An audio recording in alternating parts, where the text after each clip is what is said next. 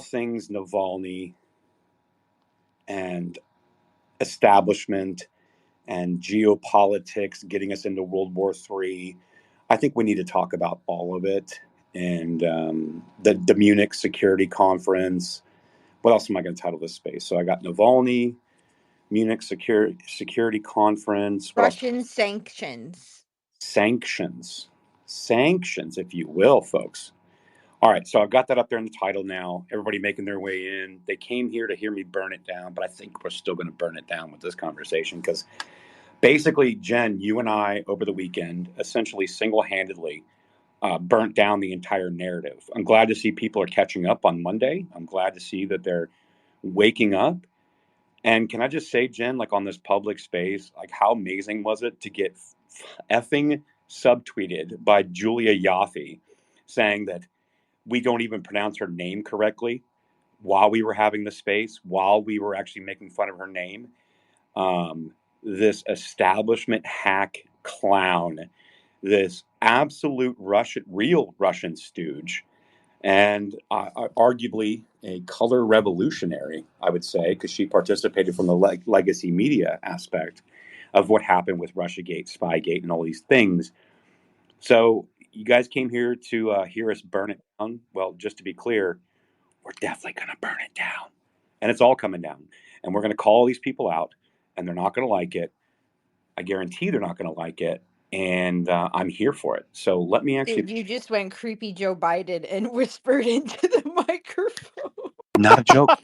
Not a joke, folks. True or not a shove of pressure. I got hairy legs. There you go. There's all the Joe Biden I got for you. So there you go. Well, it looks like, so I just read your thread here. So it looks to me like they're freaking out about the Putin interview so badly that they had to come up with a new way to make Putin Hitler again because he didn't appear as Hitler in the interview. So they had to come up with this. So they come up with Russian space nukes. Then they say that he kills Navalny. And now that's where we're at now, right? Am I pretty much accurate there? Oh, my friend. I appreciate that high-level Cliff Notes view, but it's so much better than that. So much better than that. We have so many things to talk about here. Uh-oh. I can't hear you. If you're talking, I guess I need to drop down real quick. I can hear you, Trash. We'll drop Walter down. Yeah, let me drop down real quick. So Walter's listening through a potato. That is breaking news. Walter's listening through a potato. Got it. Okay. Dude, I'm on one today, Jen. I'm so fired up. You have no idea. Like, I am so fired up. I am so tired of everything that we've had to go through the last several years, through censorship, through screaming into the void about all these stories. They're finally coming to fruition in the public, but we're going to burn it down again. So, excuse me. Yeah, I mean, we got a... What? Go, Jack, go ahead. I was to say, yeah, I mean, we finally got Dan to retweet the Sunrise Zoom call article, and but before that, what do you think of my new profile pic? Very Terminator-esque. Terminator isn't the look I'm going for. I'm going for Ultron. Okay, well it's literally like Terminator 2, bro. Like I hate to break it to you. Definitely Terminator. All right. So let me grab this thread one more time because it is delicious. I might not even need a lunch today because of how delicious it is. And the fact that we would get Julia Yaffe to subtweet us while we're having a space, basically clowning her. Honestly, it was a really special thing that happened this weekend. So if you guys don't know, Alexei Navalny was apparently poisoned. They had to land the plane because he was poisoned. And then our State Department came out in 2021 suggesting that Alexei Navalny, who was an opposition leader in Russia, who basically wore any costume he could to get support, right? So you see a lot of these people coming out and say, oh, Alexei Navalny was a conservative. And then what exactly? He was then, buddying up with neo-Nazis to try to grab some kind of support. We saw this. There's videos of it. I've posted it as well. But Alexei Navalny, what apparently was the opposition leader of Putin, which Putin killed him the same week that the Munich Security Conference was kicking off, where the who's who of global leadership, whether it be prime ministers, deputy prime ministers, intelligence community directors, contractors, all of these people, all of the things were attending the Munich Security Conference at the end of the week last week. And it just so happened that Putin, being a super deadly, politically savvy intelligence person, decided to kill the one guy who was an opposition leader of him that created so much controversy within the establishment. He decided to do it that week because that makes a lot of sense. I posited, I'm not going to speak for anybody else, but I posited that when our State Department came out in 2021 and listed Yulia Navalny, his ex-wife, as a widow, I took that to mean that Alexei Navalny had in fact passed away. But apparently they would have you believe that he has died last week and at the hands of Putin. Although what's really interesting about that is that initially it was at the hands of Putin. Then I saw that they were blaming the COVID jab. Then I saw that they were blaming all kinds of bruises all over his body. Then I was seeing natural causes. So, like, we had 4 different narrative shifts within a day and a half of how Mr. Navalny had passed away. But they can't explain why our own State Department in 2021 came out and listed Yulia Navalny as a widow after they reported that Alexei, while in transit, was poisoned and they had to land. And so I just have a lot of questions, just got a lot of questions. And when we started asking these questions, Jen and I started asking these questions, a lot of people, including Miss Julia Yaffe herself, decided to come out and challenge, to make fun of the way that we didn't understand how to say her name. Let me be clear about something, Julia Yaffe. I know how to say your name. We say it wrong on purpose, and it clearly worked, Miss Iof, Miss Yoshi. Jen, go ahead. I think you were going to try to get in here. Oh, no, that wasn't me. Was it Walter? Yeah, well, I just wanted to clarify. So, if I'm not mistaken, I'm a little rough on propaganda history. It gets a little complicated sometimes. Isn't Navalny the one that they claim they used like some specific poison that Putin killed him years ago, and now they're trying to tell him that they're using it, that he just died now? Is that what I'm getting here? Well, so yeah, so what happened, and Walter, that Navalny doc I told you to watch, you need to go watch it. It's an HBO/CNN documentary that they put out together. And the story is that he was poisoned by this nerve agent, right? And they apparently use this specific nerve agent because it doesn't leave tracers after a couple hours, right? So he gets on a plane to Serbia, and while he's on the plane, he falls ill, and there's like a video of him like wailing in the back of the plane, right? So he goes into the Russian hospital. So Russia says, "Listen, like we didn't poison him, right? We can't find the tracers in the blood. He has like a disease, or he has like some kind of like metabolical thing going on, right?" So his wife shows up, full camera crew, and you can watch this all in the documentary. It's really well done, right? She shows up and they get him moved to the German hospital. And when he gets to the German hospital, the Germans are able to do super secret high tech blood tests. And they were able to find the nerve tracer agents in his blood, supposedly, right?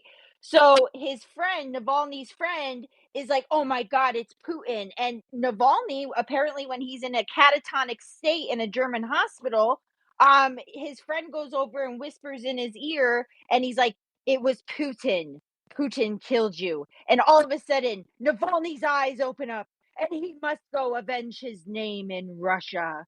And he gets better, and he gets on the plane, and then he is arrested at the airport in Russia, and his wife is proudly there by his side and says, "Keep fighting, keep fighting." And see, we're really like, so none of that makes sense, right? So you Well, I you mean, survive the can we nerve just back up to agent. the fact?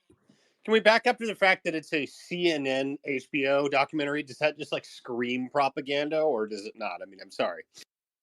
No, I'm telling you, Walter, you have to watch this film to understand it. Navalny, actually, before he goes back to Russia, right? He was prank calling the 4 supposed guys who poisoned him, like literally making prank calls to these guys, right? He's also making TikTok videos where he's bragging about how he has millions of views on TikTok and he's just so popular, and he has $0, but he has 185,000 volunteers, and he's going to win the Russian race using TikTok. This is real. You mean the guy that had like 11% of the vote? Is that that's what it was last time, right? I mean, he definitely had the support of the neo-Nazis in Russia, so he's got that going for him. Yeah, and the thing is like, you're telling me that Miss Navalny, Yulia Navalny, right? She just so happens to be at the Munich conference with Kamala Harris, Julia Ioffe, all of our delegation from the Congress, and she just so happens to be there and is able to get on stage, fully makeup, full hair done, and give an hour-long presentation of how there needs to be a very swift response to Putin, and Putin needs to be held responsible for her husband's death, and she's going to avenge his death. And then Kamala Harris is saying there's going to be devastating consequences. And then Julia Ioffe had put out in 2021 how Joe Biden came out and said, if Alex Navalny is killed in prison, there is going to be a devastating response from the United States. Yeah, that same piece that came out roughly when our State Department had announced that Yulia Navalny was in fact a widow, and then the Biden administration's dire consequences should anything happen to Navalny. There will be devastating consequences. Well, I just find all of that interesting. So Jennifer mentioned Julia Yaffe, a.k.a. Ioffe, a.k.a. Jennifer Yoshi. She was very close with Navalny's in Russia. Matter of fact, she was in Russia until 2012. And so Jen and I were talking, God, when was that, Jen? Thursday when this came down? I think it was Thursday night. And we were talking, and I was like, hey, go check her Instagram. I bet there's some goodies on there. Sure enough, if you guys look down in the chat, I put this little thread together down in the chat. You can take a look. And here is Julia Yaffe's post on Instagram. A friend just reminded me of this, that Navalny came to my going away party when I was moving back to the U.S. in 2012. He chided me for leaving. Things were just getting interesting, he said. Back then, there was still so much hope and possibility in Russia, so much promise, that Russia those days seemed like a happy dream, unrecognizable to the Russia it became. It's all unbearable.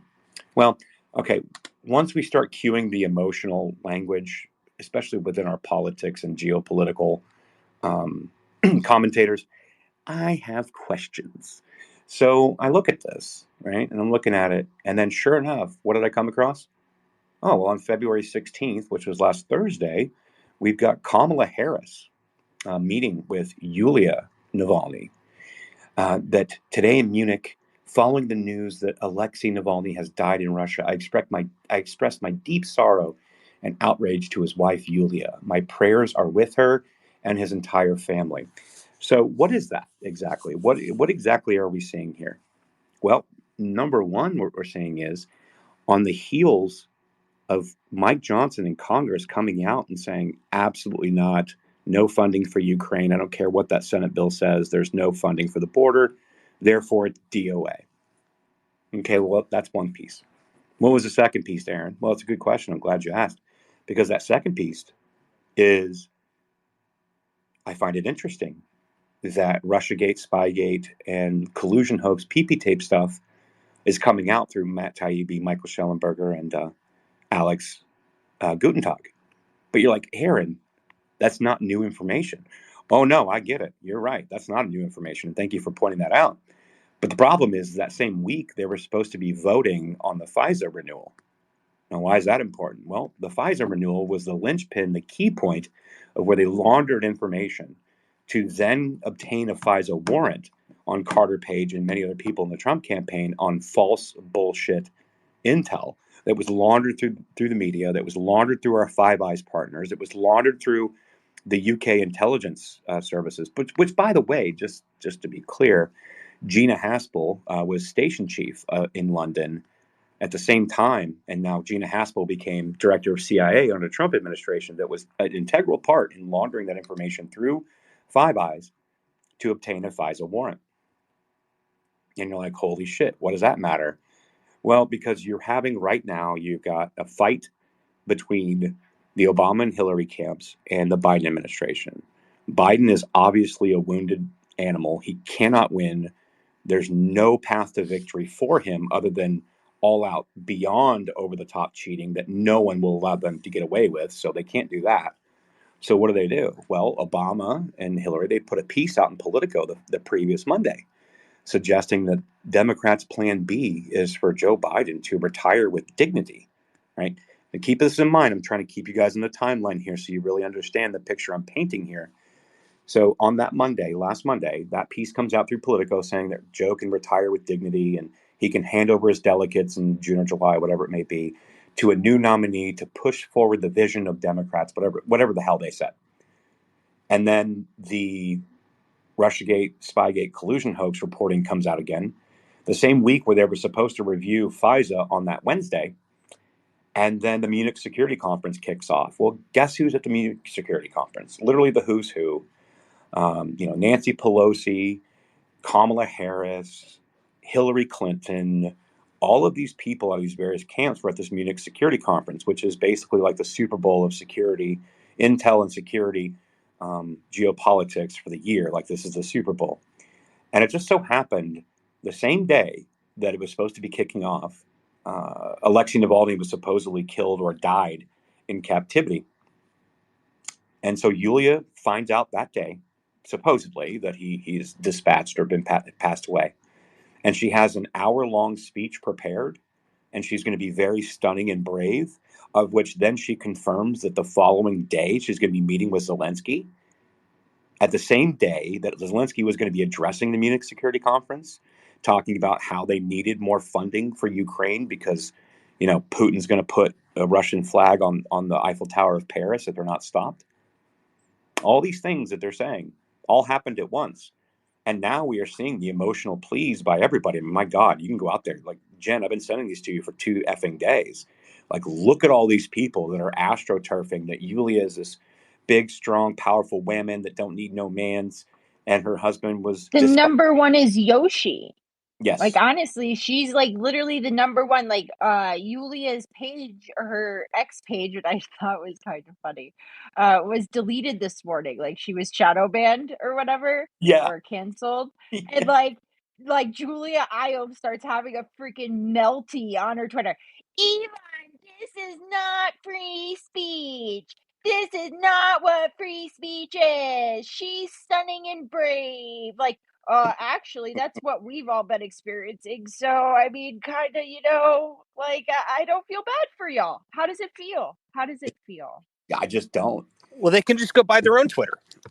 Well, no, but like, listen, they're having meltdowns because they cannot show the world how stunning and brave they are and how much Ukrainian money we have to send because, Putin's going to like burn the world down and send nukes from space. Oh my God, Trash, please do that, because honestly, like, that made me laugh so hard this morning, if that's what you were talking about, the statement from Putin. Yes. So this morning, Mr. Big Bad Putin came out and said categorically he's against putting nuclear weapons in space. Wait. So let's. Oh no! Wait a minute here. I thought they definitely had those already. Wait, let's be clear. We have a congressperson coming out and saying that the American people need to know about this national security risk, that military destabilization is on the horizon if I don't put this report out. And so they wanted everybody to believe that, what was it, space lasers? Was it rods from God? What was it? Oh, no. Freaking laser beams. No, wait. No, it was totally space nukes. Oh, but what they've conveniently left out in that time frame last week, Walter, while you were away at Disneyland, while you were at Disneyland, that actually what we uncovered again and reminded people of was that there's one inconvenient problem here. So PP tape, Russiagate, Spygate, Miss Julia Ioffe, and Michael Schwartz and Miriam Elder all went out there pushing the PP tape hoax across all the different outlets like The Guardian, New York Times, The Atlantic, all these different publications. What's the problem with that? Well, the problem is prior to Donald Trump being elected in 2016, Obama and Hillary were really buddy-buddy with Putin and Russia. Now, I'm getting to the space nukes here just a second. Let me cook. So we have Miss Julia Ioffe, Miss Julia Yoshi, Miss Julia Yaffe going out, being a PP tape hoaxer across all these different, like BuzzFeed and New York Times and Atlantic and all these different publications, The Guardian. And here's the problem. Because prior to 2016, Obama and Hillary were best friends with Putin. Why? Well, look into Uranium One. Look into the Skokolov Institute, which was supposed to be the Silicon Valley of Russia. Now you're saying, well, Aaron, what the hell does that have to do with space nukes? Actually does. So if you remember this little thing called the Clinton Foundation, and the Clinton Foundation during that time was brokering these deals, including Uranium One. And they arranged to essentially sell out the American people by giving China and Russia a lot of our military intellectual property, i.e., hypersonics. And if you remember a little stupid story that came out a couple years ago about China and their hypersonics, well, that's actually our technology that we actually gave them. And that was brokered in a deal with Hillary and Obama. I mean, I can pull up the reporting. It was at a Daily Caller in the Washington Examiner. You guys can see it for yourself. Yeah, that's Nate Kane's information. Yeah, I mean, that's the Uranium One scandal. That's all Nate Kane's information that he brought forward. He was the whistleblower for it. Oh, there you go. So while Nate Kane brought forth all this information regarding the intellectual property theft by the Clintons and the Obamas during Uranium One and this other deal, the Clinton Foundation earned $143 million from that deal. And you're like, well, Aaron, what's the big deal about that? Well, because now fast forward here in 2024, and you've got this rep coming out saying we have a national security measure and a military destabilization. And everyone's speculating. They want everybody to believe that it's space nukes, space lasers, or rods from God, when it actually is hypersonics. Now, why is that important? Well, because prior to Russiagate and the PP tape that Julia Yaffe put out all her own, we were friends with Russia. And then all of a sudden, Putin had such an influence on the 2016 election with disinformation that he was able to actually get Trump in office because that was his preferred candidate. Well, Aaron, why is that a problem? Because Putin's given an interview just recently stating that he would much rather have Biden in office than Trump because Trump was unpredictable. That's really damaging to the narrative because they would have us believe that Hillary and Obama hate Putin, but yet they've done everything they can to enrich themselves and enrich that country with technology. Our adversary that we would have believe is the greatest national security and global security threat, which is Putin, except for they're all on the same team. It's a problem. And so basically we had a week of entire narratives being shattered, stuff that we've been covering for years, that we've been silenced, suppressed, and banned over. Well, all of it came out. And then we see this Yulia Navalny deal and this Alexei Navalny deal. And who do we see that's hugging and kissing and butting up? Well, none other than PP tape hoaxer Julia Yaffe herself. So here's the problem with all that. I hope I painted it correctly. Number one, the Munich Security Conference actually started with Navalny's death. It just happened to die on the exact day that the Munich Security Conference kicked off. And that Yulia Navalny, whom the State Department was calling a widow since 2021, found herself in Munich on the day of her husband's death, on the first day of the Munich Security Conference, with a fully ready-made speech dedicated to his death. And Putin and his friends will bear responsibility, she says. And after her long speech, Navalny went and approached guess who? Nancy Pelosi, and thanked her for exactly what? I'd like to know. But I don't think we're going to get those answers. But I think that what you and I did on Thursday has made them shift gears 4 times. And you're not going to convince me that we didn't, because we were being subtweeted by the woman. So I know we did. I know we had an effect on it because they changed the narrative 4 times since last weekend, and they're trying to change it again. But all these things called facts seem to exist, and they don't just disappear.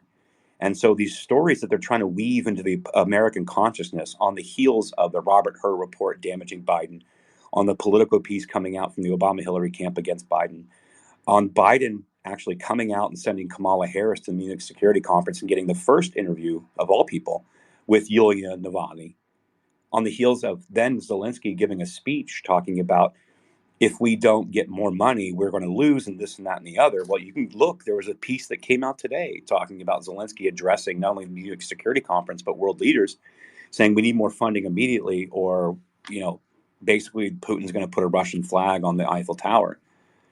This is very inconvenient. Go ahead, Jen. Go ahead, Walter. Yeah, I'm about to go back to work here, but I just wanted to. So I've got to, it's hard to keep track because it keeps the time change. The timeline for us keeps accelerating. So it used to be like a month or so before we broke a narrative. Then it was like a week. Are we at like 15 minutes now? Is that where we're at? I mean, I'm just curious. I mean, we changed this shit so fast. And you know what's weird, Walter, is Julia Ioffe is part of that group, those Russia hoaxers that were up at my family's estate in upstate New York. So it was Julia Ioffe, Michael Schwartz of the New York Times, Anna McAndrew, Miriam Elder, and Max Adiv. And that's why we knew to look to Julia Ioffe. Because Trash and I were going back and forth, and we had been talking about her because the Russia stuff had been coming back up. And literally, Trash, you just like go look at her Instagram and see what's there, because it's technically locked, right? But I had started following her before she locked it, because she locked it after we exposed her for the Russia hoax stuff. And I went on there, and sure as shit, I was like, "Well, gosh darn, here we go."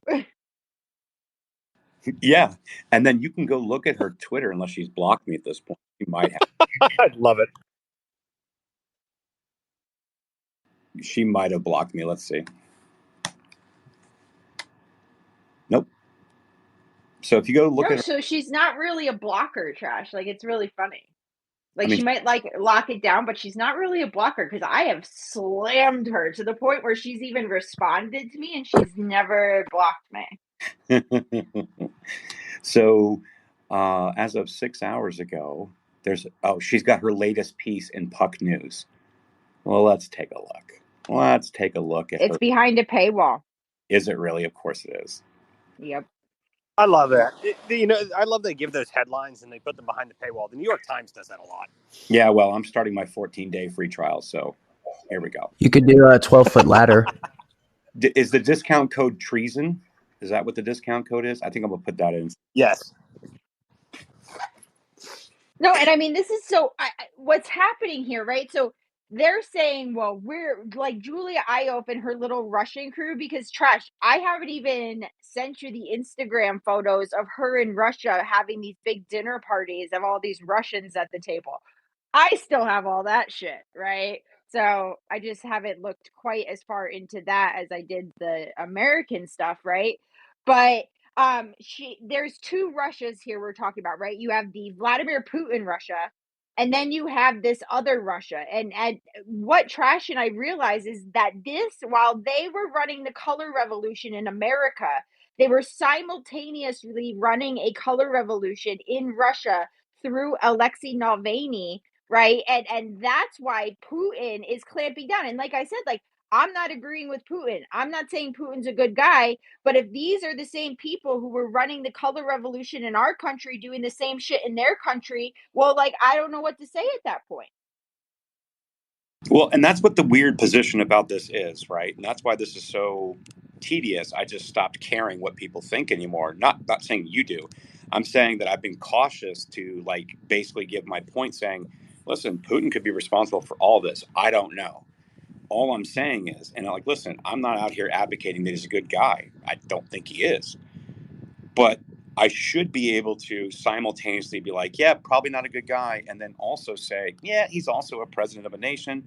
And then also say these same people were trying to create a revolution in his country. And that's why it's problematic for him. And that's why he got jailed.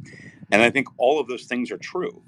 And so I'm good with all those things. And I think Russia should handle its politics. And if Navalny was actually killed in 2024, not dead by 2021, which our State Department believed that he was, and that now he is dead and he was killed as the only opposition to Putin, then that's wrong. That's not good.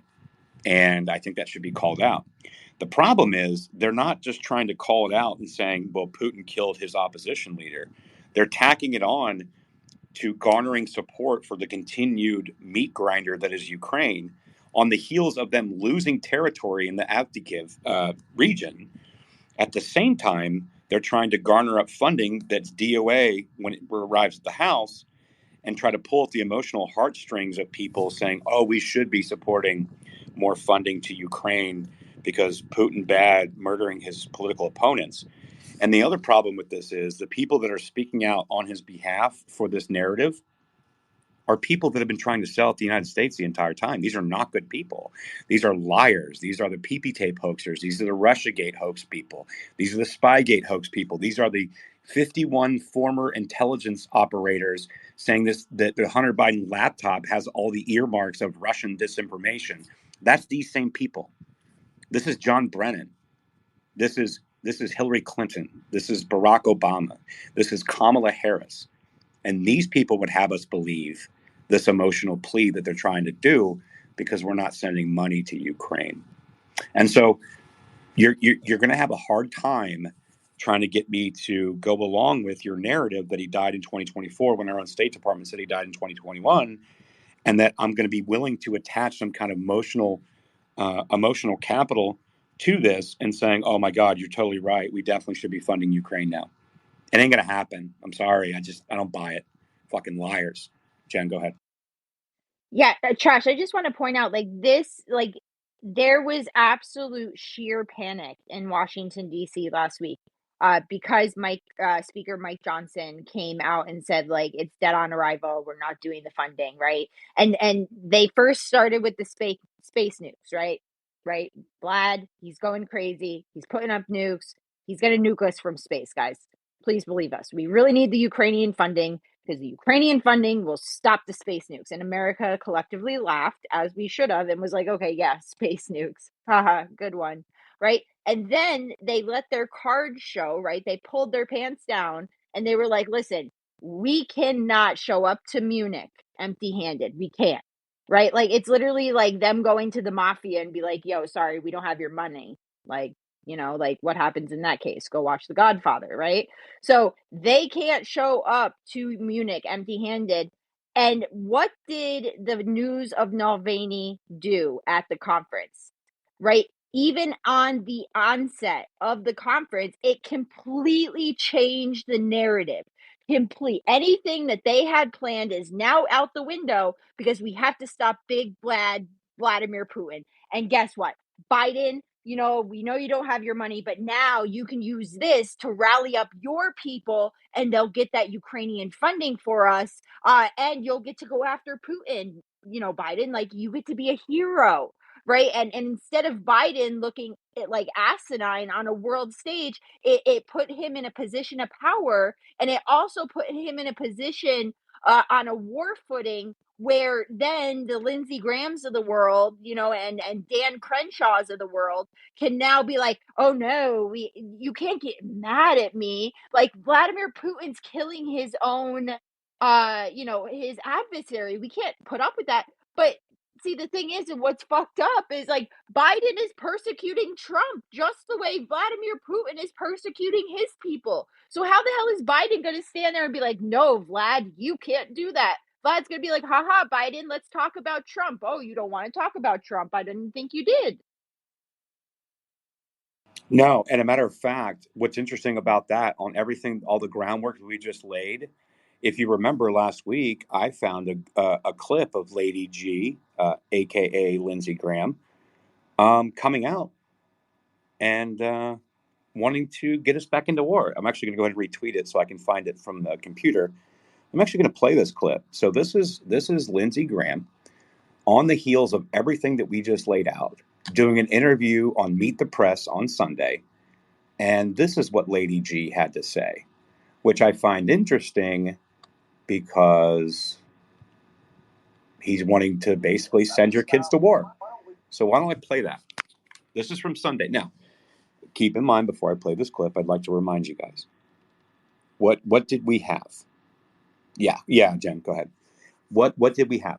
We had Navalny's death, we had the Munich Security Conference, we had Kamala Harris, we had Nancy Pelosi, we had Hillary Clinton, we had all these people on a global stage coming out and say we should be outraged, and that Putin murdered Alexei Navalny in prison. The problem with that is that I don't think he did, because our own State Department in 2021 listed his wife Yulia, who now has a new billionaire boyfriend out of the UK, by the way, before he was apparently dispatched in prison by Putin.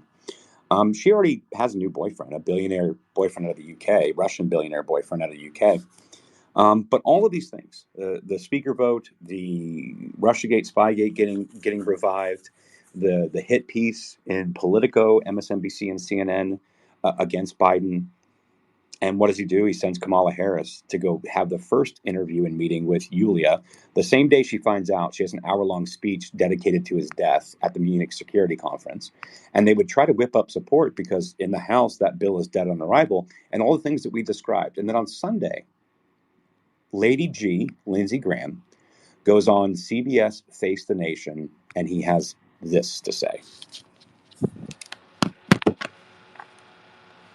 Why don't we do this? I just got off the phone with 2 Democratic senators. Let's make Russia state-sponsored terrorism under U.S. law. Let's make them pay a price for killing Navalny. It would allow the Navalny family to go to U.S. court and sue Putin's Russia for killing of their loved one. State-sponsored terrorism designation is a game changer. It would allow more sanctions. It would open up the American courtroom. Do you expect legislation on that this week? Yes, absolutely. President Biden told Putin, if something happens to Navalny, you're going to pay a price. President Biden, I agree with you. The price they should pay is to make Russia a state-sponsored terrorism like Iran, Cuba, and North Korea. They deserve this designation. Putin's been killing people, opposition leaders, for decades now. He's dismembered Syria. He's one of the world's worst actors. He's an indicted war criminal. Why don't we do... So now we're going to designate Russia as state-sponsored terrorism for killing Navalny, and he dismantled Syria, which I thought we did. He did all these things. Now, listen, is Putin a war criminal? I mean, I guess. I mean, you could probably litigate that, maybe. Has he dispatched with political opponents in the past? That was a rumor. I don't know. Maybe. I'm not supporting him or standing up for him. But I just think it's awfully convenient that we have the war drums banging from both sides, both the right and the left, and being in lockstep with supporting this and designating Russia as a state-sponsored terrorism state. So basically, Jen, I think you alluded to this earlier, you would have us, because Biden can't recover. They can't put anybody in the primaries. You can't control Trump. Nikki Haley AstroTurf is completely effing failing. What a joke she is. We'll get to her in a minute because she spoke this morning, and I already clipped her once, and my God, it was terrible. But all these things aren't working. And so now you want me to believe that Republicans or Democrats are in lockstep against Putin, and this is a state-sponsored terrorism nation. So the only way forward for the establishment to maintain control through 2024 is World War III, in my opinion. And it sounds like they're banging the war drums here, and they really want to designate him as a state-sponsored terrorism. So anything associated with Russia at all can be lumped into this. And we're going to start censoring people. Trash. Yeah, I just fucking realized something. If they, holy shit. Okay, so you know how they would label all of us Russian fucking propagandists? That's correct.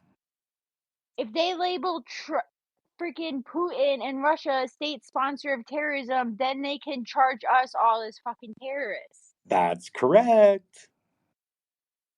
Fuck you, Lady Graham. Go find a bathhouse. But that's right. Now, granted, am I going to be charged with any kind of terrorism? No, right? I mean, that's obvious. But yes, I think some of the bigger players like George Papadopoulos that put that video out that showed the Alexei Navalny associate conspiring and asking this British MI6 agent for $10 to $20 million per year to create a color revolution in Russia. Yeah, I think they would charge George with aiding and abetting terrorism or so on and so forth, whatever they would charge him with. It does a few things. Yeah, Yeah, it does a few things. It kicks up the mis and disinformation machines. It then gives them a way to prosecute people speaking out against us. Simona would be there too because she met with Derkach. Derkach is against the Biden administration.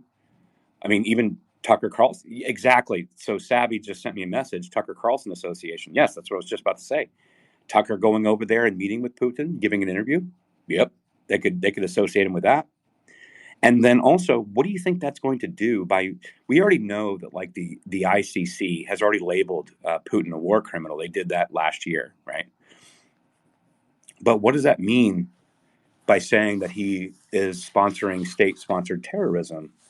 Does that give them then other countries within the European Union or NATO countries a reason to attack Russian interests around the world? I think it does. So Trash, there's so much talk of NATO, right? And we all use the term NATO. Can you break down what literally NATO is and maybe just name some of the countries? Like, so for people who don't understand what NATO is and why it's important. I sure can. So NATO is also known as the North Atlantic Treaty Organization, the North Atlantic Alliance. And there's 31 total, I think there's 31, 32. Let me look it up. Hang on. Yeah. Okay. Yeah, 31. So there's 31 countries. And this was established after World War II, right? This was supposed to be like essentially the treaty and the organization moving forward to push the liberal economic order, right? This was, some people call it the New World Order, but this is essentially like the liberal economic order of the West. And this was supposed to be any basically nuclear countries, right? And part of NATO and part of this treaty that we have.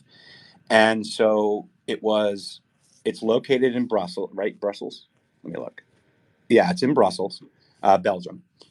And it's essentially supposed to be uniting like all the different militaries of all the countries, which is like 4 or 5 million. It's 3.5 million, sorry. And essentially there's a treaty that's formed. So anybody that encroaches or attacks a NATO country, Article 3 is triggered within the constitution developed under NATO. Therefore, any country associated with NATO has a right to attack. This is why it's so important that those missiles that were Ukrainian ended up in Poland, that they determined that they were actually Ukrainian missiles and not Russian, right? Because they were trying to trigger, I believe, Article 3, which then allows NATO countries to either defend or attack. So why is this so important, and why is this in relation to Russia? Well, if you guys remember during the Putin interview with Tucker, he brought this up, where Russia intended on joining NATO back in the 90s under the Clinton administration and then Bush, essentially. And they basically had a verbal agreement that Russia would be able to apply into NATO and thus be part of the NATO organization, which our State Department and intelligence agencies got in the middle of and ended that and would not allow Russia to get into NATO. And so this is basically the genesis of the West versus Russia type sentiments. But the problem is that it's never really actually been that way, because they've all worked together with Russia as well. So but Russia said, like, okay, if you're not going to let me join your cool kids club, then I don't want NATO encroaching on our borders, because that is a threat to us directly. He's not wrong. And that's why Finland joining is a big problem. But we'll get there in a minute. This is why Ukraine specifically is such a big deal, because essentially they're like, okay, you can't be in NATO, but then we're also not going to allow Ukraine to join. There's supposed to be this buffer zone between them and Europe. Yet we as NATO countries are supporting Ukraine in this effort. So we're basically having a proxy, not direct war, using Ukraine to go against Russia. That's kind of why this is relevant, Jen. I hope that explains it, but that's essentially it. Yeah, no, Trash, thanks for that, because like I don't think people hear the term and they kind of know, but there's such a strategic reason why NATO is brought up so much. And if you notice, one of the things that they're trying to use against Donald Trump is that he wants to pull the United States out of NATO. So why would Donald Trump want to pull us out of NATO, Trash? Because NATO was only supposed to be basically a protection and a unification of countries who opposed communism, a la the Soviet Union. So the whole point of NATO was essentially post-World War II, after the Soviet Union started really ramping up and getting more powerful and started going into different countries that were not NATO countries, by the way. They wanted to stop the spread of communism. And so that was the main strategic purpose of NATO. But post 1989, it should have been repealed and pulled back, because essentially the Soviet Union, as agreed upon, was dissolved, right? President Reagan, Mr. Tear down this wall, right? Tear down that wall. And that was the Berlin Wall, which was the Eastern and Western Germany. So Eastern Germany occupied by Soviet Union, Western Germany obviously inhabited and populated by Western Europe, essentially all of Europe. And so NATO was not number two. And when Mikhail Gorbachev agreed to disbanding the Soviet Union, part of the agreement is that NATO would not expand further east, right? So that basically it was the understanding that, okay, me, Gorbachev, who's running the Soviet Union, I'm going to dissolve the Soviet Union and give them these countries individual, country autonomy. And in turn, you have to agree not to expand NATO further east. That was the entire agreement, right? So then we saw like the dust-ups in Bosnia. We saw Yugoslavia. We saw Czech Republic break apart. We saw all of these things that were initially under the USSR. The agreement was we would never expand east. That was the agreement. If we're not going to let you in, we won't expand east. And so this essentially created a perpetual boogeyman that they could geopolitically wield over the American people and over Europe, and for spending and all these things to protect against big bad Russia, which at the time wasn't bad at all. But this is essentially what NATO, this was the agreement. And so this is at the heart of the argument of what's going on between Russia and Ukraine right now. I'll get into that in a minute. I don't want to go too off base, but if you want me to talk about this, I can talk about this all damn day. Live Free joined us. You got your hand up. Go ahead. Hey, Trash. Hey, Jen. You guys are on point continuously. I think you must end up saying all of this stuff in your sleep. I just wanted to give sometimes. I just wanted to give a little bit of kind of real world normie context to this, because I got a WhatsApp last night from someone, a friend of mine, who's not really particularly engaged in too many things, but it really gives an indication of where all of this effort actually eventually feeds into. So I got a message. They were saying, "How you doing?" And they were like, "Yeah, we've just watched Storyville Navalny," which I don't know which particular documentary that is. I guess it's probably the same as what's being out in the States. And they said, really gripping. That was like what they said. So I thought, okay, how I got a couple of different ways to approach this. So I dropped them a note, because you don't just want to just go all in 2-footed on people, especially when they're friends. But I said, yeah, at least his wife's now open to talk about her Russian oligarch boyfriend who lives in London. So that was my first foray into it. And they said, really? Who's her boyfriend in London? Oh my gosh. They came across so in love. It was actually quite heartbreaking in the end. So I sent a picture of said the happy widow, and said, "There's loads more stuff about Navalny. Maybe you're not ready for it." And they were like, "You know what? Maybe I'm not." So this whole thing is held together with sticky tape. And it's just really interesting, because while we've got people, like myself, who are happy to take information from all sides and make a kind of critical thinking decision, all that's happening is just this propaganda and information that's being pitched at one particular angle. And all it takes is one message to say, yeah, she's pretty hooked up with another boyfriend, doesn't seem that gutted. And it's just amazing how the scales fall from people's eyes so quickly. So yeah, just wanted to give that kind of feedback, because it's scary how able to be manipulated people are these days.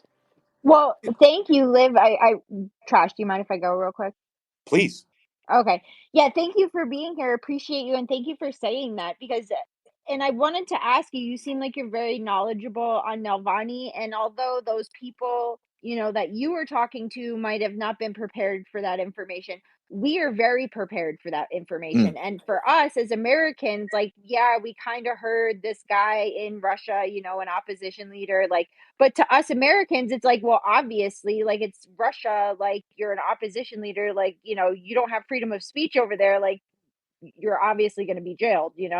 So for us, it's kind of like weird. And then I watched the Navalny documentary, and he's over here doing TikToks and talking about his views on Facebook. And then come to find out he's like has Nazis supporting him. And to us, it's just like very weird. So if you could give us kind of like maybe a background on who Navalny is and like what the hell is going on here. Yeah, I mean, I obviously, when it comes to things like polling of politicians in Russia, you probably put a health warning on it in general. But I'm not hugely knowledgeable on the guy, but he's been in and around the scene was depending on when he exited this mortal coil. He's been in and around the scene a long time, and he's always been held up by kind of the BBC and the MSM over here as someone who's fighting the good fight. But then when you look, all you need to do is just look at some of the stuff. And funnily enough, with my friend, I actually got hold of a picture of him doing the Nazi salute, and I thought, no, they're not ready for that one. So I just went down the wife angle.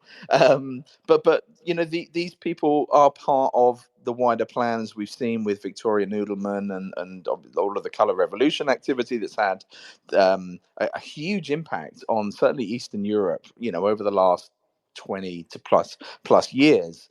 But people don't really seem to be falling for it over here. In Europe, we generally have people or friends who live in other countries, and there's a huge amount of cynicism about the West's activity. And Navalny's just seen as another mechanism to allow the ability to have regime change. And as Trash was saying about NATO, NATO was being formed during the negotiations post World War II, because Churchill was looking at Stalin and thinking, they're going down a different route. And while they had nice happy clappy photos at the end of World War II about what's the plan about preventing this kind of thing never happening again, they have pretty much, since the photo of everybody sat on their chairs in the garden, been trying to create these mechanisms to be able to destabilize and push back on Russia. And let's be honest, Russia's never been a particularly good guy. Generally speaking, you can view them as cowboys, but the amount of nudge that has happened, be it through NATO, be it through the European Union, be it through the continual push up against the borders, people don't fall for it over here as much as they did maybe kind of 10, 15 years ago. So Navalny is just a mechanism, right? He's just another bad hombre who is a useful puppet for pushing whatever our agenda is geopolitically. No, and that's absolutely correct. And that's the thing. It doesn't really matter who the person is. Like, we know, like, you can look back in Navalny's history, right? Early on, he took on the conservative costume. Then he kind of elicited unfortunately, the neo-Nazi people.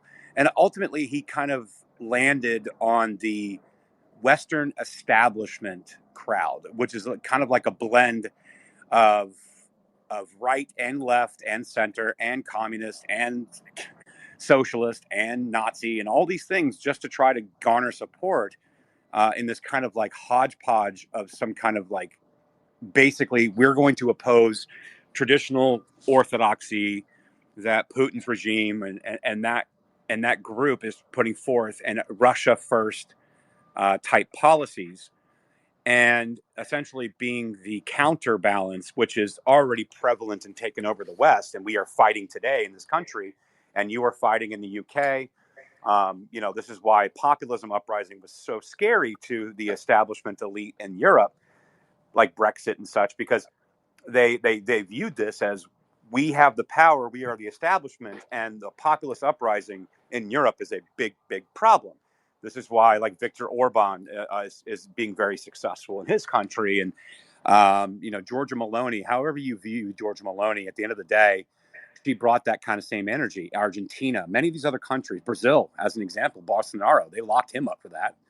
So this is indicative of essentially countries wanting to get back to their own country first policies, and then we'll see what we can do on the world stage, kind of what we're facing here in the United States.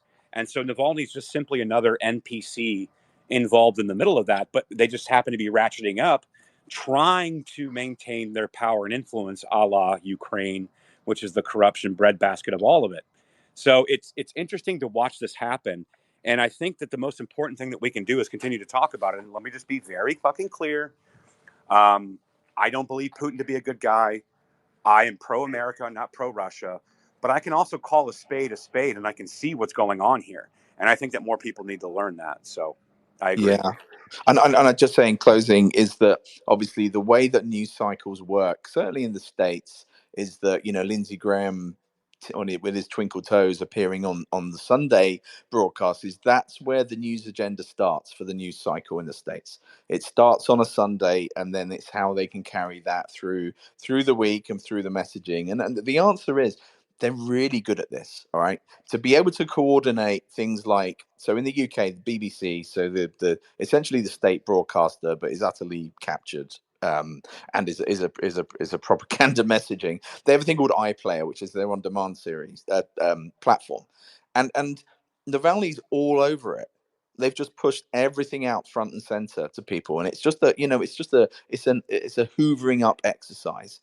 And we got to the point with Ukraine over here. There's obviously a lot of people who are jaded now, but we got down to supermarkets renaming chicken Kievs to chicken Kiev. It was so dumb. Like they were all scrambling around to find out how can we possibly kind of look to be on the right side of the narrative here, and all we've had since is just people backing away from it and not wanting to talk about it because they feel like they've been really sold a pup. So we will see. As ever, though, the UK, we're a service nation. We're fairly irrelevant when it comes to a kind of geopolitically speaking. So if America sneezes, we're going to catch a cold, and that's why we do need some strong leadership and understanding of geopolitical situations from the States, because if America then falls, then everyone else will line up behind it and fall, and Putin knows that. Going back, I don't know how long you let me speak, but Putin has a file on everybody. He had a file on Tucker, and he kind of got him on the CIA thing, given his family connections in the past. But Putin had the famous incident with Merkel in Germany. Putin found out she was petrified of dogs. So in that famous meeting that she had in the Kremlin with him, when he let one of the dogs walk into the room and Merkel absolutely froze, I don't know whether it's common knowledge, but he took her on a tour underneath the Kremlin before that meeting and took her into a room that had about 30 dogs in it to absolutely unsettle her, then took her up for the main meeting. And, he's a strong leader, and I don't see a lot of strong leadership out there at the moment. And that's why, even if he's not, given his background, he knows what he's doing, and really the floor's his own until someone looks to try and change it. Well, Trash, I was just going to say, because Walter had messaged me a little while ago. He's at work and can't talk. But he's saying that, if Navalny is intelligence, right, it would make sense for him to be in all of those different groups if they were trying to create almost like a coalition against Putin, right? So it makes sense that he has a presence in all these groups. Right. So from a 30,000 foot view political analysis, I would say that he wears whatever costume's convenient. But if we really get down to it, I think that's an important point to note, right? It's injecting yourself into these various different factions and different types of ideologies to bring them together as part of a color revolution that we know, that we saw, that tape that was leaked out by one of Navalny's associates that was sitting down with the British MI6 intelligence officer requesting $10 to $20 million a year to create a color revolution in the country, which meant that they had already established the coalitions that would be able to be put forth in an organizational manner should they have the funding. The last part they needed was the funding. And this is what essentially Navalny was arrested over. And yes, it would make complete sense. But let's step back for a minute, because I'm not Russian. I'm not British. I don't exist in either of these countries. I'm an American. But I can speak to this intelligently about what happened in the United States. So let's do that, Jen. What do we say that we lay out the fact that Norm Eisen, Michael McFaul, Maria Stephan, many of these other color revolutionaries that authored books based on Gene Sharp's work of color revolutions, and the same Michael McFaul, who was an ambassador to Russia from the United States, also presided over the Hoover Institute and Stanford Internet Observatory, which essentially born out of Rene DiResta and Alex Stamos, the election integrity partnership, the censorship machine that we saw come out in the Twitter files, the same censorship machine that was labeling you and me and Tracy Beans and Patrick Henningsen as Russian disinformation agents. I know this because I saw it on the list. And this same person who wrote a Color Revolution playbook, Norm Eisen, who has headed up CREW, weaponization of lawfare in this country, the same Norm Eisen that the Colorado Supreme Court case about keeping Trump off the ballot was headed up by CREW, right? The same Norm Eisen that has worked in conjunction with all these different groups like David Brock and Michael Teeter and basically all these Democrat operative machines, the same Norm Eisen that was part and wrote a Color Revolution book and then had actually participated. They based their book on their work that they did in the Orange Revolution in Ukraine in 2003. And again in 2014 for the Euromaidan, right? And we even saw, my God, I don't know if it's deleted now. We even saw Michael frickin' McFaul put out a tweet about we need another Euromaidan moment. Literally put it out there, right? So like these are the color revolutionaries that have been working in foreign operations in conjunction with Vicki Newland, Michael Carpenter, Joe Biden, and all these people where they instituted this Euromaidan protest that ultimately became a color revolution in Ukraine. These same people then turned that playbook against the American people after Donald Trump won. And from 2016 through 2020, basically carried out this operation on the American people. And they haven't stopped because it's not completely successful. And these are the same people carrying it out in other countries. And I'm sure, and how I know I'm sure is because all the people I just named have all talked about Alexei Navalny's death as if it's a new thing versus 2021 just recently. And so I don't need to be able to prove that MI6 or British intelligence was working with Navalny's camp or whatever. I don't have to prove that. I could literally name the same people that are talking about it today that have actually done it in this country and built their playbooks based on what they did in Ukraine twice. Actually, 3 times technically if you count the 2010 elections, and if you count Serbia, and if you count other countries that they've operated in, including Yugoslavia. This is the same playbook, and these are the same people. It just is what it is. 100% trash. David, jump in here. Hey, everybody. Thanks for having me, and thanks for the nuanced analysis, as always. This space is great. You all are perfect. Wow, this whole thing stinks to high heaven, doesn't it? I wanted to say a few things about Navalny, but now we're getting into just the broader, what's happening with Ukraine and all that stuff. Go ahead. I could go on for absolutely hours about this because everything is just crazy. But let's start with Navalny real quick. Just a couple quick rapid fire things. One, and I might get a little conspiratorial and don't think that I'm crazy or anything, but these are the things that just pop up into my head when I, analyze the full gamut of what we're seeing and what we're discussing. Why hasn't Putin gotten out in front of this and said that the CIA assassinated him? A. B. The whole thing about Navalny being an NPC. He was, as far as I can, surmise, huge useful idiot for the American. I'm an American too, but for that side to be able to use exactly how they're using him right now. And why wouldn't the CIA just decide, all right, this goes back to the whole narrative shifting like immediately when it needed to shift last week. That's or was it this? I don't know. It all blends together like somebody was mentioning. It's like every 15 minutes it changes. And then just to, Navalny thing, and then if I get a chance to speak later on, I have some other ideas about just the whole Ukraine and Russia and regime change and all that stuff. But did everybody see? Maybe you already spoke about it because I only joined a little while ago. That Yulia Navalny's account was suspended by X. I wonder where that came from.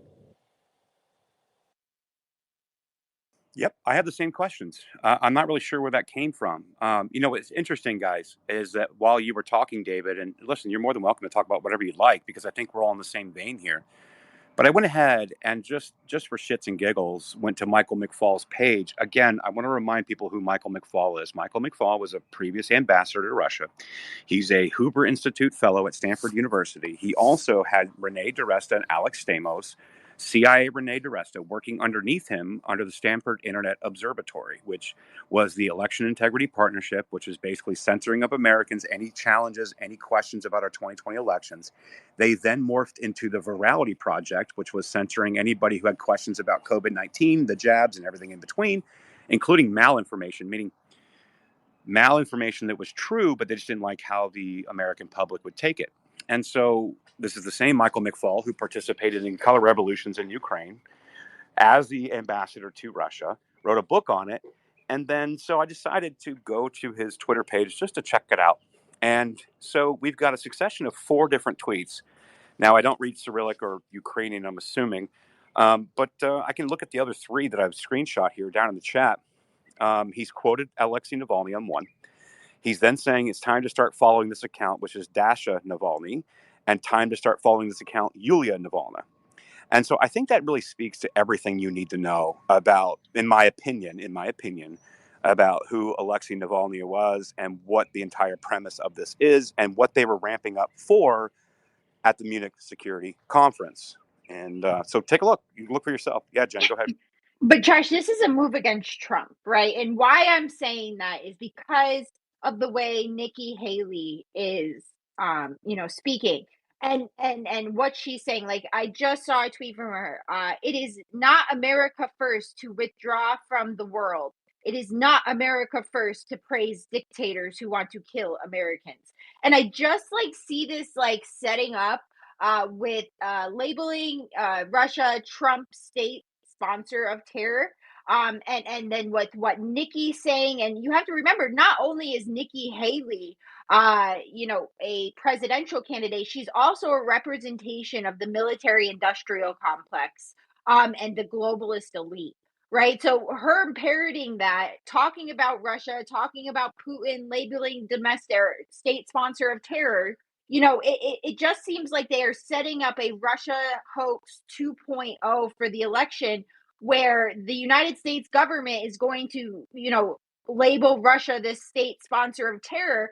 You have Donald Trump on one hand, who I think rightfully so is not crawling to the grave of Navalny, right? He's saying pretty much F this, I really don't care. Right. And I'm getting persecuted. How are you going to complain that Vladimir Putin's persecuting when look what's happening to me? And they're acting like he isn't doing it because of his relationship with Putin. I just see a Russia hoax 2.0 setting up. Yeah, and what's interesting about that, too, to add a little finer point to that, do you remember Zelensky coming out and saying, I'm inviting Donald Trump to come over here and view the front lines for yourself? First of all, don't do that, Trump. Don't do that, number one. Number two, yeah, I think they're absolutely trying to set this up. And I think that it's failing in real time. That's why they've shifted narratives 5 times since last Thursday. And it's kind of crazy to watch it happen. Because, Jen, you and I have been on this from the jump. I know a lot of people in here we're not saying we're the only people. I'm just simply saying that I personally know that Jennifer and I have been on this from jump. And so it's really interesting because a lot of people are starting to finally catch on. But just look at the whole damn thing. Go ahead, David. Jen, what you just brought up, I haven't seen, and Trash, you promised to talk about unpack the Nikki Haley announcement this morning. I really want to hear y'all's opinions on that. But you had just mentioned in her tweet, and I forget what the exact words were, but this is something that I always come back to, that, Russia is trying to hurt Americans or something along those lines. I think this is the funniest narrative in the world for a lot of different reasons, but the one that is the funniest to me, and also the one that just, kind of makes me really sad and pissed off at the same time, is whenever I get into a conversation with my fellow, my neighbors, or, I take my kid to soccer and somebody's talking about politics, and they talk about that. And I say, do you really think that, like, Russia wants to, like, hurt America? You really think so?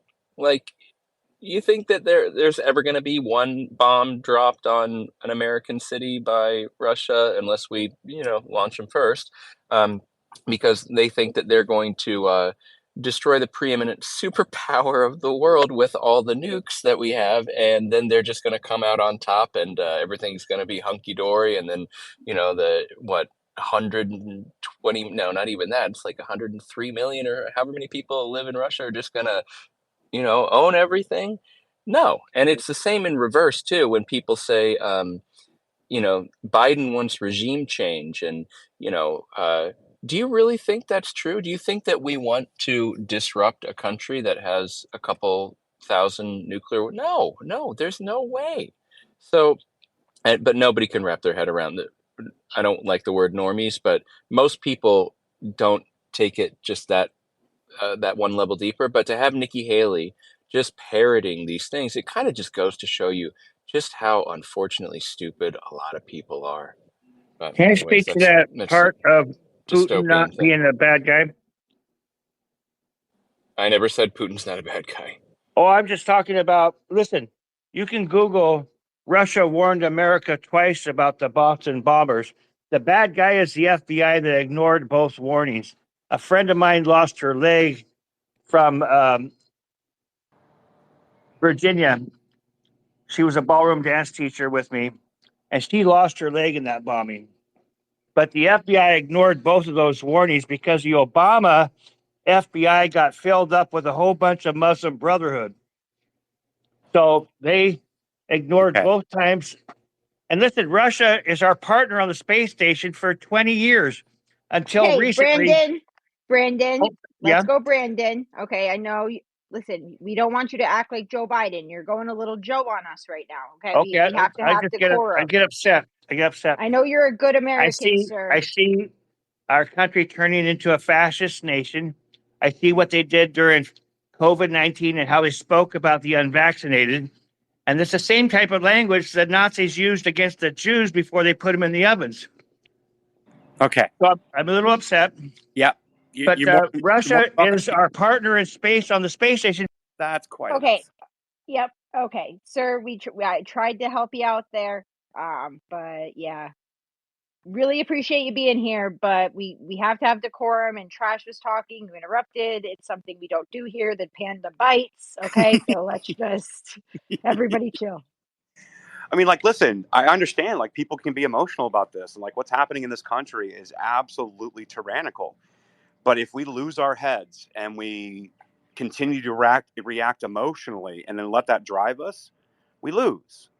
And so, like, I understand the frustration. I understood the passion, what he's saying, and I don't disagree with a lot of things he's saying. But at the same time, like, we really need to keep our heads about ourselves, because that is the entire point. Like, I don't know if you guys are aware of this or not. Walter's not here, but Jen knows about this, and maybe Jack does, and Kim does. Maybe FBI Panty Raid knows about this. But one of the investigations that we did on the heels of Matt Taibbi and Michael Schellenberger's reporting on the CTI League.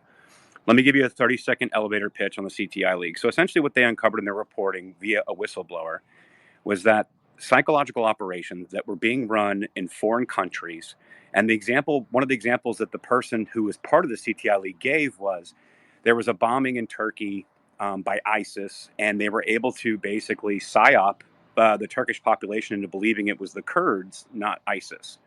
Now you're like, Aaron, what the hell are you talking about? Well, here's the problem with this, is that this program that was developed by the Department of Defense through Graphica, which is a cutout essentially, through the Pentagon, they developed this psychological operation censorship warfare machine in 2017 after Trump was elected. And the person who was the head of this was by the name of S.J. Terp. Now, S.J. Terp is a British Army intelligence officer, And she came over and had a meeting in the Obama White House in 2017, and they started developing the framework called Disarm Framework that would actually roll out these same type of psychological operations that they were using in foreign countries on the American people.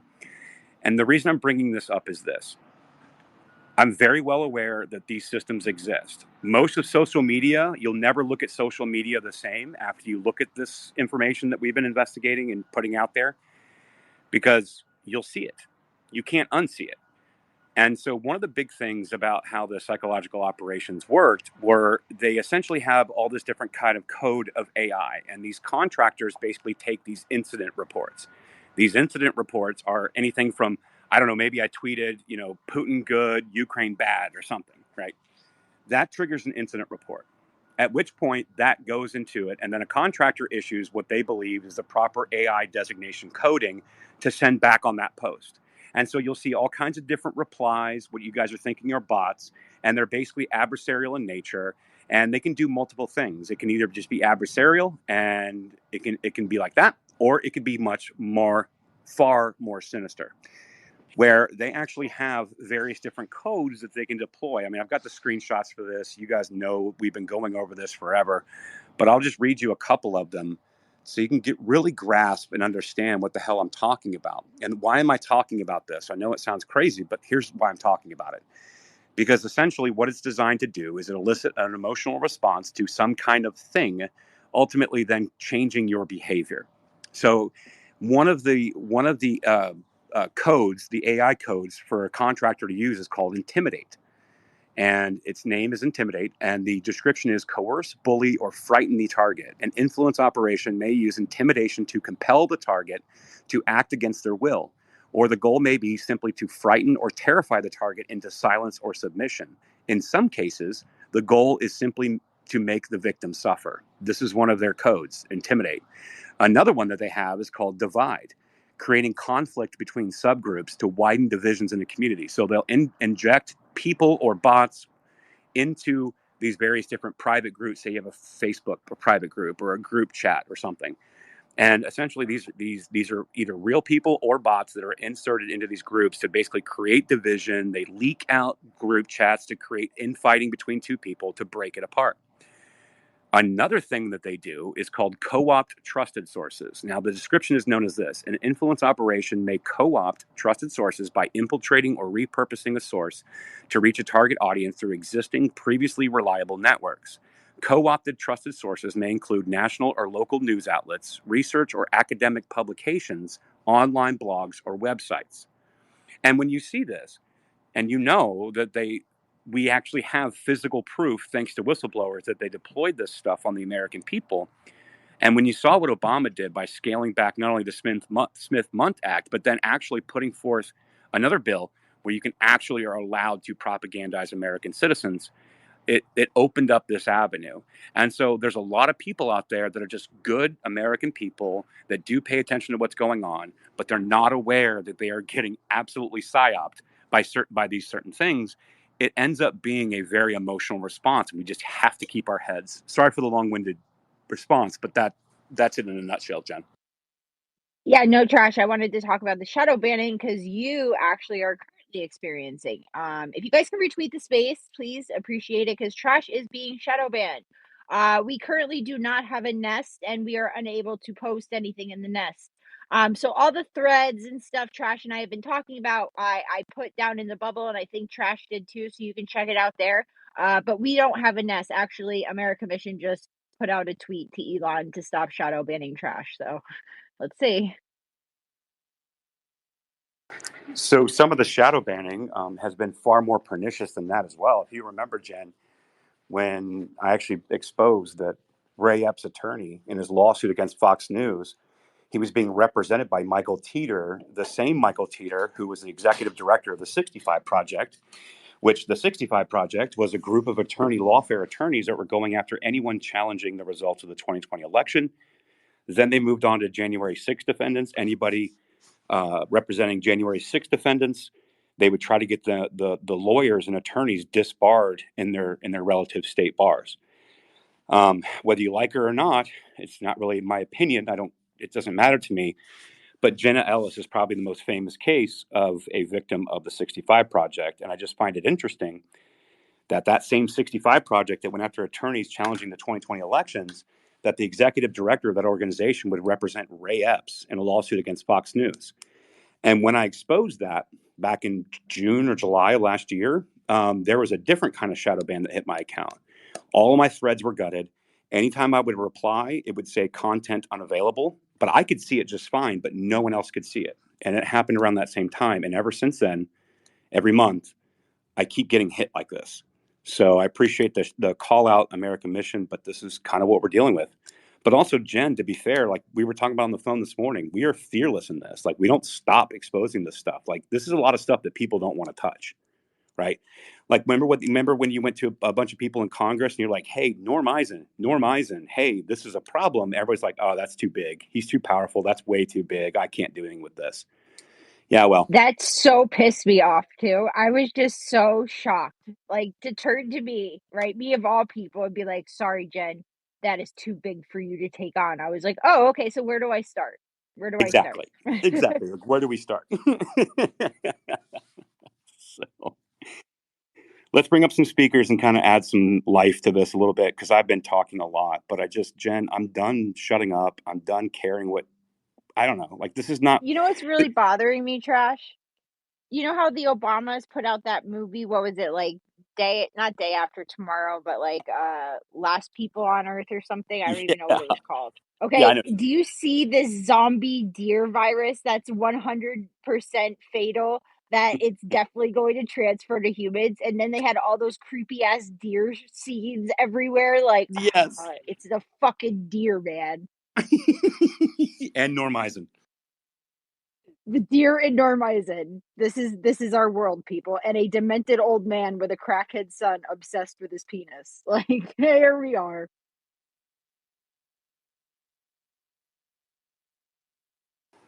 It's the deer and Norm Eisen. Okay, so the whole point of us having this space today was because I'm so fired up this morning. Like, I just woke up. I obviously I had some things I had to apologize for last night because I got a little sideways.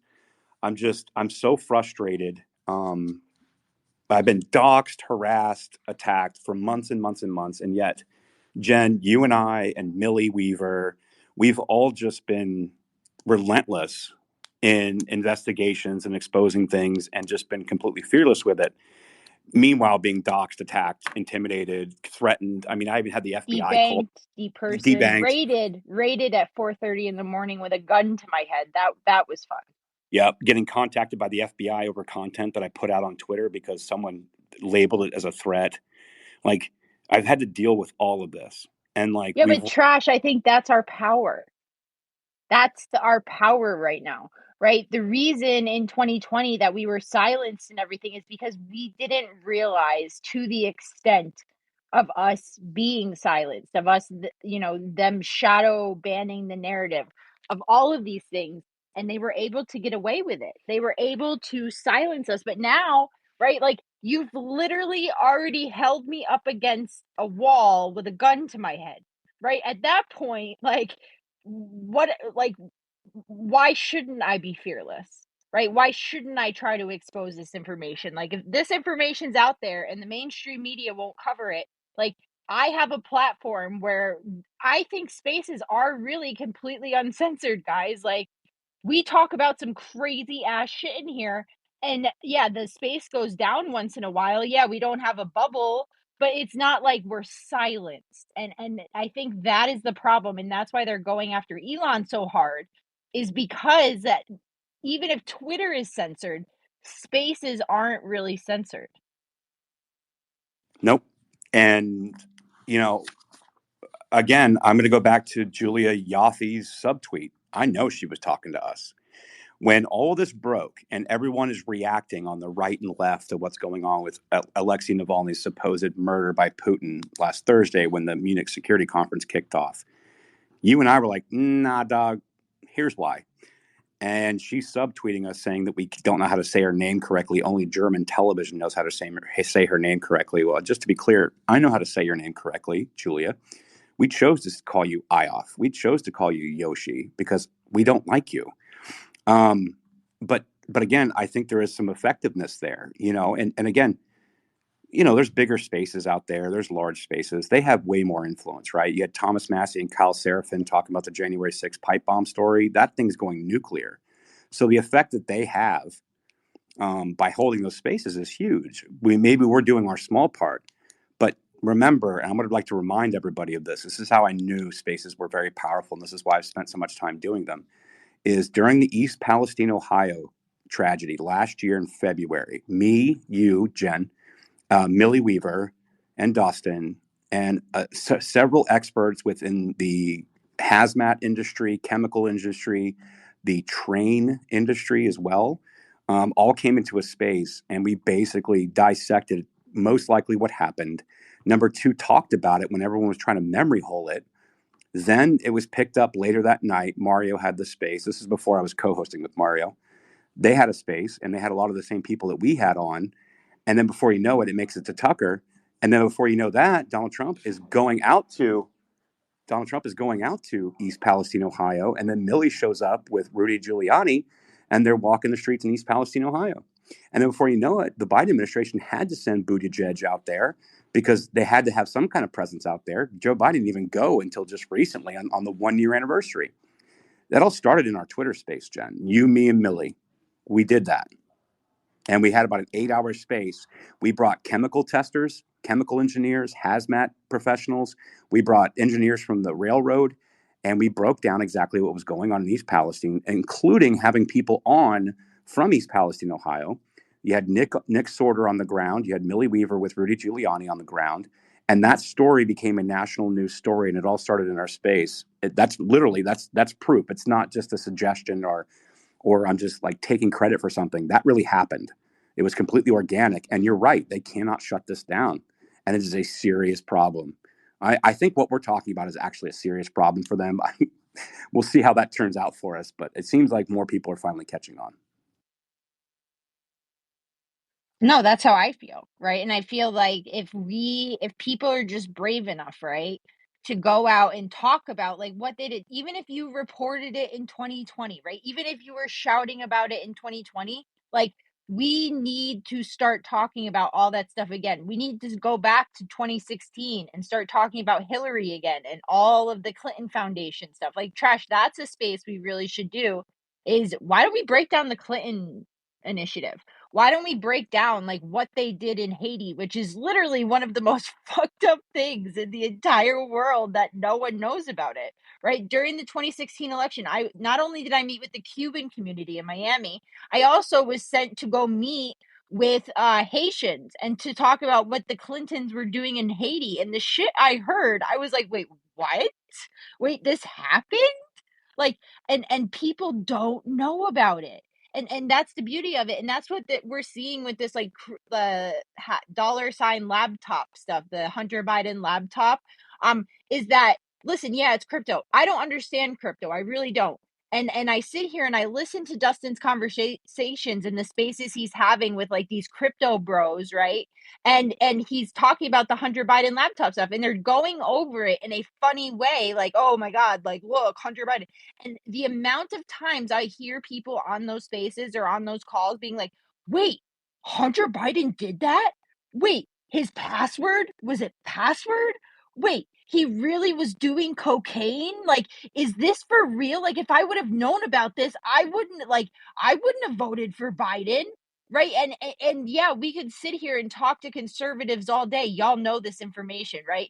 But we have to have the ability right now to pivot, to bring it to new audiences in inventive ways, right? And not just hammer it from a political standpoint, right? Yeah, it's political. And that doesn't mean, giving up your values or the way you feel, right? You don't have to do that. But what they want you to do is every time like conservatives or MAGA people, right, are approaching like Democrats or whatever, everybody wants to like get their word in, right? You want to be like, oh, you guys are assholes. How could you believe this? Oh, you supported Biden, right? Like, guys, that's not going to get us anywhere right now, right? Did it happen? Yes. Do they deserve to be made fun of? Yes. But that is not how we're going to talk to people, right? We have to be like, listen, we might not agree on anything, right? We might disagree on every issue, but do you really like believe this Hunter Biden stuff? Do you know that the New York Post censored it? Like, do you want to live in a country where your voice is taken away when we get into power, or should we put a stop to this now and we can like stay on the facts and don't go into this little childish game of like calling them names and stuff? Like, I get it. I get the urge to do it, but we need people to vote for Trump right now, and we don't need to be like making enemies. Yeah, I mean, you know me as long as you've known me. I don't really. I mean, like even I don't know. That's probably a whole other space that I could probably get into about reaching across the aisle. But like, I would rather just talk to people. Like, my main goal for covering censorship was always this. The reason I go so hard on covering censorship, exposing it, working on the Missouri v. Biden case that's down in the Fifth Circuit, actually at SCOTUS right now, the Hines v. Stamos case. This is all about censorship on a mass scale by our U.S. government using non-governmental organizations with our taxpayer dollars that we are paying as taxpayers to be centered ourselves. And I go hard on that because I'm like, listen, right now the political wins when the censorship machine kicked up was definitely on the left and they were censoring conservatives. But if you think for a moment, if political winds shift and it goes more of on the right, that they're not going to use those same systems to silence opposition on the left, you're crazy. So I'd rather get to a world and into a country where we can just like end all of that, sit down at the table and say, okay, you and I disagree politically, but we objectively agree on a problem in the world. Let's figure out how to solve that. And the people who have had power for a very long time have determined that we aren't smart enough, we aren't washed enough, and we aren't clean enough to be able to have those conversations, that they are our betters, they know better, and they need to make those decisions for us. And Jen, we should probably get to some of the hands, but I just wanted to kind of add that final point. Yeah, could I just add one more thing, Trash? Yeah, I just want to add that, like, listen, like, when I talk like this, right, it's because I know it has to be done because this is what we did in 2016, right? And I was embedded with the Bernie campaign with Breitbart. And yeah, I could have made fun of those people all day, right? But when I actually sat down and talked to them, right? When I actually was like, listen, let's talk about Hillary Clinton. Let's talk about what she did in Haiti. Let's talk about campaign funding, right? They were all about it, right? And they actually screened Clinton Cash, the documentary by Peter Schweitzer, I think it is, Josh. They actually screened that on a huge screen outside the DNC, and the Bernie people were promoting it. Right. And it's things like that, because guess what? Evil is evil, guys. Like, no matter what political standpoint you have, if something is evil, it's evil to all of those who are against tyranny. Right. And even if the Democrats think they want that, right, they in their minds, they've been brainwashed to think they want it. But when you actually talk to them and give them a different perspective, they're like, well, wait a second, you mean that's actually true? Wait, this isn't what it was. And it's like, no, it's not. Right. And we just have to meet people on it, like where they are, and not attack them right off the bat. Yeah, I agree. All right, so I'm gonna go to Pearl. I sent the $8, dude. Hi, Trash. Long time listener, first time caller. Dennis. How's it going? So yeah, if you guys, yeah, go ahead. I'm enjoying the censorship talk. As someone who has honestly censored a lot, especially on this platform. I think people saw Elon taking over and thought it was going to be different, and honestly, it is different. It's worse, at least from what I've experienced personally on here. And we shouldn't be cheering anyone being censored, whether we agree with them politically or not, because the tools they're using against your enemies will be used against you, whether you want to admit it or not. Yep, 100% agree. So, Dennis, I've never fallen for any of your parodies, and you got me this morning. So I felt like over all this time, after all your parodies, when I knew it was you, I never fell for it. You got me with Pearl this morning. You got me. So I sent you the $8. I know, I saw that. I really appreciate it. Yeah, I don't know. Certain people tend to fall through the cracks a little bit better than others, I've found. Especially when, I do a lot of liberals, because they're easy to make fun of. But typically, if I do a conservative, people who won't fall for liberals will fall for one of the conservatives. It's hilarious. Everybody follow H. Pearl Davis, aka Dennis. If you guys ever seen somebody just say Dennis on X, it's because of him. So just so we're clear. One of my favorite follows. I love watching people just absolutely just melt down over stuff he's saying because I think it's really them. I think you even got Roger Stone one day. That was quite the feat. Yeah, I got him. I got the actor. What's his name? When I did Alyssa Milano, Woods. Woods James fell for. Woods. Yep, Yeah. I got Woods. I got Ben Shapiro. I've gotten quite a few big names. Yeah, that was hilarious, man. I just remember watching Roger going back and forth with you. I was like, I tried to message him like, hey, man. So a lot of fun. I just wanted to add that additional humor to the very dark topics that we're having here. I know we got some hands, so let me go to Live Free, and then I'm going to go to my Shadow Cabal general counsel. Definitely not advice. Live Free, go ahead. I think it's just a super quick one. It was just when Jen was talking about how we get those ideas out, and I'm the Bernie Bros are out there, and I'm a believer in the horseshoe theory that says ultimately you don't pigeonhole people left or right, whatever. Invite a coalescing of ideas, and actually what you find is that people who move to the extremes of left and right end up actually having more things in common than they do not. And that's quite a scary thing for people to get their heads around. But you can agree with people around things and hold more ideas in your head. And the whole point is to go outside of the echo chambers and the places where you feel comfortable, because as humans, I think we grow by being uncomfortable and being presented with ideas that are outside of our worldview. And just around when Jen mentioned the Hunter Biden meme coin stuff, which is absolutely the work that Dustin does is great anyway, but attaching these sorts of ideas to something else means that you get the opportunity to share it. And I'm not going to shill something, but I'm involved with a similar meme coin, which is around anti-establishment, and it focuses on the New World Order and the stories, but it brings people in to be able to get understanding of those ideas, and those guys have people like David Icahn very regularly, and it's a way of sharing that information, because quite frankly, we don't really have anywhere else to share it at the moment. And so it's a good thing that these ideas are coming along. And we talk about the Hunter Biden laptop, the great work that the people at Marco Polo have done. Getting this out is probably something that wasn't possible before. So all his faults, we have to thank Musk for at least loosening the shackles, because this definitely wasn't in the plan. But yeah, I'm on that Hunter Biden coin, and we'll be looking for other things which have a message as well as enjoying yourself, because as Trash, you just said, right, brevity and fun should be balanced out against just how nefarious and dark in nature a lot of these things are at the moment. It really is.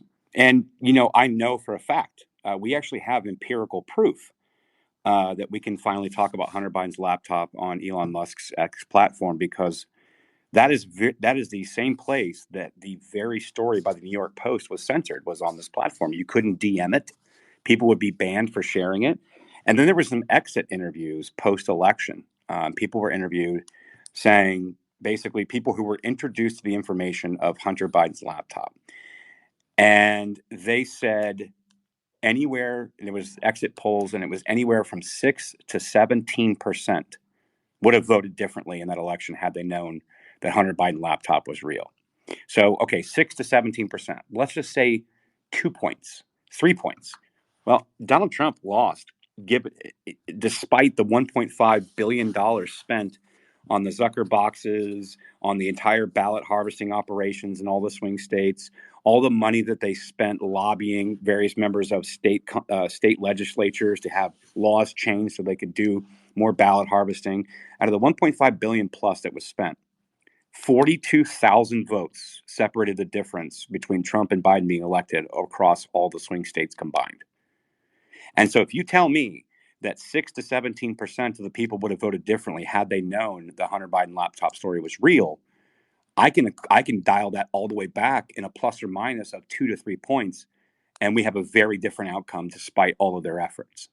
And so this is why it's very important that we do utilize this platform the best of our ability to get this stuff out, because it will change things. And hopefully people with large platforms, publications, pick up some of the information that Jen, myself, Millie, and people put out that should have been out in 2020. But we know, looking at the Twitter files, we were all labeled as Russian disinformation agents. The Sunrise Zoom calls that Millie investigated and reported on was one of the top 10 most censored topics on X, period, bar none.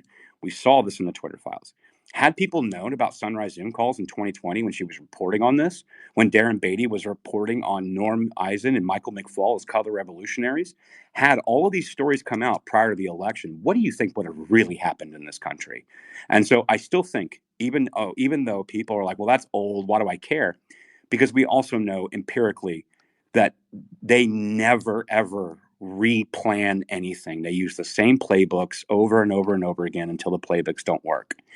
My goal is to make sure that that playbook does not work, and they don't have enough time to create what they created post 2016 when Trump was elected and carried out in 2020. They don't have time. They don't have 4 years of time and money and political will from people to do what they did in 2020 and they did the entire Trump presidency. They don't have that ability. And I think that's why you're seeing publications not just attacking Joe Biden, but actually coming to the realization, like MSNBC, CNN, when they're talking about the Fani Willis trials down in Georgia, when they're covering all these topics that we were like, wait, why is MSNBC and CNN coming after Joe Biden? Well, two reasons: Obama and Hillary camps, number one, but number two, I believe they see the writing on the wall, and I believe that they're looking at their viewership and ratings, and I believe that they're believing at this point Trump is inevitable. So now how are you going to approach that moving forward post 2024? This is my white pill for the room in the very, very vast sea of black pills.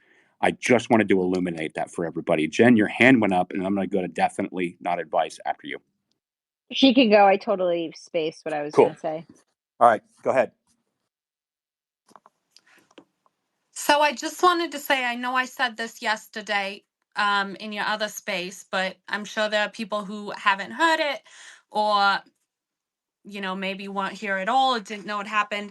But regarding censorship, it's absolutely imperative that nothing be censored, whether it be left or right, smart people, idiots, the overlap there.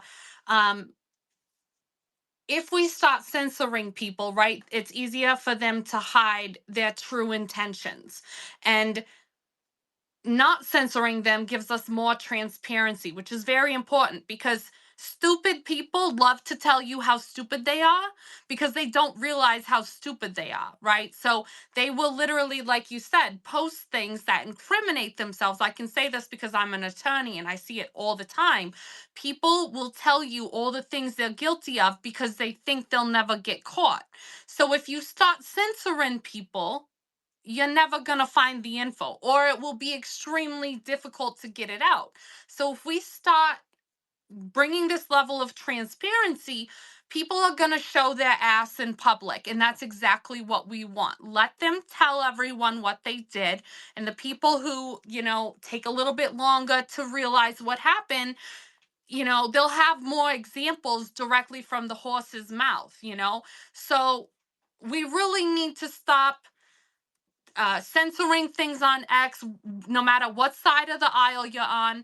Like you said earlier, we may not agree on everything, but everyone essentially agrees that you should be able to live your life without harming other people. And we have tyrants all over our country, from local level to Congress to the presidential office. And those people are trying to tell you what to do with your life, which is against the Constitution. And people just don't seem to get it because they're still getting their news from the legacy media who loves to only spin one side. And I think what's great is that you and Jen really don't look at it from a quote unquote side. You look at it from the facts, right? And so if someone on the right was doing something, you would just call them out just as much because we don't tolerate pieces of shit from either side. If you want to be a piece of shit tyrant, I don't care what letter is next to your name, whether it be D, R, or L, or I don't care. If you're a tyrant, you can fuck all the way off. That said, I also think this whole community note bullshit needs to go as well. If someone wants to tell you to pet a bear and you're too stupid to know you shouldn't pet a bear, that's a you problem. And if you want to go to Yellowstone and find a bear to pet, go fucking do it. We used to have this thing called surviving Darwinism, and it worked really, really well. And then we started putting warning labels on everything. If you are too stupid, maybe it's time that Darwin takes you. I don't know what to tell everybody. I know that's maybe a little insensitive, but if someone is too stupid to know not to pet a fucking bear, then maybe it's their time. And if their parents, okay, the argument has been made that it's for children, right? If children are on X, get rid of the fucking porn bots, okay? They're in every goddamn reply. If your argument for we have to community note, don't pet a bear or pet a bear or whatever, is that there are children who might take it seriously. One, get rid of the porn bots because children are here. Two, maybe talk to their fucking parents. Where are their parents? How are they finding a fucking bear that they can pet, right? Without their parents' help. I feel like if your child is stupid enough to pet a bear and you let them, you should go with them. Also, remember the last time a child fell in an enclosure and we wound up killing some ape and then everything just went haywire? Awful. I think if we had let the parents, you know, not have warning labels on everything in their home, that would have been sorted out long before that child was ever near an ape. So, long story short, we need to get rid of community notes. Stop telling people that they can't pet bears. Let them go pet the bears. Let them pet the fucking kitty cats in the woods that'll fucking eat you for breakfast. Let them. We have a population problem, apparently, but okay. Second of all, stop censoring anything, right? Just let everything go in the feed. Get rid of all these deboosting things where if you interact with the wrong person, you're fucking censored. Get rid of that shit.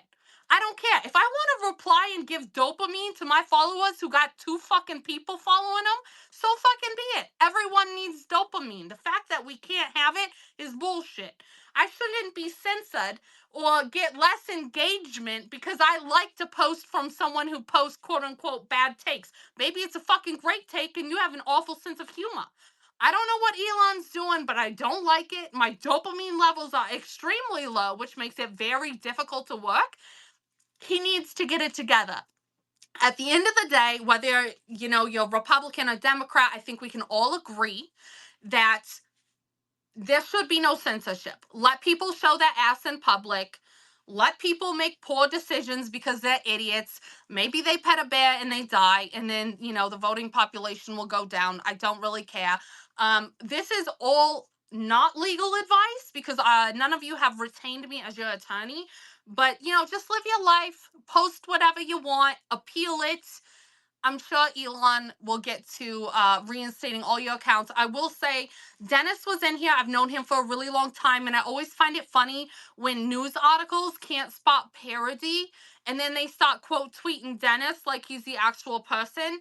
It happens a lot. So just remember, the people reporting your news on mainstream media, they're not doing any investigative work because it takes 0.2 seconds to figure out who the fuck Dennis is. Anyways, I'm sorry. I went on a rant. I'm just so fucking tired of all the goddamn censorship. No, you're Bada bing, bada boom, get it figured You're out. so right because listen, like we grew up with Jackass. Do you guys remember Jackass? All your friends like jumping off roofs and like listen, there was a warning label on that, but like not like it would have now, right? And if you can't figure out that you're not supposed to like she said pet a fucking bear, right? Like then like I'm sorry, Darwin, you survival of the fittest, like you're not the fittest. And I'm definitely not the fittest. Like, I can't run a fast mile or anything, but Oh, I'm smart enough to know to leave the bears in my woods alone. Simple as. I don't know whether I point this out because there is someone who keeps posting about petting a bear and it goes viral because, you know, he's being funny, and then community notes is like, hey, maybe don't do that. Give him his fucking ad money, okay? Just, he's posting something funny. If you're stupid enough, that's on you. Community notes needs to find something else to do. That's like the least of their worries on this fucking website.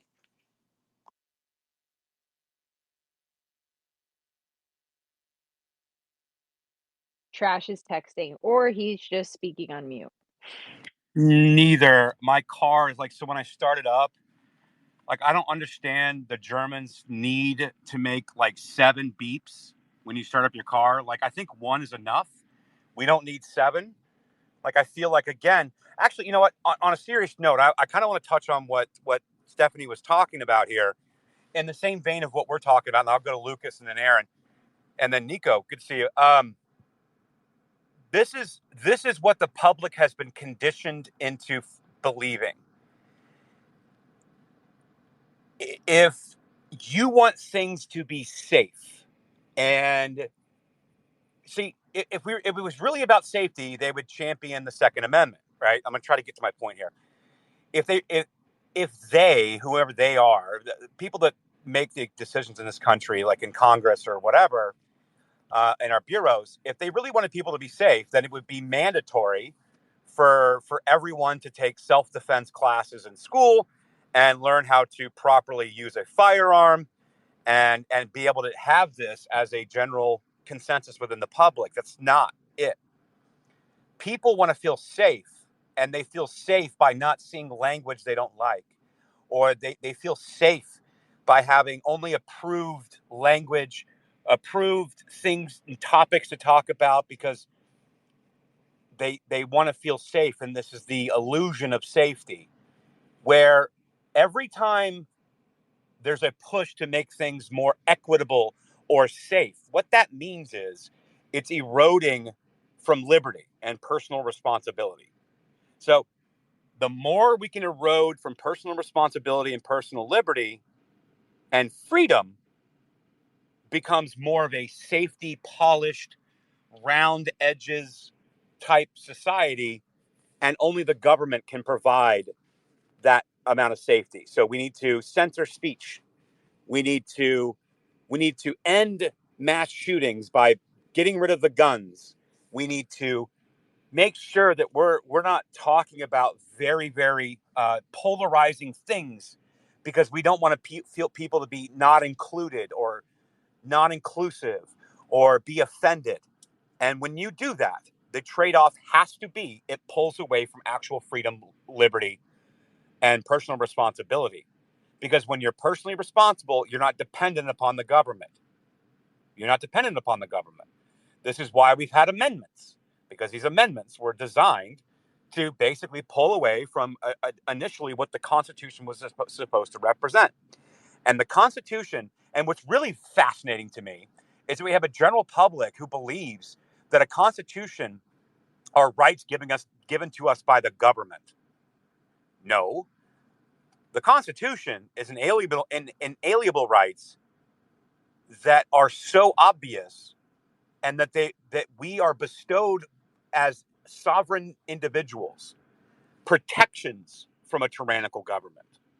And this is a fundamental paradigm that we're dealing with in 21st century. I feel basically I equate it to, hey, let's go bowling. Well, as long as it's bumper bowl, because I don't want to throw a gutter ball, right? This is what that means. The more safety you have in public, the less freedom you actually have as a sovereign individual. And this is the point. Thus, taking away your rights that are designed to protect you from a tyrannical government, thus creating a more tyrannical government in the process by taking those freedoms away. So this is the fundamental problem with censorship. And then one more last thing I'll say before I get to the hands. You guys have been so patient, and I appreciate your patience and you guys being here today. The last thing about this is I'll say this, is we have a serious problem of polarization in this country because of the false perception that people are safe and have safe spaces. And bad ideas have been allowed to fester in the fringes and in the centered, siloed off communities. And they've been able to grow popular because there's been zero challenge to them in those silos. Then, as those ideas make it to the general public, sunlight is not enough to defeat them. So this is why it's a serious problem. We don't need community notes. I don't need censors. If you can't do your due diligence enough to say, okay, this person's saying a thing, let me see if I agree with a thing. And if I don't, then let me actually be able to respond to their supposition, thus bringing the idea to sunlight. Therefore, bad ideas don't fester in the corners of the world and then become too much to deal with in the public sunlight. So I just wanted to kind of touch on that. Well, okay, I'm going to get to the hands. But before that, Jennifer and I started this space because we were just like ranting to each other this morning about how all these narratives are just crumbling. We've been at the center of all of it. And like, yes, maybe doing a little self-congratulatory things because we've been breaking and exposing a lot of things. But honestly, I'm just pissed off and I'm tired of being filtered. I'm tired of being polite to people. And I'm tired of actually like, I don't know, participating with other people without participation being back from them. And so I just kind of hit an inflection point last night and it really pissed me off. And so today I was just like, you know what, Jen, we've been like doxxed. You've been debanked. We've been deplatformed. We've been censored. We've been suspended, banned, harassed, smeared. None of it worked. And literally anybody listening, go fuck yourself for that. But this is why we're doing this space today, because I'm just gloves off. I don't care if you call me a Russian stooge, whatever. The Navalny shit is bullshit. You know it. I know it.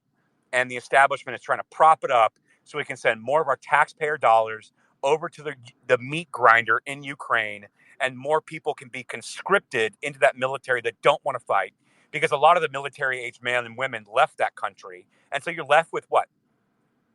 Mentally handicapped, dependent upon the government people aging towards retirement, getting conscripted in their 30s and 40s. For what? So our corrupt politicians and defense contractors can make more money off of American taxpayers, German taxpayers, European taxpayers. For what exactly? Enough is enough. All right, Lucas, go ahead, then Aaron and Nico, and I'm going to get to you, FBI. I know you were up here earlier. So I'm actually going to go to Lucas, then FBI, because you were up here earlier with your hand up. You've been waiting the longest. You came back. So Lucas, go ahead, and then I'll go to you, Panty Raid. Thanks, Trash. And I wanted to talk to you about where our tax dollars are going. And I wanted to bring up just maybe an explanation. And I'm going to wander around here, but I'll try to be quick. You know, we talk about inflation today, and there's at least two types of inflation. You know, we talk about price inflation, and that's what everybody looks at. But we've long been inflating the monetary base, or the quote unquote printing of money, however that's done. Now, that involves tricks of banking, tricks of printing debt from the United States Treasury, and it also involves lowering the cost of passing money around, and all of those things happen. So, but one reason that we haven't seen price inflation since, or a grand amount of price inflation concurrent with the number of dollars that were created since, say, 2001, is because we created massive off ramps to send dollars to other places in the world, and Russia was one of the top.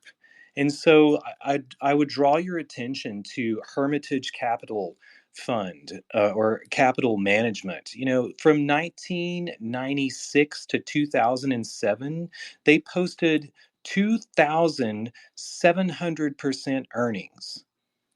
And those, you know, so when we talk about the Russian oligarchs and the problems in Russia, we should understand that we're the drug dealer, and the drug we sent was dollars, and we used that to politically destabilize not just Russia but many other countries. In fact, if you go back to BRICS, you might find that's where we've been sending a lot of dollars that American politicians promised were going to help Americans and make things fair. In the meantime, while rigging the banking system to get rid of, say, the difference between investment banks and retail banks, and getting rid of gas fees for sending money around, and then shipping it all over the world so they can have their own banks in secret, or their own piles in secret.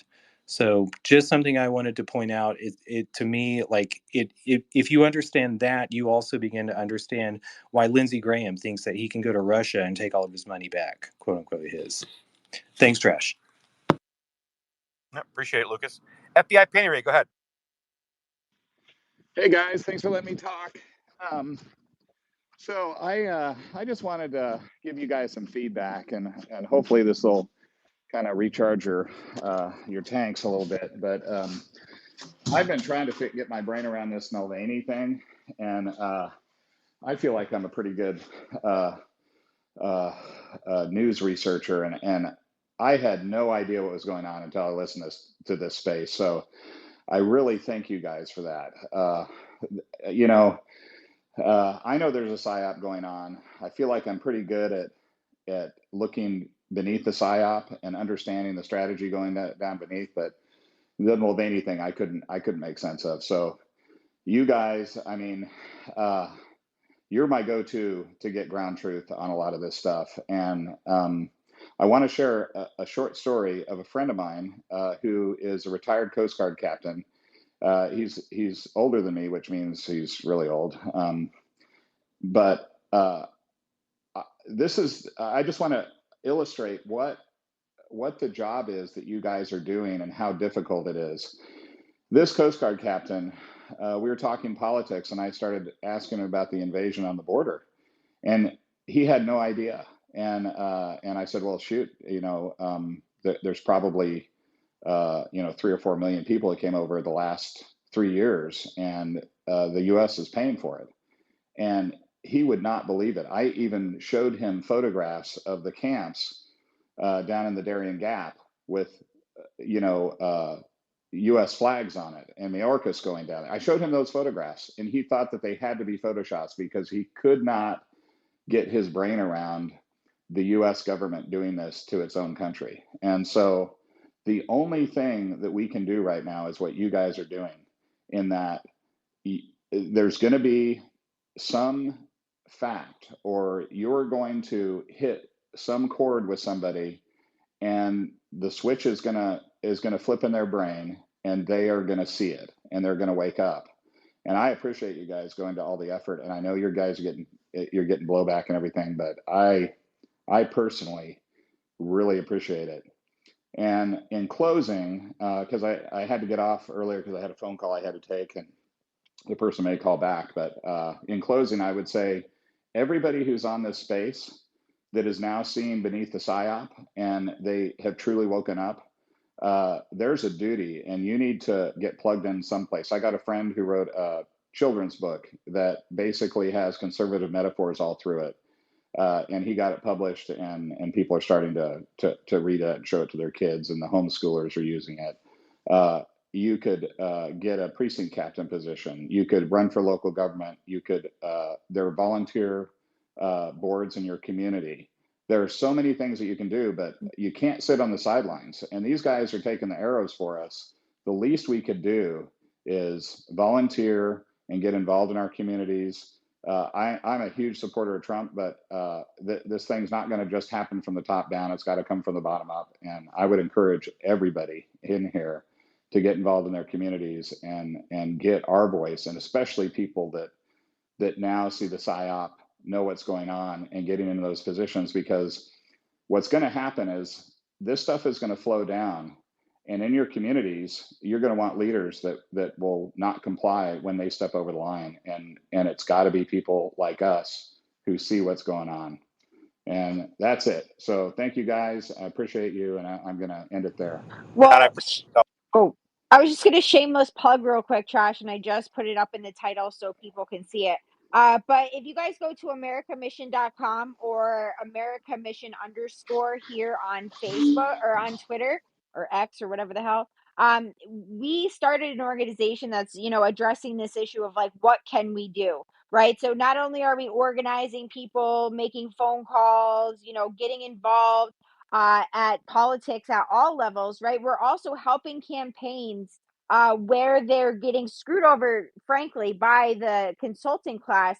We're going in and helping these good America First campaigns that are getting screwed over by the GOP and helping them get a voice and get their message out so we can get good America First people into office. So I'd really encourage you to check out America Mission. You know, Kim's a part of it. Dustin, a whole bunch of people you guys see here on Spaces all the time, and we really have organized something amazing. And it's becoming a well-oiled machine, and we saw that with the Restrict Act, and then again with the speaker race. So I just really encourage everybody to go check out America Mission. Thank you, and sorry for the shameless plug. No, it's okay for the shameless plug because again, this is one of the things that we get the most, right? When you, me, Millie, and Millie, God, man, she's doing the Lord's work as well. When we're having these spaces, right, and we're exposing all these things, we're trying to make it digestible and easy to understand. At the very least, you have all the receipts that we're basing our opinion on, and you can formulate your own. But I'm giving you everything that I have that has formulated my opinion on the matter, and I encourage anybody, take all the receipts. Show me something different about it. Show me where I may be missing something because I didn't have access to a document, or I didn't see an interview, or I didn't see something that would tie together that I saw in a different light. That's the point. I'm encouraging people to challenge me on it.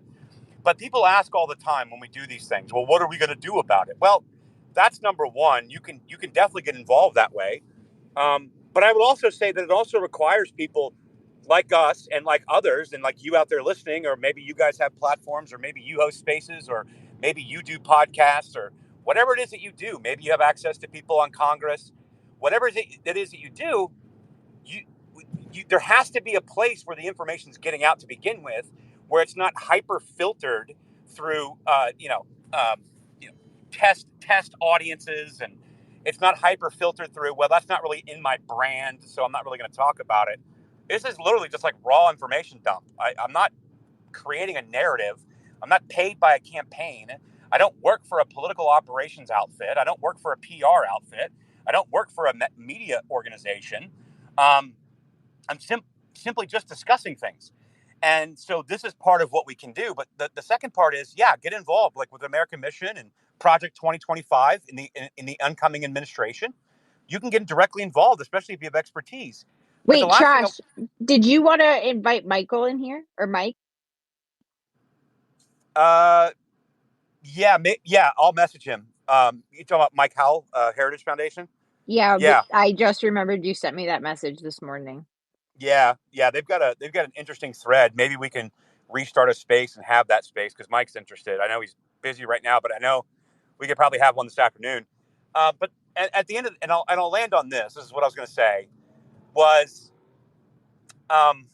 shit. What was I going to? The effectiveness of being able to do this. So if you guys want to know, you can go to my highlights tab. In my highlights tab, there are 3 or 4 spaces that Nick Sorter and myself and Jen and Dustin, everybody held during the speaker race. And the reason I'm bringing this up is because we had, I don't know, collectively 10, 12 different members of Congress come through the space. And Thomas Massey joined us right after he did a vote. We had Santos in there. We had Boebert. We had Gates. We had Byron Donalds. We had, who else did we have in those spaces? Jim Jordan. Actually, so while the speaker race was going behind closed doors, the first interview after they nominated Jordan before it eventually ended on Mike Johnson, he came and gave the first interview to our space. He didn't give it to Legacy Media. He didn't go to his press conference podium. He went directly to our space and gave us the first comments on what was going on behind the scenes. And the other point I wanted to bring up on this was America Mission has a lot of America First candidates that they're supporting in their campaigns. Many of these people actually started up their campaigns through our spaces and then got involved with American Mission. We actually vetted them, and they took questions from like the panel. But what was most important about that? Well, at the time, only Ken Buck had come out. And this is one of the holdouts, the 9 holdouts or whatever. Ken Buck was the only one that came out and said he wasn't going to be seeking re-election in 2024. Well, after that week, we saw Kay Granger, who held the purse strings out of Texas. We saw Bacon. We've seen the rep out of Oklahoma not seeking re-election, or he's going to be primaried out. We see Bacon out of Georgia, who's now being challenged. We saw several challengers mount a challenging race against representatives in Congress after what we did on those spaces. Now, it's not because of, we were just a part of, but that was kind of the power. And I can't help but say that, like, a lot of that has been behind the scenes. And yet last night, America Mission had a space with, I don't know, 5 or 6 different reps out of Florida that are mounting challenges for the upcoming race between the Board of Supervisors, between school boards, between the U.S. House. We had future senators, we had future Congress people come through these spaces. And it's because, number one, creating the platform. Number two, giving the voice to people who would have to otherwise, like, create a voice for themselves in their districts.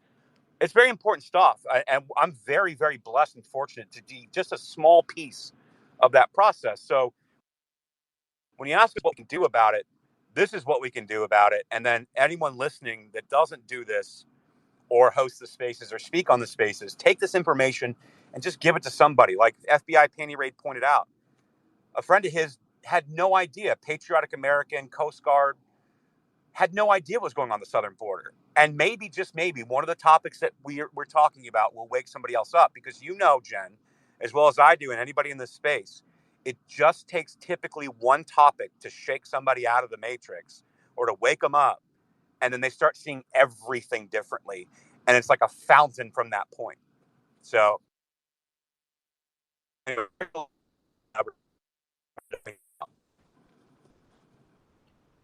then we'll go to Aaron. Is it my turn? All right. Or was Yeah, it go ahead, Aaron. Freemason first, Trash? Oh, never mind. Hands down. Is it my turn? What the hell are you, Mason? I think, yeah, Go ahead, you're Aaron. breaking up. I think we're having glitches. So if everybody could just re-put their hands back up, sorry.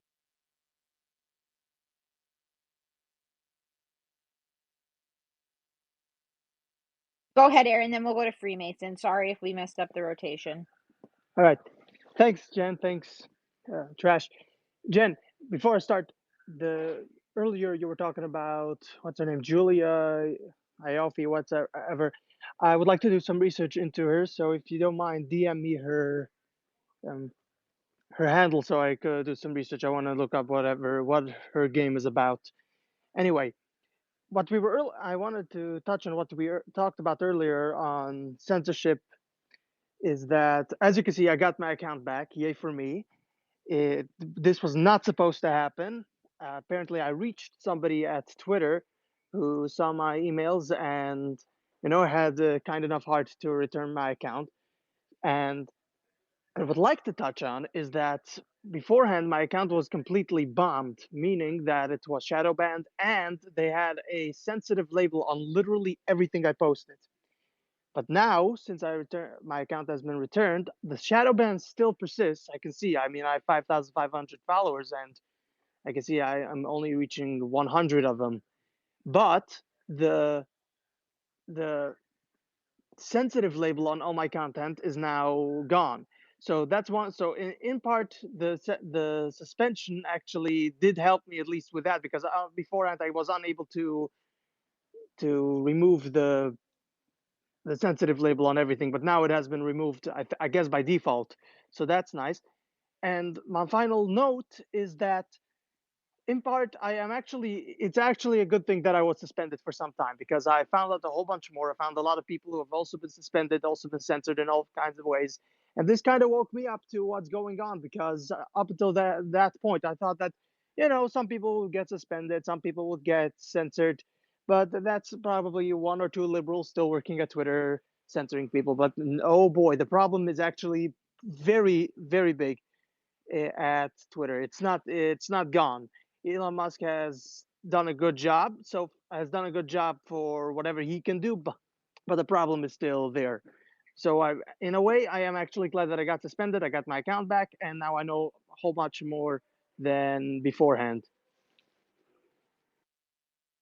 Awesome. Thanks, Aaron. Glad you got your account back. Congratulations.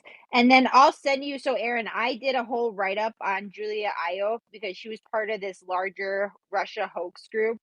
that was putting out all of like the fake Russia hoax stuff about Trump back in 2020. So I did a full like research on these groups or this group. But if you could take my research and like dig further into these people and find out more stuff, I would be super appreciative. So Yes, definitely. So go. I will awesome. go ahead. I will go ahead and follow you. You follow me back. DM me whatever you have, and I will do whatever I can to find out whatever I could.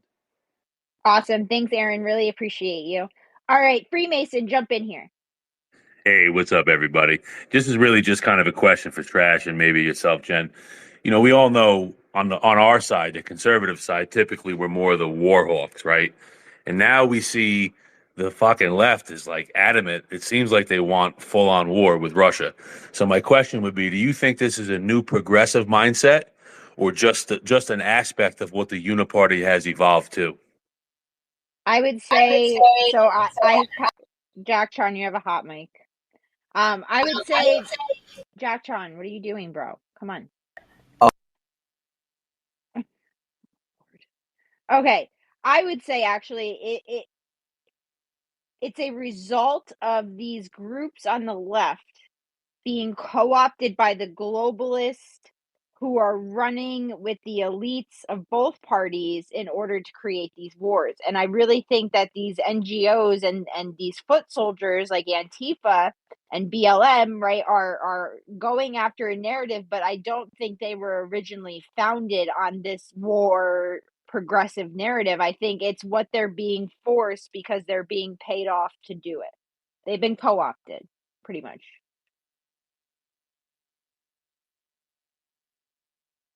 I don't know if that answers your question, Freemason. Yeah, no. It was just a thought I was thinking of hearing Trash speak earlier.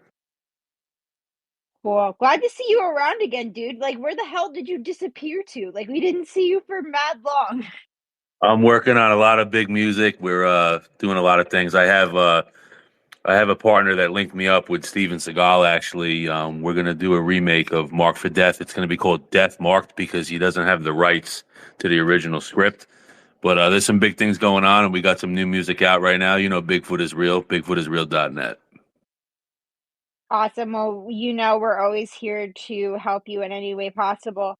And Steven Seagal, is that the guy who went to Russia? Yeah, this in lies part of the Okay. problem.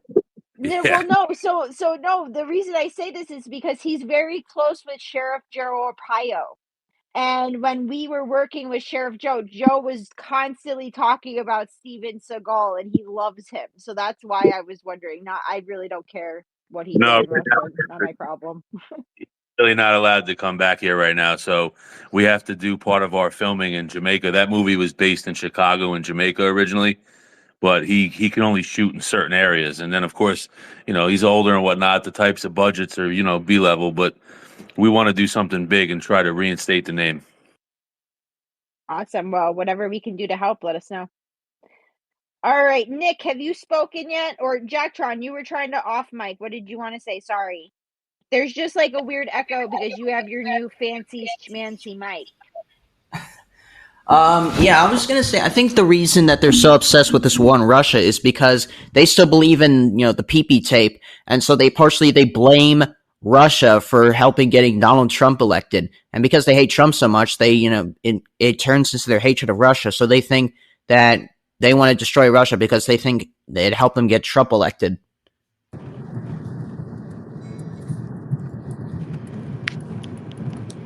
You there, Trash? You're unmiked.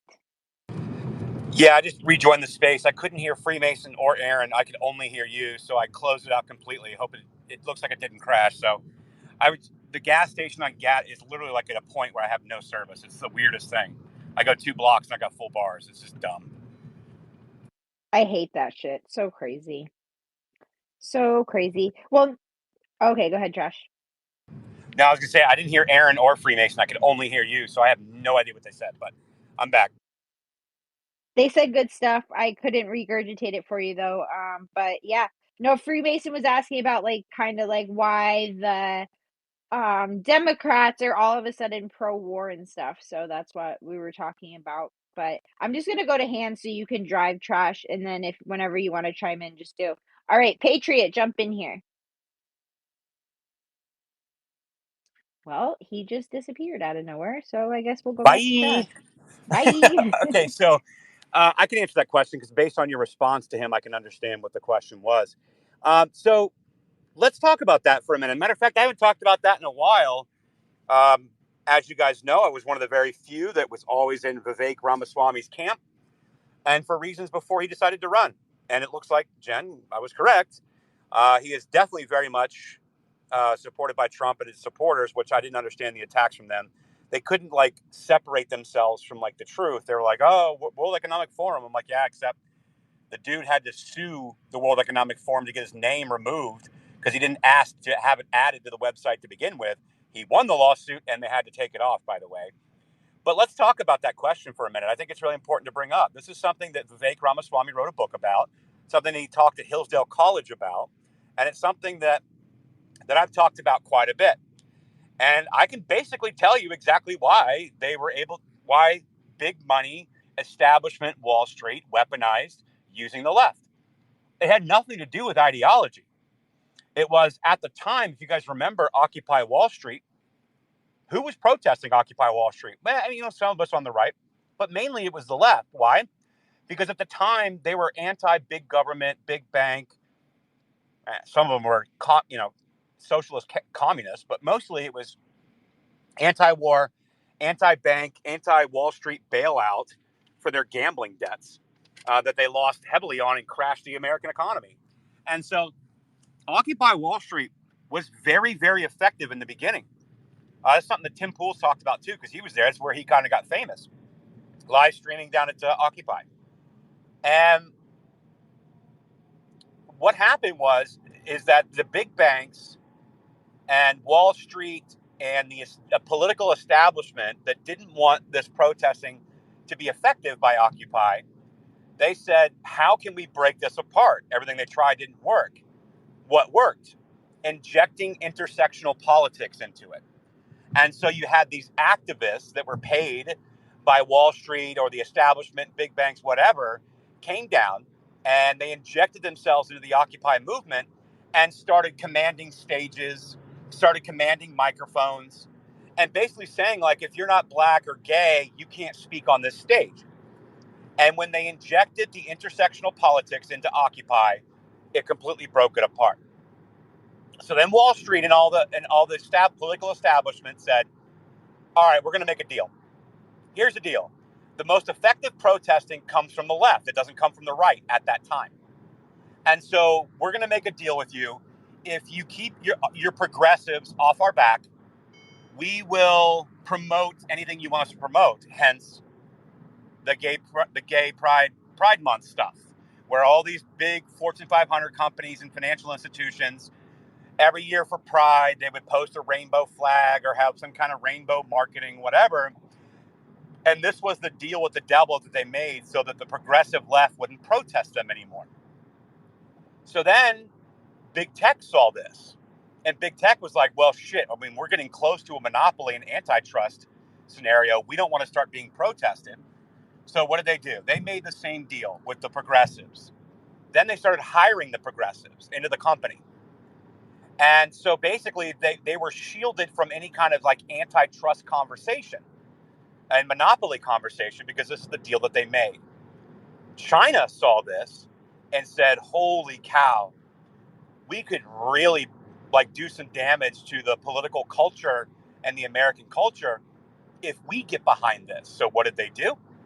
They started working with firms like BlackRock and other people to establish this ESG agenda. This is why you're seeing the climate people, why all of a sudden the Green New Deal and climate, all this stuff is being parroted by global elites. It has nothing to do with the climate.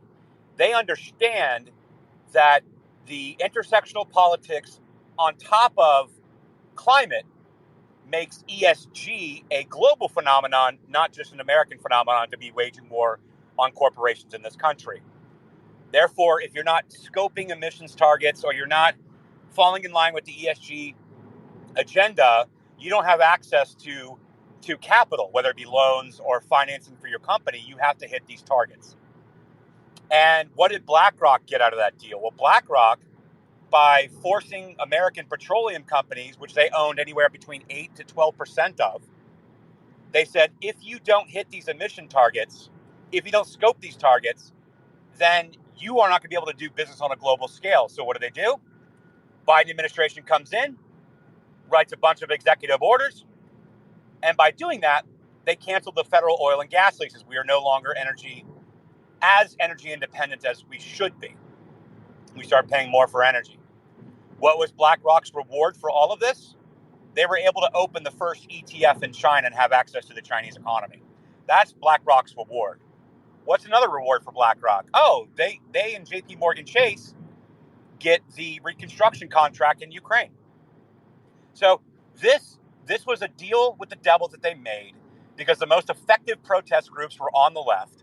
And if they injected intersectional politics with these protest groups, they could wage war on conservatives. They could be the weaponized arm of Wall Street and big tech and big money and big corporations. And that is essentially the deal that was made. I hope that answers your question to the best of my ability. Yeah. Hey, chat. Oh, I'm sorry. go Yeah. ahead. Let me hearken to that for just a second. So I think you're going to agree with this. So in a sense, the Obama administration might have used the Tunisia Arab Spring, which was like a year before Occupy Wall Street, as kind of like a roadmap. I remember everybody thinking it was going to be for the benefit. The Middle East is going to change, and not much has really changed. But except for if you could ever have mass controlled riots in the United States, oh, what a game changer that is, right?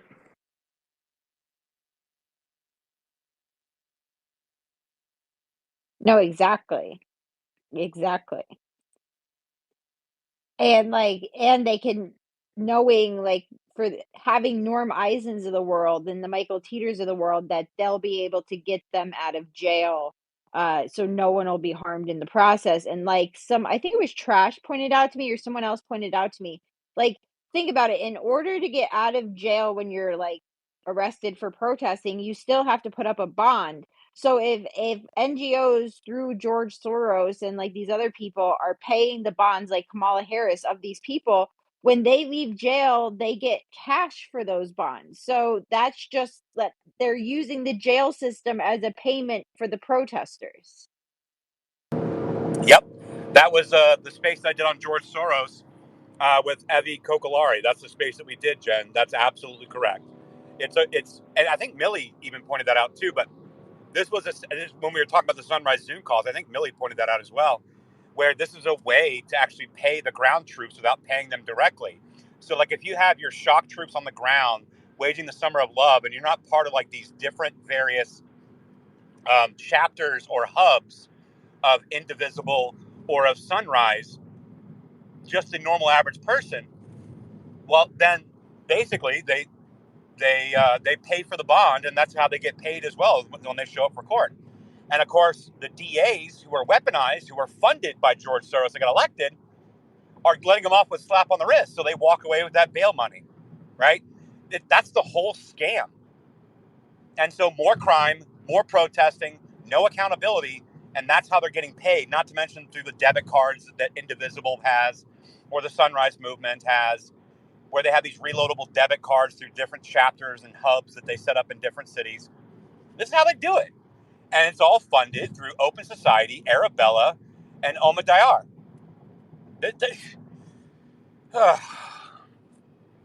By the way, Trash, Biden just did a press conference. He's out there, he's got his aviators on, and he announced that there is going to be very, very, hold on, let me get it right just to make sure. Where is it? Hold on, just gotta scroll up a little bit. I don't have the ability to play the clip. That President Biden says they will be announcing major sanctions on Russia Friday for the death of Navalny. Listen, the Biden administration right now is not only being attacked by Trump and the people on the right, they're also being attacked by Obama and Hillary's people because they want him to bow out. And he's too arrogant and stupid to actually understand political wins, and will not bow out, will not step down. And this is the shot across the bow. So the only way forward, right? So number one, he's not going to step down for the delegates. The only way that can reverse any kind of trend in their minds, which it's not going to work, it'll backfire again, is being a wartime president. This MFer is trying to walk us right into World War III just because he thinks that he may get a favorability bump with the general populace that don't know what the hell's going on and saying, well, we don't need to switch presidents right now going into war. Motherfuckers starting the war. And this rhetoric around ramping up and like Lady G, like the clip I played earlier, talking about how we need to designate Russia as state-sponsored terrorism. How do you think he's going to react to that? I mean, listen, the ICC already came out and called him a war criminal. I don't know if he is or not. Maybe. I'm not defending the guy. What I am defending is the fact of the American public being walked into another world war for the hope of bumping a few approval points to try to maintain power, because he's never going to do what's politically advantageous. And Obama told us best when he said, never underestimate Joe's ability to fuck things up. And here we are. I'm not okay with this. And this is why Jen and I have been absolutely ruthless and ridiculous about exploding this Navalny psyop before it even started, because I knew this is what they were going to try to do. We knew it. We effing knew it. The same people behind Russiagate, Spygate, PP Tape collusion hoax are the same people parroting the Navalny crap. The color revolutionary Michael McFaul himself, who's been in charge of censorship in this country, is out there tweeting about Navalny's death, and we all need to follow Yulia Navalny, and how sad and emotional we should all be, and let's tug at the Americans' heartstrings so we can go into another effing war. I'm just disgusted. Fuck these people. Fuck them. That's correct. Lucas, jump in here. So I want to tie maybe something to the correlation between some Republicans and some Democrats, and it goes to whether they own or rent their house. I mentioned earlier we got creative in how we start making money. We don't just go print money. The easiest way to make money is to look at the Donald Trump case, is to reevaluate the value of your assets. So in America, like the state, the county and municipal governments are funded by property tax. But when was the last time you ever had a discussion about raising or lowering that property tax? It's much more expedient to figure out how much, we go through the budgeting process and we go ahead and add a magical 2% inflation in there, plus whatever the hell we need. And then you send the tax assessor out to evaluate what our homes are worth. When I was in kindergarten, homes were worth $10,000.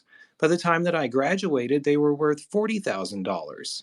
And then fast forward to an erasure of the difference between investment and retail banks, and those investment banks dipping in able to dip into the price of our retail assets, and then ship that overseas, launder it, put it in somebody's pocket, and send it back to us as debt. This is where the 2008 housing bubble comes from.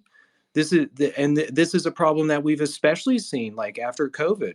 Great mistake of COVID was to put dollars directly in the hands of consumers instead of giving it to investors and directing where the hell you want that money to flow with some sort of expectation of when it was going to come back and show on price inflation. So to me, that will draw you, like whether somebody is a Democrat or Republican, I often just think to myself, do they own their house? Do they have a mortgage on their house? Because that puts them in a different sort of timeline or buffer from price and monetary base inflation.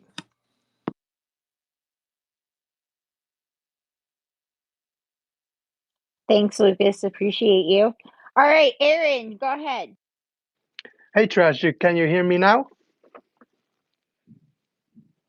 Trash is driving, so he might not be able to answer, Aaron, so we can all hear you, though. All right. So, Trash, if you can hear me, what we were discussing earlier is about censorship and that I got my account back, but that's not important. What I wanted to say is that I want to do research into Julia Ioffe.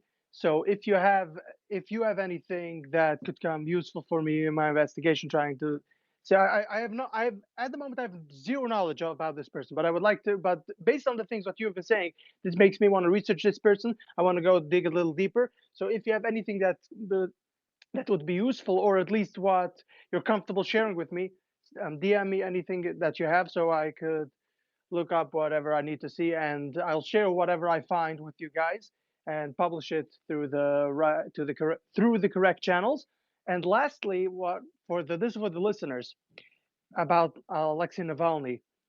What most people don't understand about Russia is that or about Putin, is that he is a Machiavellian, and to understand why he's killing journalists, why he's doing these things, killing opposition leaders. And I'm not even saying that he killed this opposition leader. There's all kinds of things going around right now, so I'm not sure of that. But why these things are happening in Russia, and to understand to understand better Russian politics, I highly recommend that everybody should read Niccolo Machiavelli's The Prince. It'll give you a better insight into politics, and it'll also the jadedness that is going around about, or the black pill that everybody is taking right now because of what's happening.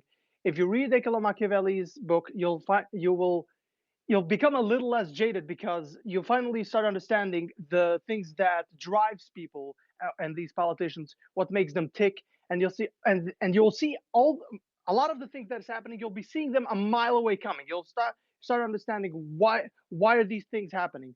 So this is one must read for people. The first 15 chapters, it's kind of boring, because he talks about republics, democracies, dictatorships. He discusses, but after that, it goes into the psyche of what a prince should do, and it's very illuminating once you start reading it. I really enjoyed it. So for you guys who are interested in finding into understanding the political mind better, that is something that is definitely a good read.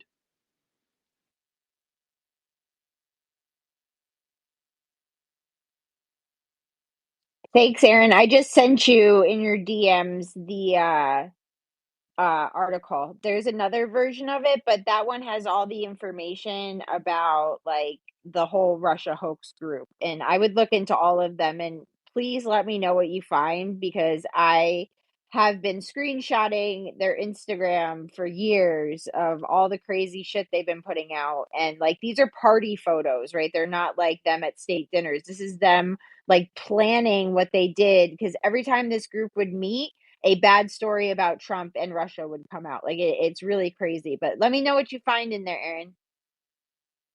Yeah, so to like touch on that a little bit more, what Jen's talking about, she's talking about like Anna McCanju, Miriam Elder, Julia Yaffe, Io, Yoshi, and they would have these boss babe like wine parties and all these things, and then what would come out? Well, all the different Russiagate stories, right? So you could look at the Guardian, you could look at New York Times, you could look at the Atlantic, HuffPost, BuzzFeed, all these different publications where they would author these pieces and about the Russiagate hoax. Michael Schwartz won a freaking Pulitzer Prize for laundered fake lies and information. Like, that's how silly this is. But when this group met up, something would always happen.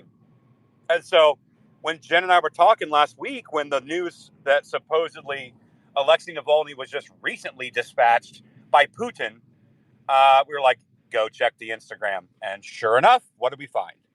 There's a thread. I believe I attached the thread below. Yes.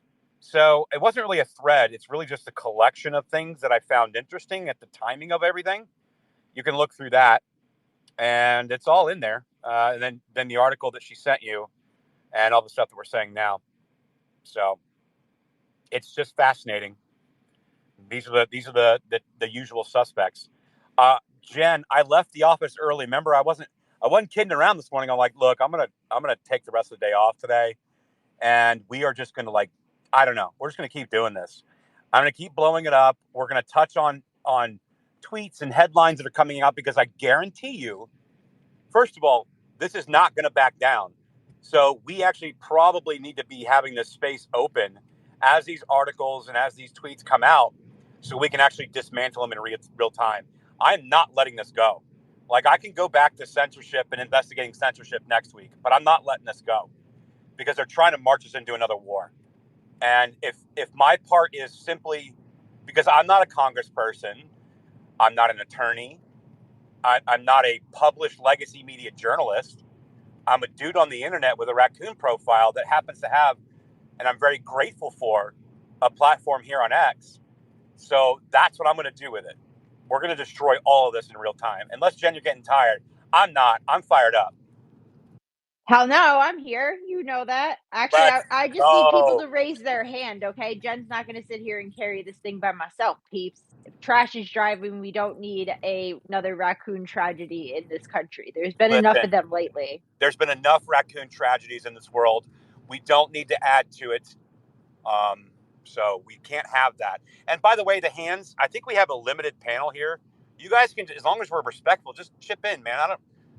I'm never a big fan on hands, but it's just like the reason we have to go to hands on large spaces is because you'll get somebody up on stage and be like, I want to talk about this. You know, it's like, whoa, whoa, whoa, whoa, whoa, whoa. Let's pump the brakes, Turbo. Let's stay in line with the conversation. All right, I think then I'll just go ahead first. First, Trash, now that you say that you're a guy with a profile picture of a raccoon, wait a minute. I thought you were an actual raccoon. Wait, are you telling me you're not an actual raccoon? Listen, I'm an actual raccoon, folks. Hate to break it to you. You can see it by the dark circles under my eyes.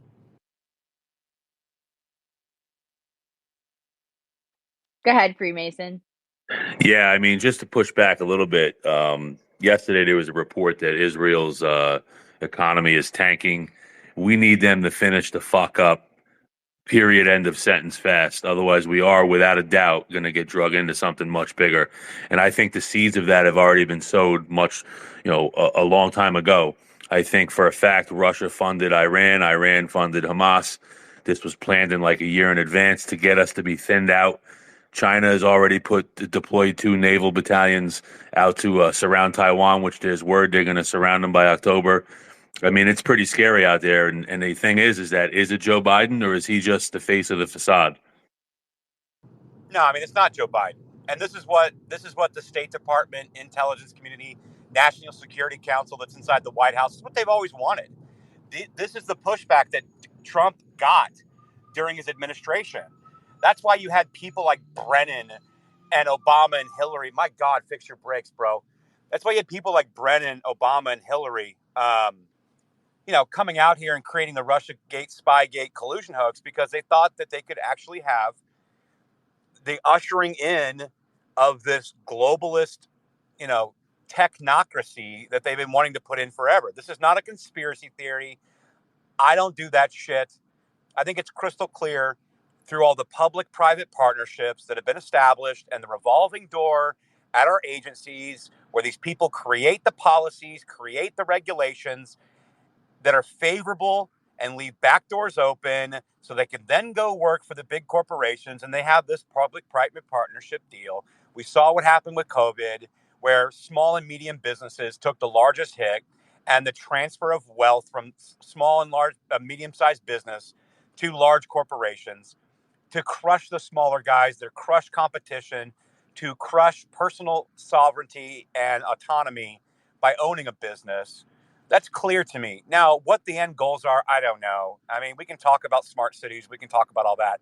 But ultimately, the only way that you can reshape the way the world views themselves as sovereign citizens is complete and utter destruction and war and chaos so that you can rebuild around the world. So it's not a shock to me that you get literally the weakest person, the most corrupt person that should be registered as a foreign agent in the office of presidency, that you can then go to work because he's so compromised, he's so feckless, so useless, that all the planners and all the people that are working at our intelligence agencies and working in our State Department and working at the Atlantic Council and all these people that have all these plans, it's going along right at plan. These other world leaders also know. Putin said it himself. We know Xi doesn't have to say it. Based on his actions, he said it himself. When Donald Trump told them, if you do that, I'm going to drop missiles in the Kremlin. Xi, if you do that, I'm launching missiles into Beijing. Even if they only believe that they only 5% view that as possible by 5%. That's enough of a deterrence that Donald Trump, they weren't sure how he would react. This is why when Putin gave that interview and they asked him, who would you rather have in office? Putin gave the answer, I'd rather have Biden in the office. He's an old school politician, more predictable. That's the answer you need. And so when you look at all these global conflicts, and you're seeing China finally getting emboldened and brazen enough to think that they might be able to take Taiwan, when ultimately their real goal is to take the Taiwan Strait, hold us hostage. That's a major trade route for us. But they also want to politically take Taiwan because this is the entire narrative of what the new Republic of China is versus what Taiwan is, which is Taiwan represented the old families that fled after Mao took over, established Taiwan, and it's been a political football ever since where they always campaigned and promised and vowed to reunite China back into one by doing Hong Kong and Taiwan. This is the entire geopolitical nature of what China is. And all of these nations, and including Hamas and all these other organizations out there, have been completely emboldened. And you can flip it on the other end. We're also watching Israel probably have some plans of their own. And again, there is no leadership within our government that's going to stop it. And so this is why you're seeing it, because they know they lick their fingers up in the air, and the political winds are showing that Donald Trump's most likely going to take back in 2024. Should we be able to successfully put in the work this year? And that can never happen under him. We had no new wars. The Abraham Accords, which he started, which we are finally getting close to peace in the Middle East, and Saudi Arabia was that close to joining in and finally being able to just have some like breathing room in the Middle East, was completely blown up the day Biden took office, and it's never come back. And Trump's going to have a heavy lift to try to get that done now. And all of these governments, all of these countries are taking advantage while we've got oatmeal pudding brains in the White House. And that's why you're seeing what you're seeing, man. It's just a shame, but I hope that we can really avoid World War III and get back to hopefully some peace and stability in the world and try to fix whatever they're effing breaking here. Big facts. So basically, what you're telling me is that Joe Biden left his top secret documents for his son to show the world, right? That BlackRock is in fact the new Halliburton. I think you'd agree there. You know, BlackRock is. Oh, go ahead, Lucas. Well, you bring up BlackRock, and what does BlackRock have now that they didn't have in 1995? They have crypto. You know, look at FTX, look at Hunter Biden's laptop. What were they using? Where they didn't have to go through the former banking system, and all of a sudden our government has been on a pivot to approve of, monitor, and select different cryptos so that the whales that are in America can leave. You know, what else do we have happening? Bloomberg, you know, as we were joking this morning, Bloomberg, last person before Kramer to figure something out, is now talking about the impending real estate crash that's coming in the United States and probably going to ripple through the world. Why? Going back, you know, I said, how do we make? We don't print dollars. We can't print most of the dollars. You have to do it through asset inflation. So you know, like buying the Mall of America and a couple of other, you know, why NFL? What's the true psyop of the NFL? It's so that you can reprice real estate in urban areas. You can start picking that and going out from there and following the comparables. Look at all the housing developments that have been wrought out. Why? That's where we make money at. So that's going to have massive ripple effects, and those people who understand the true way that money is made are desperate to get out of America right now.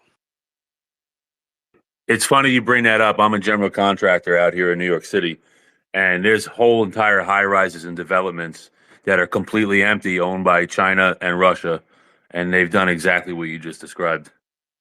You know, and China, you know, we throw China and Russia, sorry, trash, but why would they choose to play that game? I mean, once they begin to figure it out, they were like, oh, money's fake. Well, we'll play part of the game so that we can get some sort of autonomy. And oh, if the game also piggybacks on this notion of humanitarian and we're here for the rest of the world, we're just gonna, you know, like if you make dollars out of thin air, then let's start shipping people to the United States. The joke's on them.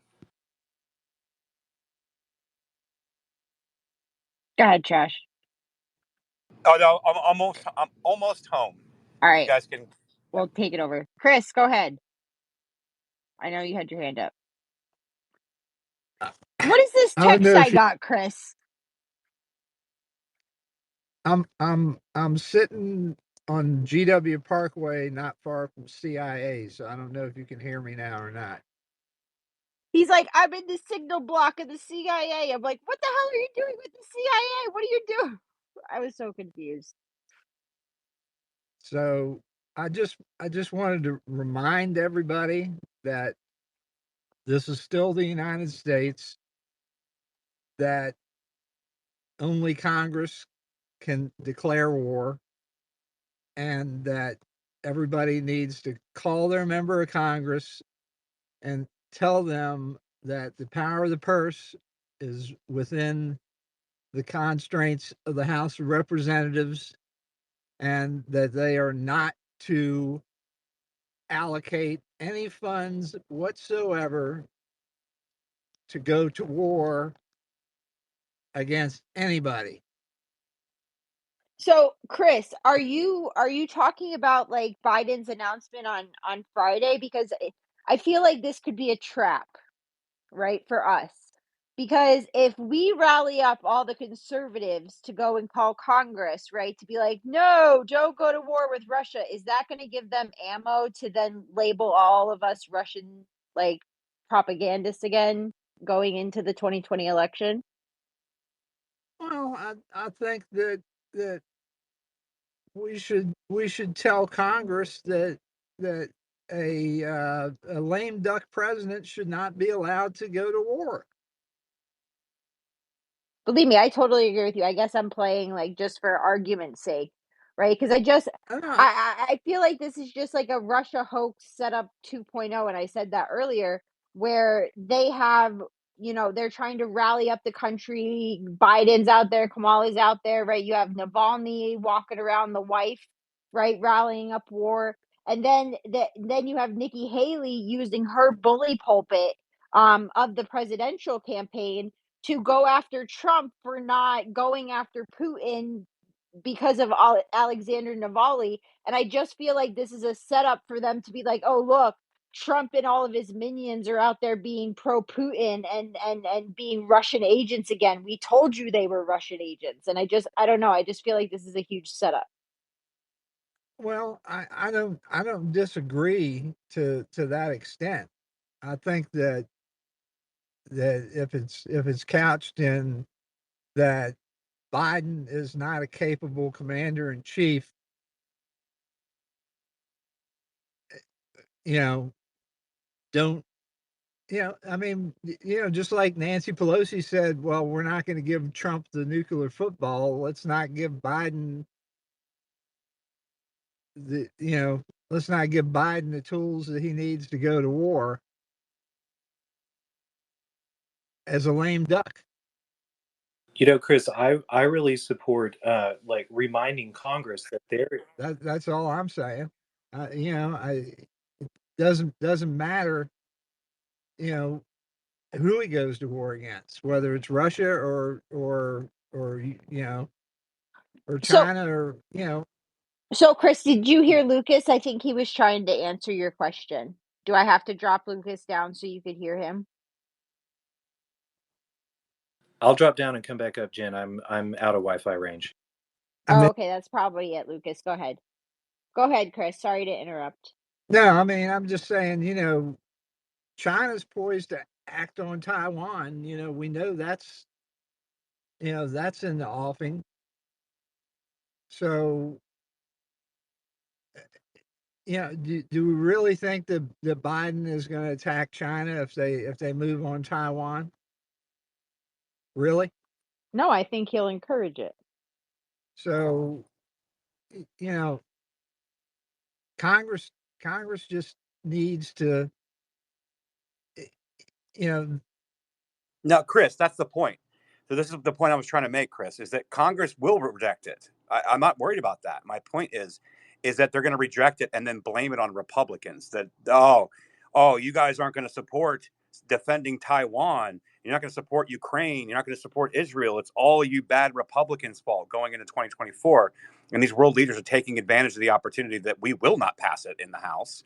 There will be no funding for this stuff, or they're going to try to psyop the American people into supporting more funding to Ukraine because Putin just killed Navalny. Like, this is the entire premise of the of what we're trying to blow up here. So yes, I agree. Of course not. Congress is not going to pass that.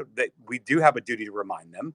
And again, if there is, like, they're not, so they know, to even have a chance at getting any kind of funding for these foreign country wars, they're going to have to include actual real border security. And this was the purpose, number one, of impeaching Mayorkas. We know that the Senate is not even going to take up the impeachment. They're not even going to litigate it. They're not going to try him.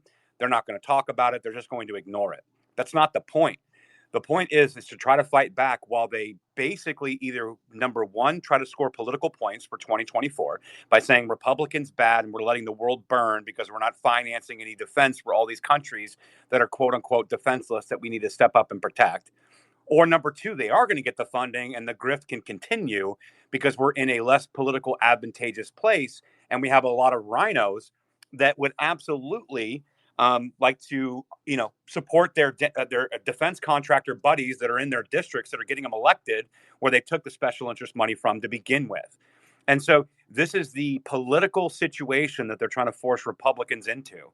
And this is why, in my opinion, and this is just my opinion, but this is why having this conversation and debunking all this shit is so very important, because it's not only are we being reactive, we're actually being proactive, going on offense and actually making them, hopefully, if this makes it to the mainstream where people are talking about it, that actually puts us on offense.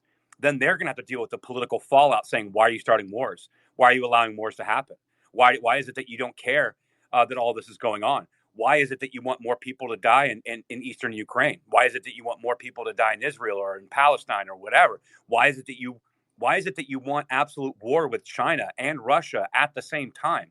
Why do you want all these things? Instead of just saying, no, we don't want those things that you're proposing, we're actually going to flip it on its head, saying, why don't you want to close the southern border? Why are you okay with crime skyrocketing due to mass unfettered migration and overpopulation of these Democrat cities like Chicago and New York? Why are you okay with this? Are you okay with this, Mr. and Mrs. Voter, who may have been voting against me and voting Democrat for your entire life? Are you okay with this? This is the point. The entire premise of this, in my opinion, which is why I fight this fight, is to try to go on offense and changing the way that the narrative is structured. So we're no longer reactionary, we're actually proactive, and we can actually start to change things and make them have to change their tactics politically. I hope that answers your question. Amen. I agree with that wholeheartedly. And you go back to Eisenhower's 1960 farewell speech. Beware of the military-industrial complex. 100%. And Chris, if you can hear me now, nothing scares me more than the 25th Amendment. It was written for Woodrow Wilson, and let's look back on what Woodrow Wilson led us to. He was behind forced sterilization.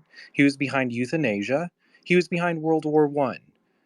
And when he was incapacitated in office, I'm sure that his cabinet just was giddy with glee with the notion that they could replace a president in the future.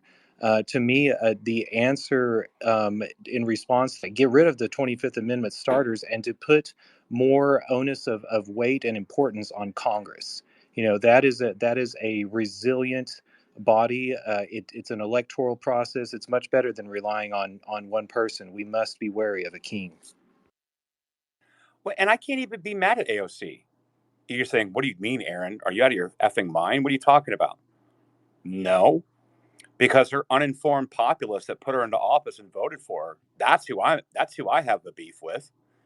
I mean, these people are simply the result of what they allowed to happen in their districts to put these people in office. So, like, I'm here to not. I am under no auspices that, like, what's her name, brother fucker, Ilhan Omar, right?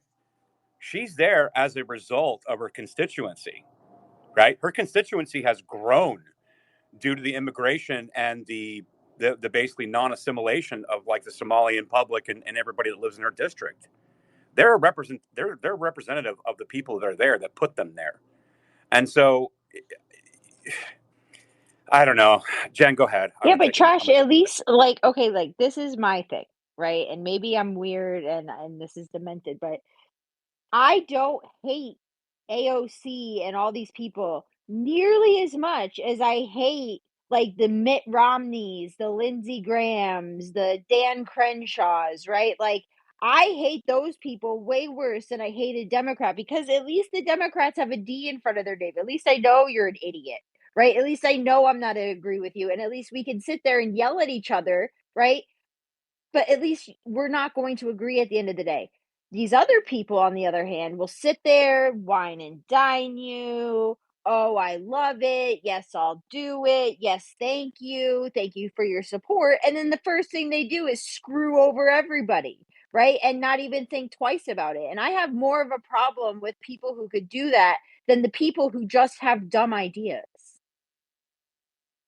Right. At least I know who you are. Like it's the age old rule, right? It's Dan Bongino even talks about this.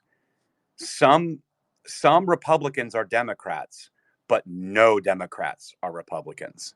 And that is a big piece. And like people who represent themselves a certain way and get conservatives to get behind them and vote for them, only to be sold out by those very people that put them in office. At least I know who Ilhan Omar is. At least I know who Rashida Tlaib is. At least I know who AOC is. At least I know who Hakeem Jeffrey is. They don't waver. They don't falter. They exactly told you what they were going to run on and what they were going to do in the office, and then they got put into office. So yeah, They're not honest, but they're honestly representing themselves. yeah. I mean, they're honestly representing their dishonesty.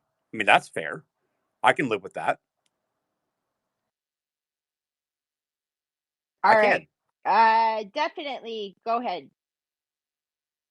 So just piggybacking off this whole right and left thing and people being honest and dishonest, I think the difference is that to us, those of us who lean more right, we see conservative members of Congress as lying to us because they say they'll do one thing and then they don't do it. And I think the reason why people think the liberals are honest is because we're seeing it from an outside view of, well, they said they were going to do this and they did it. But at the end of the day, if you were a leftist, right, look at all the promises that they didn't keep, that didn't work for them. So they keep talking about how they're gonna cover college costs or whatever, student loans. That's what I'm looking for. They keep saying we're gonna forgive student loans and that's why you should vote for us and we want everyone to get an education. They don't. They want you stupid. They don't want you to think for yourself. They want you to be a little cog in the wheel, just like the right does. It's the same shit on both sides. But I think the difference is if you were a leftist, right, there are plenty of them that are starting to wake up that feel the same way you do about the right, where they're looking at the people that they quote unquote elected who said, hey, we're going to do XYZ for you. We're going to take care of you. We want to focus on local things to take care of our communities. And then they get to Congress and all they do is fucking bitch about the right.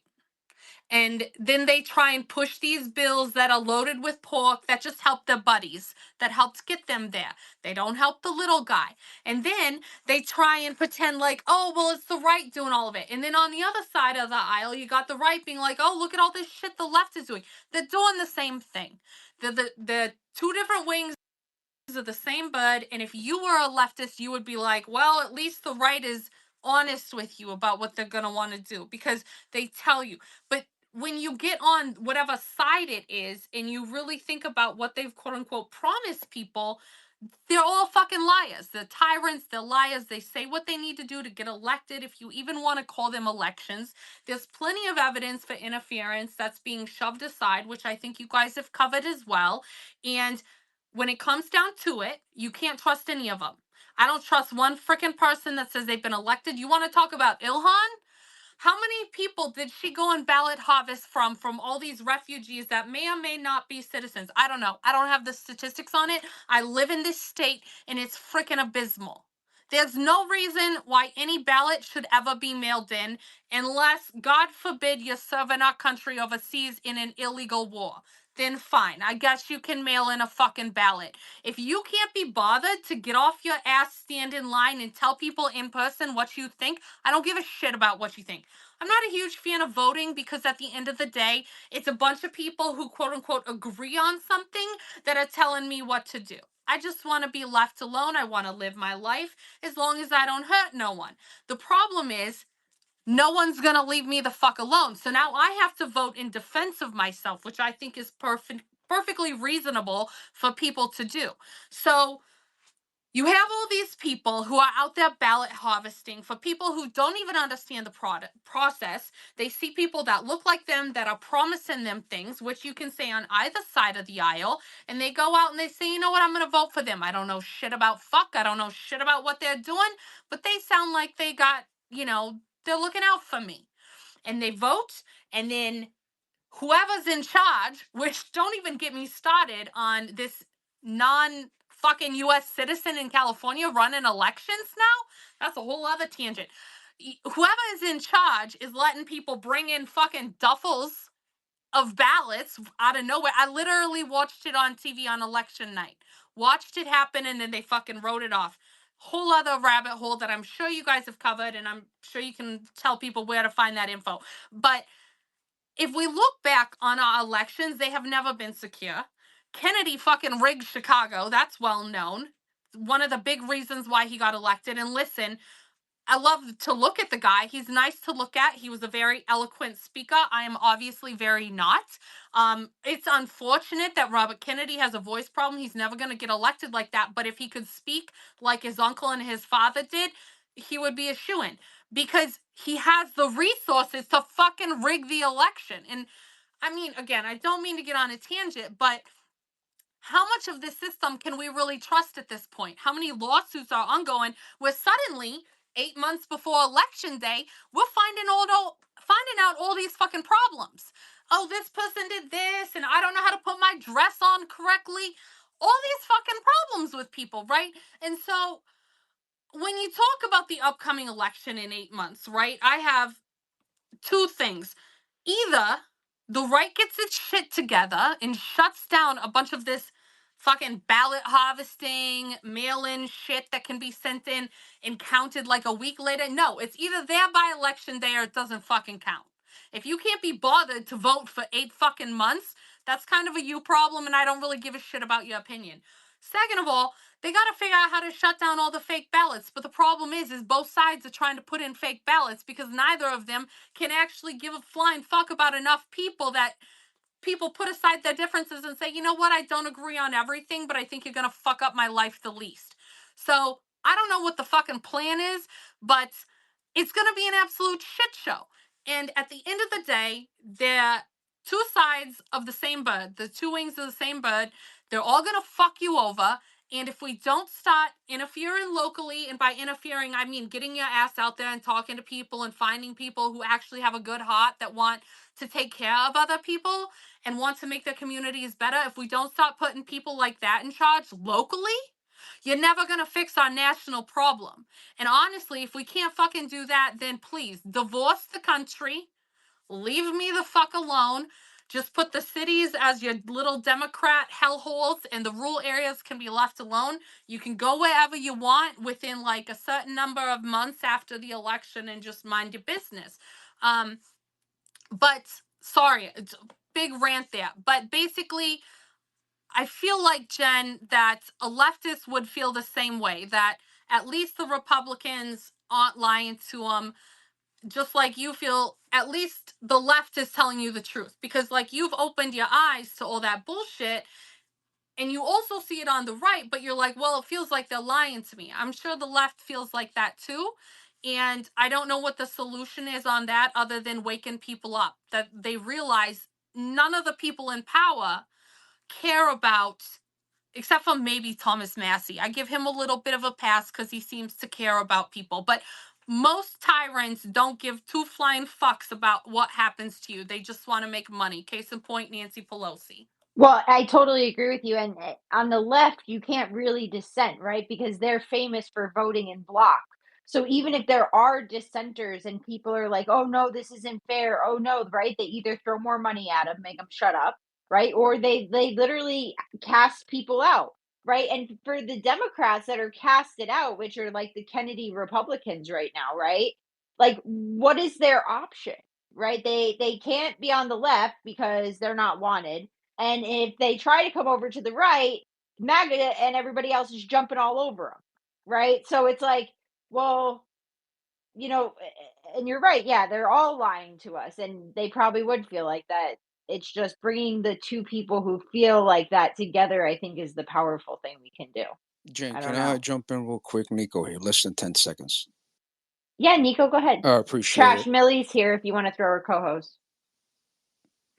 You act as if you act like it's I'm brand new. I see my friend down there. I sent her the co-host. Trash, by the way, appreciate you having great spaces as always, brother. And Jen, you too, and all the friends. What's up, top to bottom? I just want to say to definitely.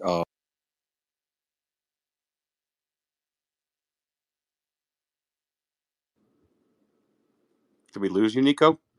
Sorry about that. Can you hear me now? Yep. Yeah, definitely not advice. I just want to say that I appreciate you and all the facts that you saying with passion. I'm right there with you. Can I just ask you one question? Absolutely. I can't say I'll have an answer, though. That's fine. And you probably from the Northeast, right? Oh, I love Absolutely. it. I love it. So the question is, what's your go-to drink? Well, so my go-to drink is actually because my grandparents are from Kentucky and I prefer bourbon over just ice. Sometimes though, if you take bourbon and you put it with pineapple and orange juice, it's really good. I recommend the brand Brown Sugar Bourbon for that. Alternatively, you can just make an old fashioned. Either way, I call me old fashioned, literally, but I stick with my roots on that. As you can tell, I'm very, connected to my Southern roots. Oh, I love it. I mean, you should see the way I talk once I get fired up, but in respect to the listeners, I try to behave and be respectful. So, yeah, I want to touch on something that she said. And hi, welcome, Millie. Finally, you're finally got a little bit of break in the action to come join us. But so I'm going to come to you in a second. But I want to touch on one thing that you said. Definitely not advice. So I think you're right, and it made me recheck kind of my perspective. And it's not so much like we always call it the right. That's not a big deal. We understand who's lying to us and who's not. But for the people on the left, when I say that, yeah, I mean, at least these people are honest about their positions, and you're right, they're not with their constituents. They lie to their voters and promise them all the things under the sun.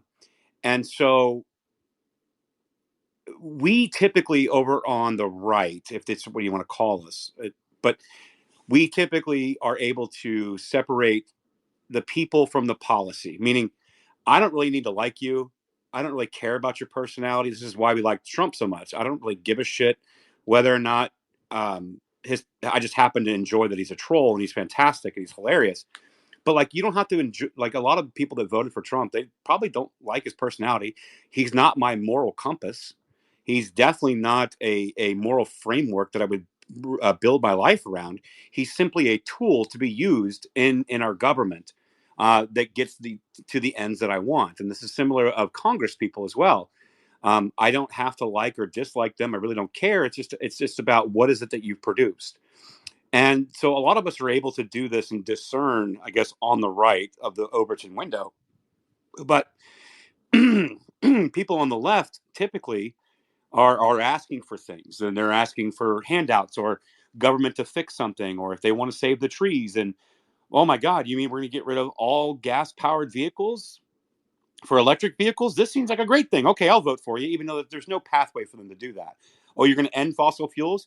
Yeah, you end fossil fuel, and millions upon millions of people will die within the first month.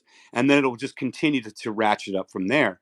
But a lot of people on the left are the reason they're over there is because they've been kind of shaped and pushed into silos where they believe all the bullshit that the politicians on their side are are suggesting that they will do should they get into office. Where I would say that a lot of us over here on the right, we're more like, okay, I'll wait and see. Kind of like with the speaker race and everything else. We'll wait and see. We'll wait and see. So I think it's definitely worse on the left than it is on the right. And I think you're right. That's why I want to get the censorship out, get rid of the censorship, so we can actually sit down at the table of an objective reality that we both agree is real, and then we can sit down and figure out where we disagree and try to find a common ground. Right now, we're not allowed to do that. We're not able to do that, and we're slowly working towards being able to do that. But I think that we are able to sniff it out a whole lot quicker over on the right because our baseline is truth, not ideas, not an ideology. It's just the truth, and however that truth works out is what we work towards. And so I think that is a big lift that we're going to have. But before I go to the rest of the hands, I just wanted to comment on that. Millie, welcome to the stage. Glad you have a moment. Yeah, hey, it's good to be able to kind of take a little bit of a break from hard work, essentially going through all of this, these materials that I have that really kind of paint a different story and picture of what really was going on in some of these leftist groups surrounding their election activities and J6 and those type of actions. But I kind of came in here for a little bit before chiming in here, and one thing I will say is I agree with the girl who got up here earlier and said that that basically the left feels the same way that the Republicans that we feel, right?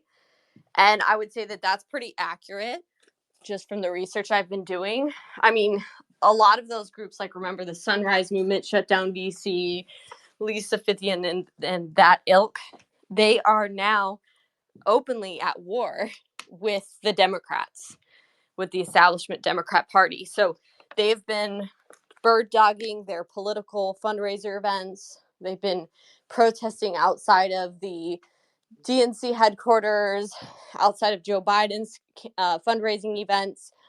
When the actions they took to help really steal it and rig the election in favor of, I guess we would perceive it as in favor of Biden, it actually wasn't really, they didn't do these actions to steal the election for Joe Biden. They did it all to steal it from Donald Trump. Okay, that's like the really important defining thing here, is that it was to steal it from Trump. Then notice they also were targeting on their target map the DNC headquarters, the Democrat boosters as well. They had them pinpointed because they also were planned to turn it in on Biden if Biden and the Democrat Party didn't do what they wanted, right? If they didn't, push back as hard as they wanted or refuse to concede or, push back if Trump was contesting. I mean, they had their own thing.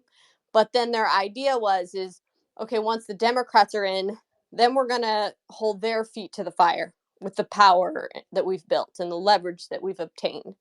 And so that's kind of really what they've been doing, is using that leverage and power. But even so, even while Trump was president, there were these instances where, like, for example, the Sunrise Movement took over Nancy Pelosi's office in the Capitol building, right? Or I think it was in the congressional halls. Sorry. They took over Nancy Pelosi's office there, and AOC was actually like giving them high fives. And that was them demanding that Nancy was going to do everything for a Green New Deal, right? So they've now turned on the establishment Democrats because they feel like, we got you guys in with Joe Biden, right? And you were supposed to give us all of our demands and what we wanted. And of course, the Democrat establishment hasn't done most of that. And really and truly now they're in this Palestinian conflict, right? They're in the middle of the Israel-Palestinian conflict. And they're really unhappy about the Democrats, kind of aiding and abetting Israel's attacks in some ways on Palestine, right? So they're like, okay, this is anti what we believe in. So yeah, they fully turned on the Democrats. And I think the one thing that was uniting them was actually them all having like a common hatred for Trump. Which, to continue on, I don't know if you got a phone call or whatever, Millie, but you're spot on. And this is something I was talking about earlier in the space about how the Sunrise Movement themselves were protesting the Biden HQ, and some of them got arrested. Like, I can't even imagine what's reverberating right now through those progressive affinity groups, knowing that a few of these people got arrested for protesting Biden's HQ. Like, that is a serious problem for the Democrats because, they started to lose a little bit of support in the Black community during 2020. They were able to pick up some of the Bernie people in Trump's coalition to get him elected in 2016. And now I think they're starting to see a shift back to those same kind of voting-based demographics that we saw in 2016, with the added caveat that the Hispanic and Black community are both moving a little bit. Now, are they moving 40%? No. But if they move 5 to 10%, that is apocalyptic for Democrats. Apocalyptic. And what they counted on was white suburban women, which is why the grabber by the what was such a prevalent theme. That's why they were able to kind of wrangle in and grab a hold of some of the progressive caucus in 2020, because to your point, Millie, that you've pointed out through your Sunrise investigations that we've talked about for, well, I mean, again, for another year, but I mean, it was back in 2020 that you were originally talking about and reporting on it, where it was not a referendum to get Biden in as if he was some kind of progressive savior to their cause. It was the least of the two evils between Trump and Biden, because Trump was not putting up with any of their bullshit. We were going to drill, baby, drill in this country. We were going to be even further energy independent and a further net exporter of energy out of this country, which was going to help our own country. But they, as climate tards, want to end fossil fuels. And so the lesser of the two evils was, we have to get Trump out, because at least we have an opportunity with even established Democrats in office to get our agenda passed. And nothing of their agenda has been passed. Matter of fact, instead, it's actually been rolled back, not intentionally, but like a lot of corporations and a lot of this ESG is now under attack by BlackRock and all these major corporations. They're rolling back their DEI. Matter of fact, all the layoffs over the last year, well, let me say this. All the layoffs a year ago were directly from them companies rolling back and removing their DEI positions and their DEI like presidents and vice presidents within the corporation. Now they're just laying off people, period. Obviously, because we're in a recession. We've been in a recession for some time, but now this soft landing bullshit ain't going to work.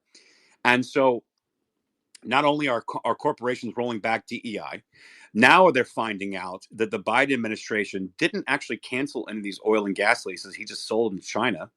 So all these members of Congress, including Biden and 10% for the big guy, are getting kickbacks from the Chinese energy companies. Well, also the same lobby that's putting money into these Congress people's pockets that are Democrats as well, they're starting to learn, like, holy shit, we've been sold out completely. Welcome to the party, pal. And this coalition is forming again. And they don't have a progressive candidate coming up in this election. There's not one. I mean, what, Gavin Newsom, maybe? Is that why he's proposing some of these laws about, 2025 or 2035 having, getting rid of fossil fuel or I'm sorry, petrol-based engines and things like that? Like, again, I would suspect a lot of these leftist groups that are the purists, that are the ideologues, that are the climate tards, that are the more progressive leftists that have joined this coalition are realizing they've been sent up a creek beyond what we think. Does that make sense, Millie? Like, yeah, no, I think you're spot on, and I think that really what we find here is that our government, like these politicians that we have, everything that's kind of been set up in place, the American people really kind of took a step away and back from it all. Like, I would say probably 90s, time period, maybe even before that, but they really took like a step away, and you only ever had the small, like the fringe groups that were kind of more fringe radicalists that would get involved. But but then that allowed for the establishment, the lobbyists, the big donors to really kind of dominate politics and who gets in office. And then we see, the Bush era and the Clintons and all these other, these dynasties that have really kind of reigned for quite a while. And I think that now what's happening is because of the use of social media, people being able to kind of get word out, messages out, and to speak to each other and counter the mainstream media. And it kind of gives, well, at least in the early 2016 time period, it was really giving people that were grassroots organizers the ability to reach a lot of people and wake people up. So what you're seeing right now is you're seeing the grassroots on both the conservative right wing, Republican side, and then you're also seeing those grassroots leftists. Many of them are heavily more progressive than your traditional establishment Democrat. But what you're seeing is it's a battle of those grassroots parties and movements trying to take back over the positions of control and power in our own government from the donor class, the lobbying class, the establishment class, essentially. So that's what we're seeing. And yeah, that's why so many times, we see some of these politicians that they put out in front of us, and people get behind them, rally behind them, and then when they get into they get to Capitol Hill, they get to DC, they get to the swamp, they suddenly they don't do what they're supposed to do. They don't do what they told you they were going to do, right? It's because they're these establishment candidates know how to gauge the voting constituents really well, and so they'll pander to it. They'll pander to the belief sets. They'll pander to. So what we're seeing, especially like if you look at on the Democrat side with Pelosi and Schumer and some of these other Democrats, is a lot of it's pandering, right? Which we take serious, right? We're over here and we're like, oh my gosh, these Democrats are going to do A, B, C, and D. When in reality, like, sure, they could, but are they just, how much of it is just pandering to the progressive grassroots that they don't actually plan on doing any of that once they get in office for? And they'll do some of it only after they get their office sat in, or they feel like, these grassroots organizers are going to have a big enough impact on whether or not they get reelected. Then they start to kind of pander. But what we're seeing is, as the grassroots on the left and the right opposing sides both gain power, you're seeing that being reflected politically. And so what we're seeing is more and more, we're seeing the Republicans start to do more for their conservative grassroots. More. I didn't say everything, right? We're far from that. And we're starting to see the Democrats doing more as well. But now that I feel like the Democrats have kind of pulled away a little bit because they don't need them as much. But expect, like, before maybe this election year, they'll start trying to ramp up more appeasements and false promises and false hopes to their constituents. And I think we're going to see that kind of across the board, really and truly. Like, this is the time of year when they give all the promises. They're going to do the A, B, C, and D. They talk it up real big, and then it's after they win the following couple of years that they really kind of they don't care, right? Yeah. So yeah, exactly, Millie. And so here's my plea: if there's anybody listening that absolutely disagree with me on my politics, here's my plea to you. Listen, I know you care about things that maybe I don't care about, and I know that I care about things that maybe you don't care about. But I think that we can all agree, if you're listening to me right now. Hello, guys. Can you hear me okay? Can you hear me? Can you hear Aaron? I can't hear Aaron. But guys, I just wanted to jump in quickly, if you don't mind. I just wanted to... Okay, wait a second. We're going to Yeah, drop hold you on. We're down, going and to then you drop can you come back. down. No Just worries, because Millie. Aaron, Trash Anything was in the middle of talking. Sorry about that. And we'll bring AJM back up. AJM is a rock star in the Web3 crypto community, so I want him to be able to speak. I'm interested in what he has to say. I know he's in Dubai. I would like to hear a foreign perspective on this. But like, before I do that, let's bring AJM back up. He's a legit dude, for real. But before we do that, here's my plea. Listen, all right. if you're listening to me and you disagree with my politics and you think that I'm some MAGA-tard Republican, I'm here to tell you I support Donald Trump not because he's a Republican. Okay, let me be clear on this. I support the guy because we got no new wars. We were getting our economy fixed. We were getting back to personal sovereignty. We were not killing babies in the desert. We were not killing babies in the Taiwan Strait. We're not killing any children. We're not sending our children to war. We were actually getting some order in the world, and we were actually moving back towards a world where we can sit down and discuss our differences. Because right now, what we have in this country are people that are selling us out, both on the left and the right. So my plea to you is this: join us. We're going to get Trump back in office. We're going to get some America First people in there. You may disagree with them politically. You may be saying, oh, these conservative idiots, they don't know what they're doing. I'm telling you, these America First people also want you to exist. They also want you to have the ideas that mean something to you. They also want you to have a voice. These are people that are, from the best of my ability, are tools for us to use as a public that maybe give us an opportunity to get back to normal just once.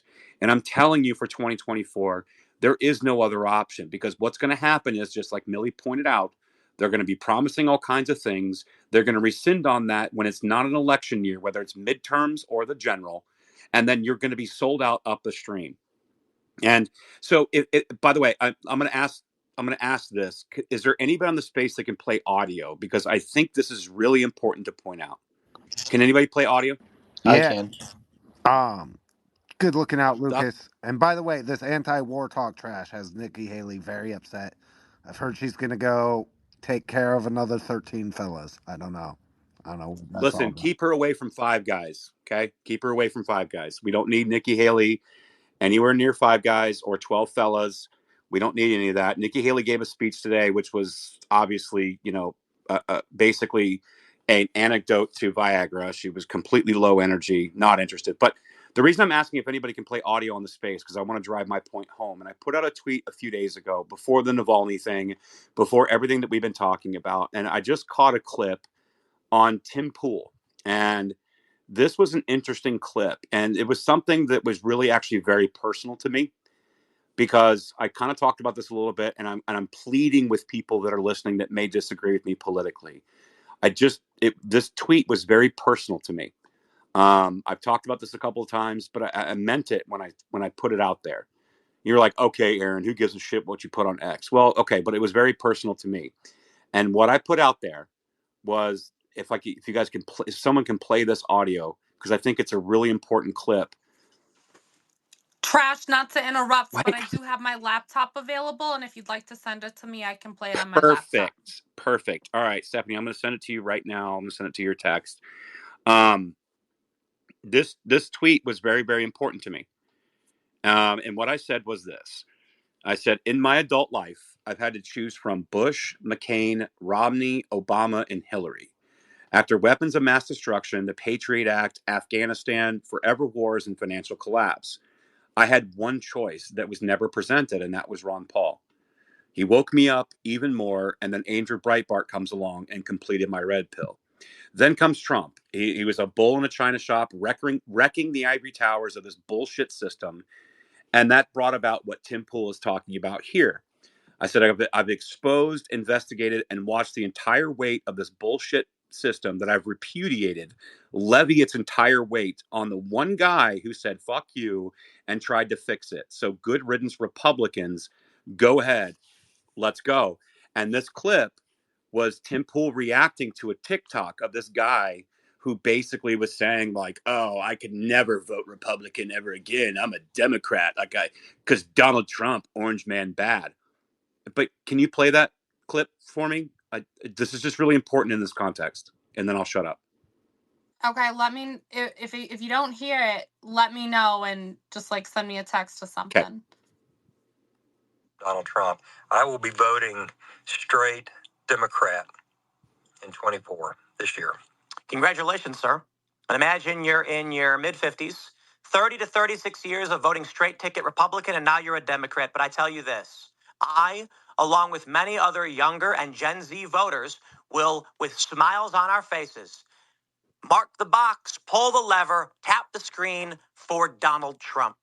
A 77-year-old man who is not my first choice for president, but is the only president in my lifetime to not start a war, to advocate against them, to try and bring peace, to work on the Abraham Accords, to negotiate with Xi Jinping, Vladimir Putin, Kim Jong-un, etc.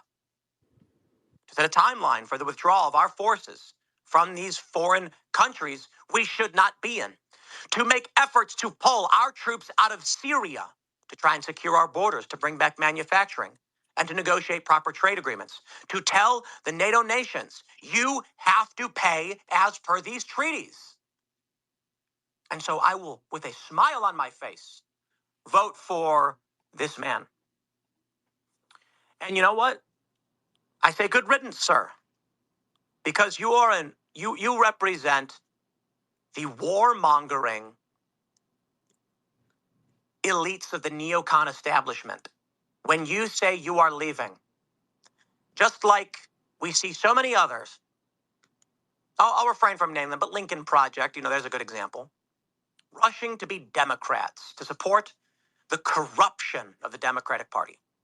Only then can we clean house. No, you misunderstand. You, sir, are the old.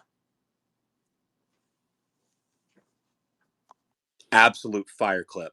And it's within the vein that we're talking about, and it's very personal to me, you know. And I'll shut up here because I've got some great people on stage, and thanks guys for being patient with me on this. But it's very personal to me. I've never had a choice. I've never had anybody that I could choose and be like, all right, listen, not perfect. I don't even know what to do with this here, but maybe I got a shot. Maybe we can stop killing people. Maybe, just maybe, we can bring back American manufacturing. Maybe we can get back to American exceptionalism, where the entire world wants to immigrate to this country because we had something to offer, that we had an identity, that we have a way forward. And politicians are not the answer, but they are a tool in our tool bag that can be used. And so my plea to people listening to this space, whether you're Republican or Democrat, I really don't care. Whether you agree with me on climate or not, I really don't care. I just want to sit down at the table with you on an objective reality that we disagree on and see how we can figure that out. Because everyone else seems to be wanting to make decisions for us. And I just think that this is a start to the way where we can actually fix this. And people like that guy who started that clip out says, "Oh, I'm leaving the Republican Party. This doesn't represent me anymore. I'm voting Democrat." Yeah, so keep blowing up people. Go warmongering. Go capitulate to the consulting class. That's fine. But I'm making a pitch here and now to the people that just want to be able to live their lives, as in Definitely Not Advice had pointed out. Leave me alone and let me live my life. And this is the only opportunity that I see moving forward. So if you're listening, listen. I understand that you were made promises, and I understand that you thought you were fighting for a cause, but it's completely corrupted. It's not there. It's never going to happen. You've only been pandered to, just like people on the Republican side. You've only been pandered to. That's why they're propping up Nikki Haley. It's no secret why Reid Hoffman and Larry Fink, CEO of BlackRock, Reid Hoffman, the guy who created LinkedIn, these are Democrat super donors that got behind Nikki Haley. Why? For the very effing reasons that clip just laid out, that I put forth here today. Even the progressives that thought they were joining a movement and a fight are starting to wake up. We're over here. We're right here. I'm here willing to let you have your say and have your First Amendment rights to advocate for things that you want on your behalf. But you've been weaponized. And there are people on the right that have been weaponized. And I just want to have a chance at having a better country and a better future, where we're not letting stories like Alexei Navalny, which is absolute bullshit, and we all know it. Alexei Navalny, that's getting propped up by everyone within the establishment, including Julia Yaffe, including all of these people that would rather see us funding Ukraine, more people dying, so we can send more money and more soldiers into Ukraine to end up in a meat grinder in eastern Ukraine, and no end in sight, just so they can maintain the grift, the corruption, and so that the war machine can keep banging on. I'll land my plane because I got great people up here, but I just wanted to make that point. And thanks, guys. I'll shut up.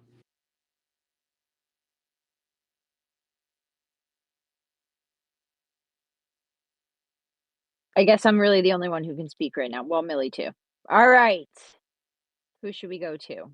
AJM, go ahead, and then we'll go to Aaron and Prescott. Okay, guys, thanks for having me, firstly. That was a great speech from Trash Discourse. I very much agree with it. And, guys, just to give you a brief introduction to myself. So, obviously, I'm British, but as someone who's involved in politics in the UK, I do keep a close eye on what's going on in the US, as, we are very well connected. And, it's important that the USA is heading in the right direction because that has an impact on the entire world. And I just wanted to come in quickly to really make a point about, Biden and Trump. So, really, what I wanted to do was just shed some light on the leadership of your nation and why it's imperative to recognize the stark difference between the two men that are Donald Trump and Joe Biden. So, firstly, I just wanted to address the issue of transparency and integrity. So, while in office, Donald Trump, in my opinion, demonstrated a commitment to honesty and transparency. In my opinion, he worked tirelessly for the American people, and that was reflected in the economy. The economy was doing very well. He helped, bring peace to the Middle East. Israel signed the Abraham Accords with the United Arab Emirates. He was bringing peace to the region. Everything was fine with Putin. He was making great connections all over the world, reducing the tensions on a global stage. However, on the other hand, Joe Biden's administration, it's been plagued by controversies and a lack of transparency, which I believe has been epitomized by the infamous Hunter Biden laptop scandal. And, some people think, it's just the president's son laptop, it's not a big deal. But it's not merely a conspiracy. It's a glaring example of corruption and the betrayal of public trust. The laptop, which contained, undoubtedly, incriminating evidence, was just swept under the rug by the mainstream media and the tech giants, which it's obvious that that was a blatant attempt to shield the Biden family from scrutiny. How can that level of corruption be tolerated in the highest echelons of power? That is something I wanted to talk about because people seem to have forgotten about this. The fact that the current United States of America president's son spent $800,000 on hookers. Let that one sink in, guys. That's your president. And I don't mean any disrespect, but the world is laughing at you guys right now because of Joe Biden. The guy's fucking 83 years old. Excuse my French. It's unbelievable. I'm currently residing in the UAE at the moment. So, and I was actually on a trip in Saudi a few months ago. And it just made me remember, look at how Mohammed bin Salman interacted with Donald Trump. Go and Google it or go on YouTube and look at the interaction. Look at the level of respect. Compare that to when Joe Biden went to Saudi. The guy didn't even get a handshake. Mohammed bin Salman wouldn't even shake his hand. Excuse me, guys. But yeah, Well, that's just one example. And let me just conclude by saying that the Hunter Biden laptop is what I want you guys to think about. Just think about that as an example. And I'm not here to shill any particular crypto project, but I did come across something which is very interesting, which was a token which I believe some very high level people have a connection with, which is dedicated to Hunter Biden's laptop. And the goal with this crypto token is to actually bring light to that.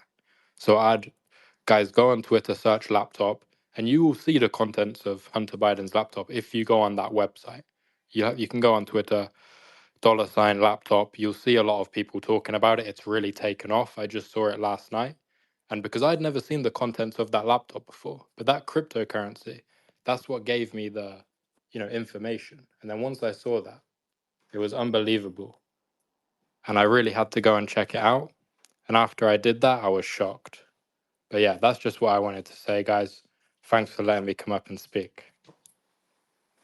Right, I appreciate it, AJ, and right, like everybody here is a right. We had Bo Belinsky and the Blue Star Strategies hearings happening in Congress, and what's frustrating is it's getting overshadowed, right, by everything.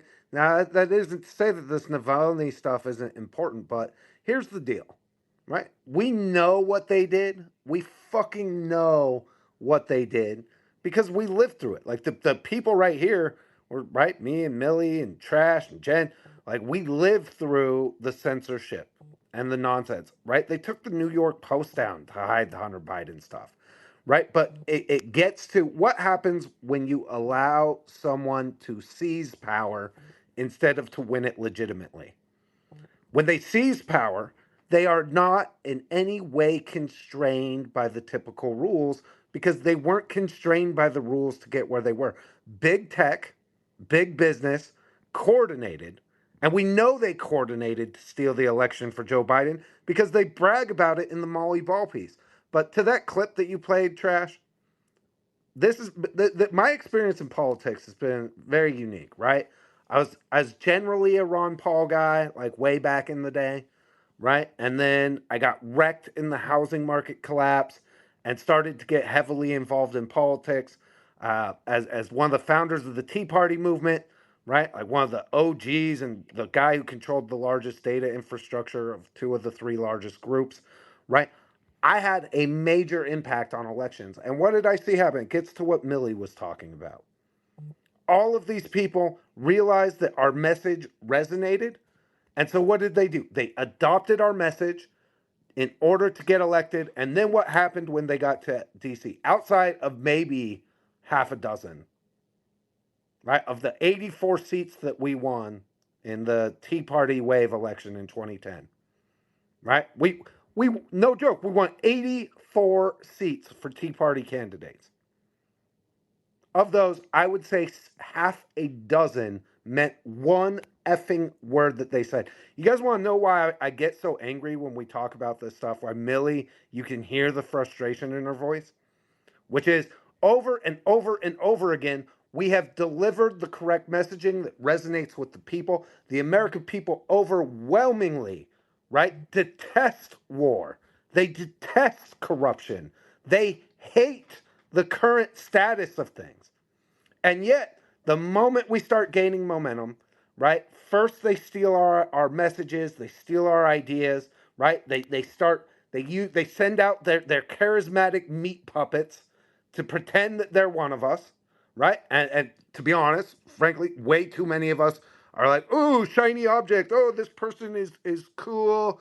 They look different and they're saying what I say. They should be the next president. The number of times I watch somebody that we've been introduced to within a week, like people on the internet, go, oh, that sounds like a president. That person should be our leader. Like, slow the F down, right? Like, the actual vetting has to be like a big part of this because what ends up happening is they steal our message, they get elected, and they immediately go to work for their real constituency, which is not you, the voter. It is the donors who they do their little dance for and get the donors to put the $100 bills in their G strings. Right. And so I have this fear of like even wanting to engage. Like you could not, that I'm not even joking. There's not enough money in the fucking world to get me to go run political campaigns again. Because politicians overwhelmingly will disappoint, and over and over and over again it's happened. And all of these things that we're building, right? I build them because they're necessary, right? Like all of this infrastructure we've been building to fight the Restrict Act or the Digital Platform Commissions Act or to participate in the speakers race or all of the successes that we've had over the course of the last year together, right? I build it because it's necessary, but I resent beyond belief the fact that it's necessary to even build it. And that we have to constantly remind our politicians, no, don't go kill people in far off lands. No, don't go send our blood and treasure off on these nonsense wars that don't benefit us in any way. No, stop freaking insider trading. Stop the freaking debt spending. Stop the fact that no, we don't want to live under a tyrannical authoritarian central bank digital currency system.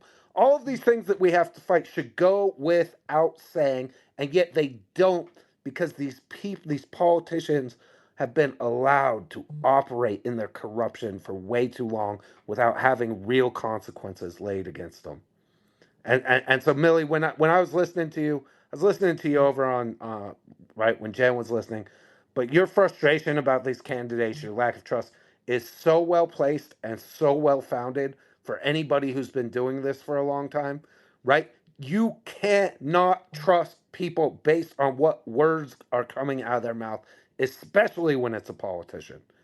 And we have to have real accountability. We have to get real agreements right walked on.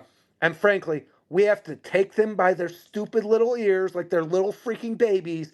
Be like, no, actually, this is America, and we believe in freedom. You don't get to act like a freaking petty tyrant, dictator, senile, idiot, child sniffing asshole in this country. All right, I'm sorry. I'm getting a little worked up. Well, I know it's like right in the heart of kids getting ready for dinner, Millie. But if you ever want to chime in, just hop in. I know you're probably busy, but no, I mean, and that's the thing, Dustin. Like, yes, you have been involved longer politically, like at an actual operative level than I have.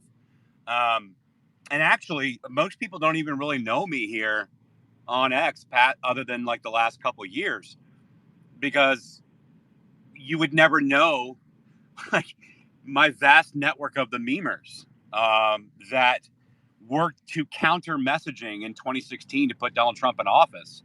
I was one of them dudes, right? We're talking about Donald.win, Patriots.win days.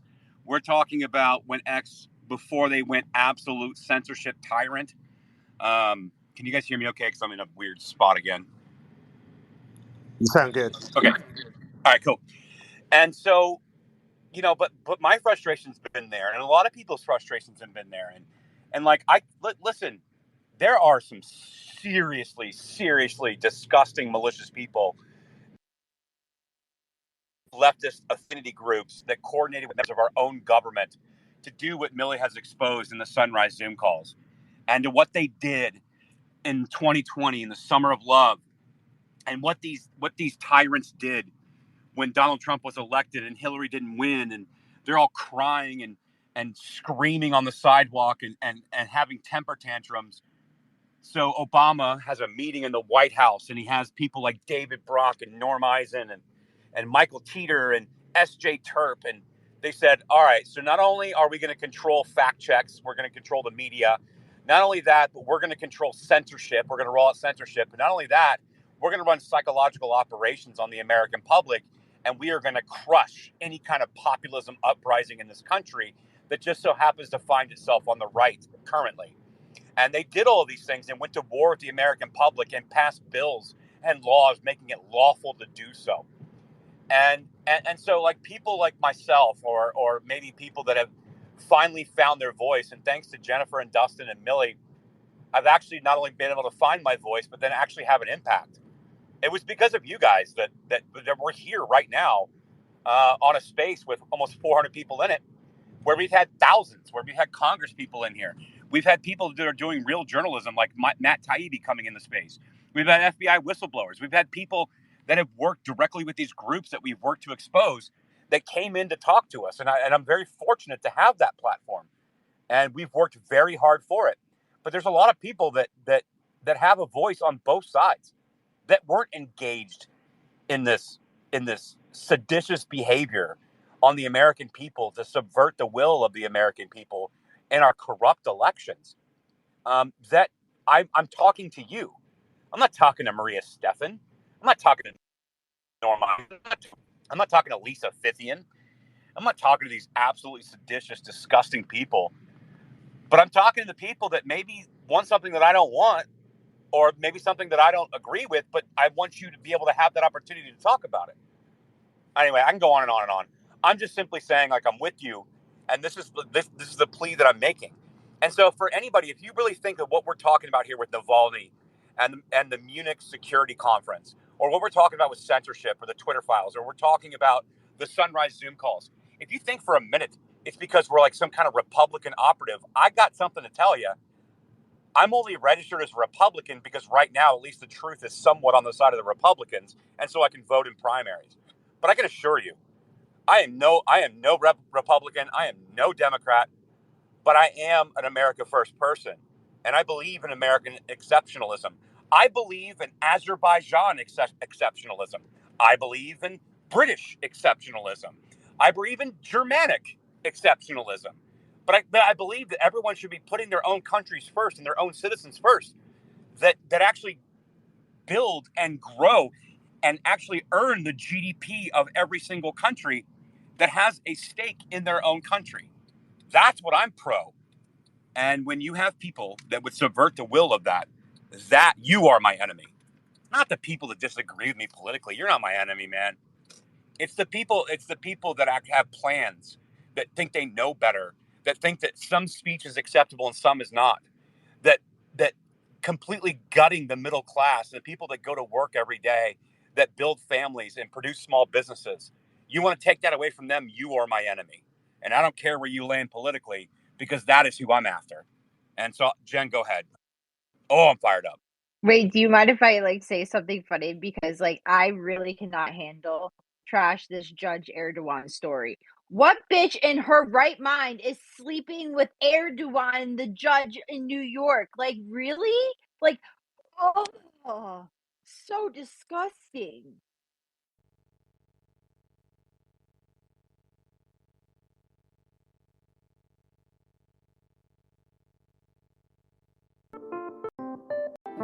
Oh, big deal about it. If you close the app out all the way and reconnect immediately, it usually fixes it.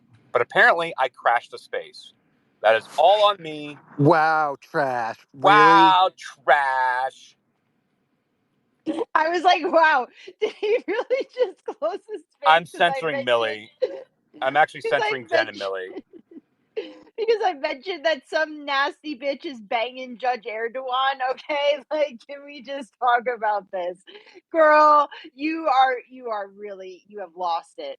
That's so disgusting. Like, imagine even sleeping with that soy boy. Is it like a kink? Anyway, we'll let the room fill up. We can talk about it while the room filling up. Listen, I I'm fired up. Like, I know that, like, I sound pissed off, and I am pissed off, but I'm pissed off in a good way.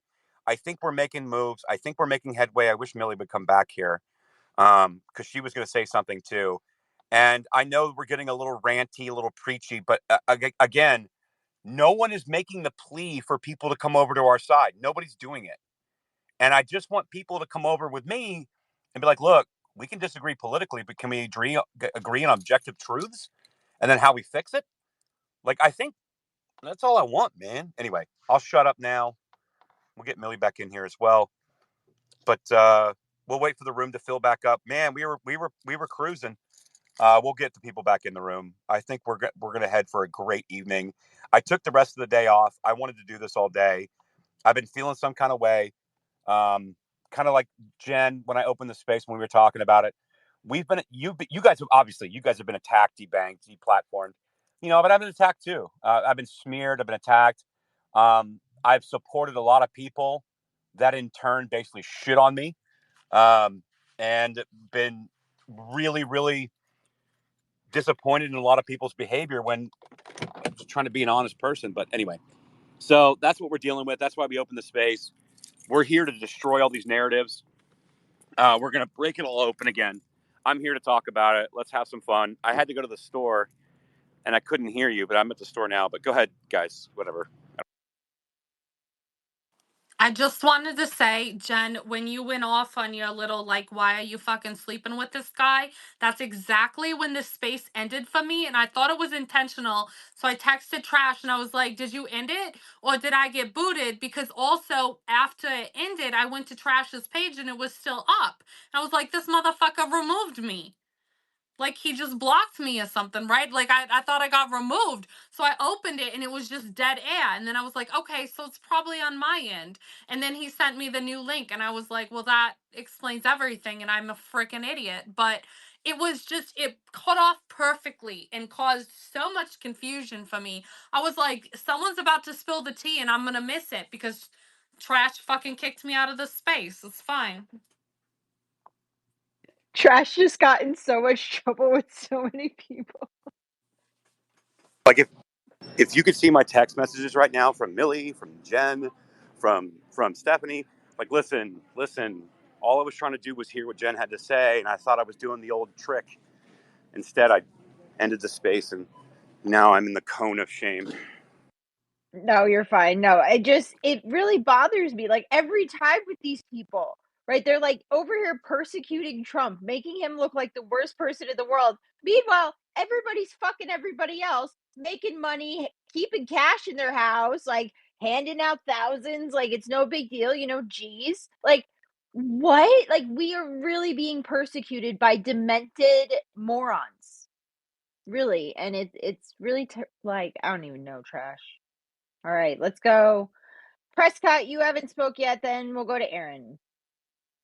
Thanks, guys. If I get a little bit of echo, I'm sorry. My I don't have Bluetooth headphones, and my battery's almost dead, so I'm just using the speaker.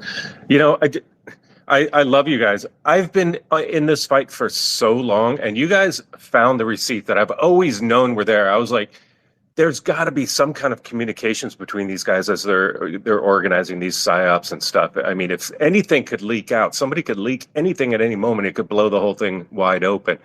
You guys have those receipts.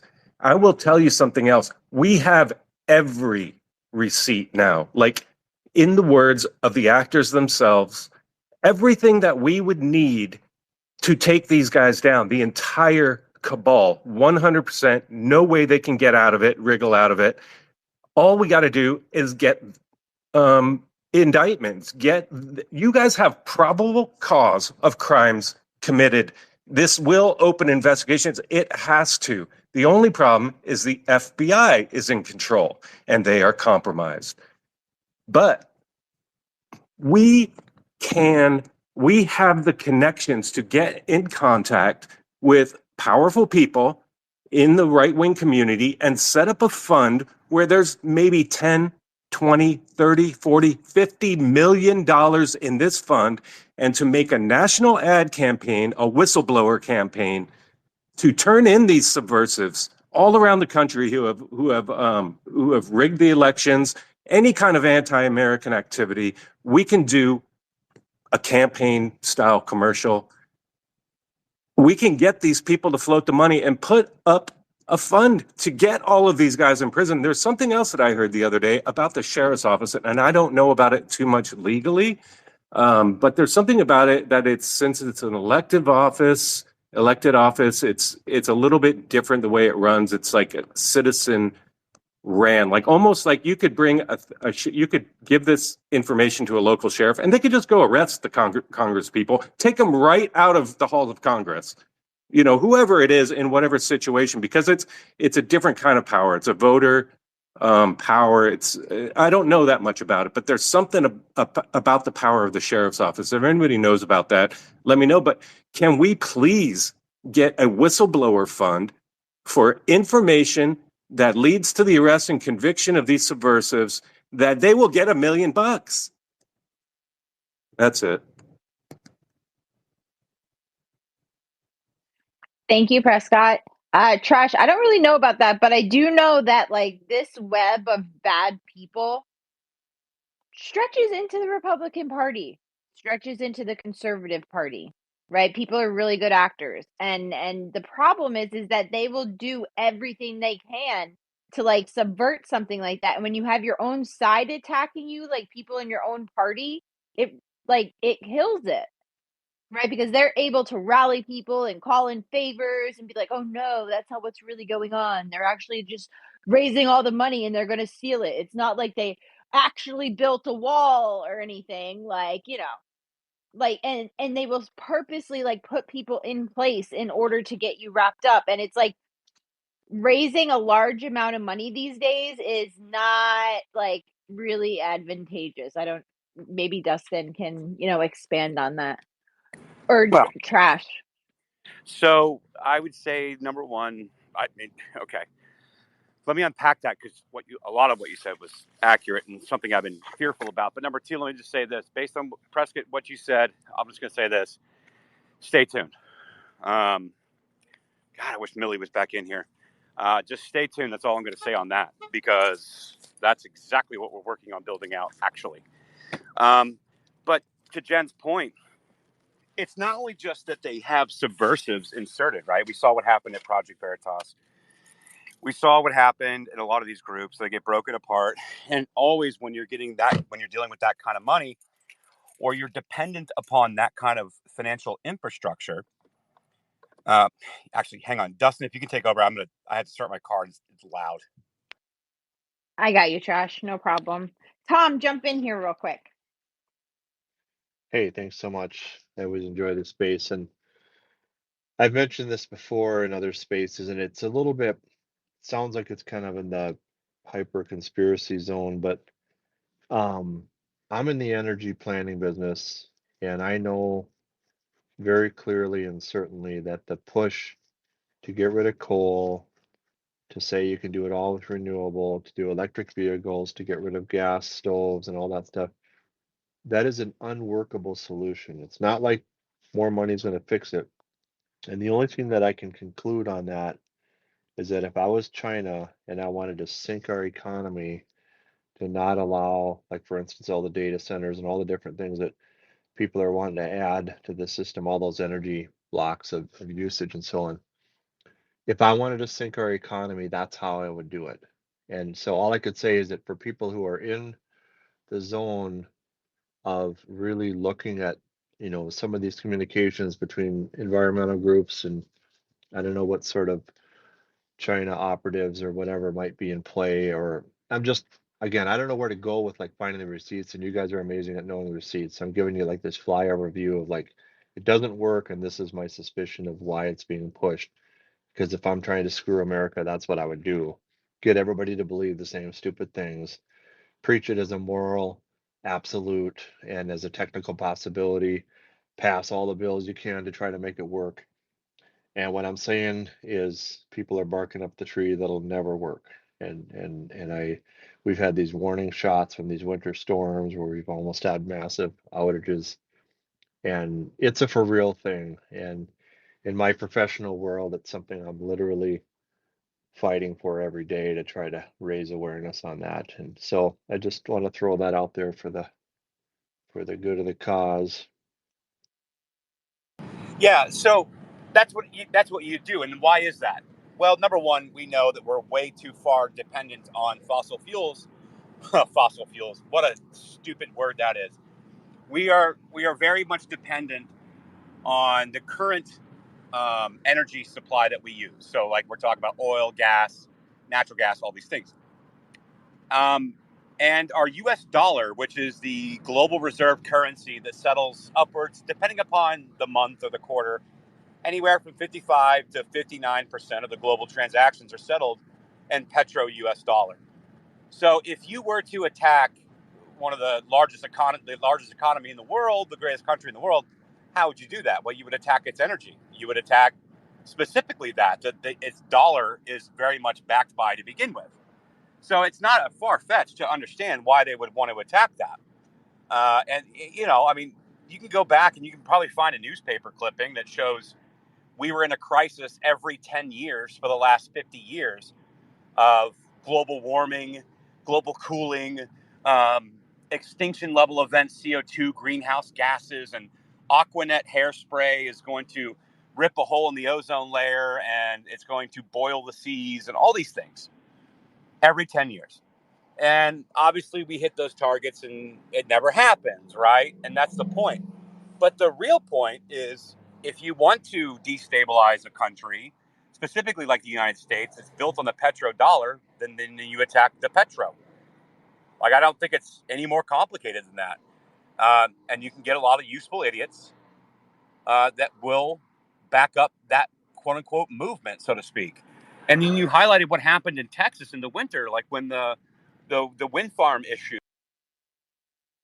and the windmills froze, and then a vast majority of not a vast majority, but a big chunk of Texas energy and the power grid was down because they did not have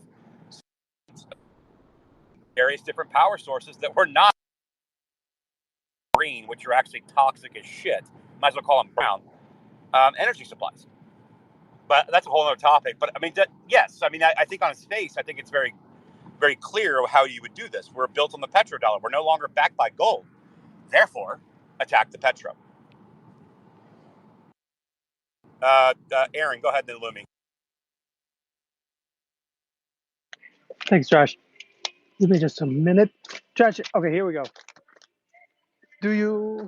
My question is I have a few things. It'll not take long. First question, Trash, is do you enjoy the raccoon memes I've been posting? I always enjoy the raccoon content. I get tagged all day in that stuff. Oh, really? Oh, I thought I was the only one. Okay, well, I posted earlier. Oh Another no, one. I infect everybody's algorithm. Like I've even had people tell me they can't jump on like Amazon or like Google because they've Googled like raccoon memes, or their Instagram feeds are now feeding them raccoons. Like I infect everything. Yeah. All right. Well, I posted another one. I have a whole bunch of things, so you could keep an eye out for those. I'll keep posting. I have a lot of funny ones that I think you'll enjoy. Anyway, I think I want to digress a little bit on what we're talking about, and just say something that in the previous space, much earlier, we talked about the illegal immigration and how this subverts the so-called democracy, the constitutional republic, as it actually is. So I would just like to touch on this because this is very much in my ballpark, because I've been researching this a whole lot, and particularly Ann Coulter's book Adios America, which I know some people might not like Ann Coulter because of her anti-Trump stance, and I understand that. And I personally I don't like the fact that she is so anti-Trump, but you got to give credit to where credit is due. She, in a way, created Trump, because if you look at the timeline, I looked at the Wait, timeline. what? In a way. That is the most ridiculous thing I've ever heard. Let me finish. Let me finish. It is. It's not. It's absolutely ridiculous. So Ann Coulter is just a contrarian to sell books. That's why she got it right when she was on Bill Maher's podcast that Donald Trump's going to be the next president. She's a contrarian, and that's why her takes are always contrarian. It's always against the grain, and once in a while she gets something right. I don't want to go down this alley of this because Ann Coulter's full of shit. Just to be clear, not because she disagrees with me politically, because she's full of fucking shit. Trash, can I just say something really quick while we're on the who made Trump chain here? If we're going to pretend like anyone made Trump, I think we really need to go back even farther in time and look at the Simpsons episode where they showed he would be elected, because that's as believable as Ann Coulter making Trump. So Let me just keep that in want mind. Okay, it's kind of funny. No, I just want to finish this. This is not gonna. Don't worry. I'm not saying she created the entire Trump, and without her, there would be no Trump. That's not my. She's also good at sucking donor dick. Just saying. That's not my point. What I'm saying is that if you look at the timeline, Ann Coulter published Adios America, and the Trump campaign picked up on that. Apparently he read the book, although he says so. I don't know if he actually did. I don't know if he had time for that. But regardless of that, he endorsed the book, and that's when he started talking about the wall, and that is the signature campaign promise of the Trump campaign. So in part, that's what I meant by that she created Trump. That the entire Trump campaign was basically the wall. That we need to take care of immigration. That's what I was trying to get at. Not that she created literally Trump, and without her there would be no Trump or anything like that. Just that one thing, the signature thing, that was the most important part of the Trump campaign, I would say so. So anyway, but well, since you brought that up, Aaron, we have two people in this space that built wall, so maybe they can give us an insight. Okay, yeah, sure. Yeah, I mean, like, if we're going on? to talk about, Yes, like, okay, push the so dot. I'm actually just confused what you're saying. Is it Like, are already you on? saying Yes, Donald okay, Trump push was the only anti-immigrant because of Ann Coulter's stance on the wall?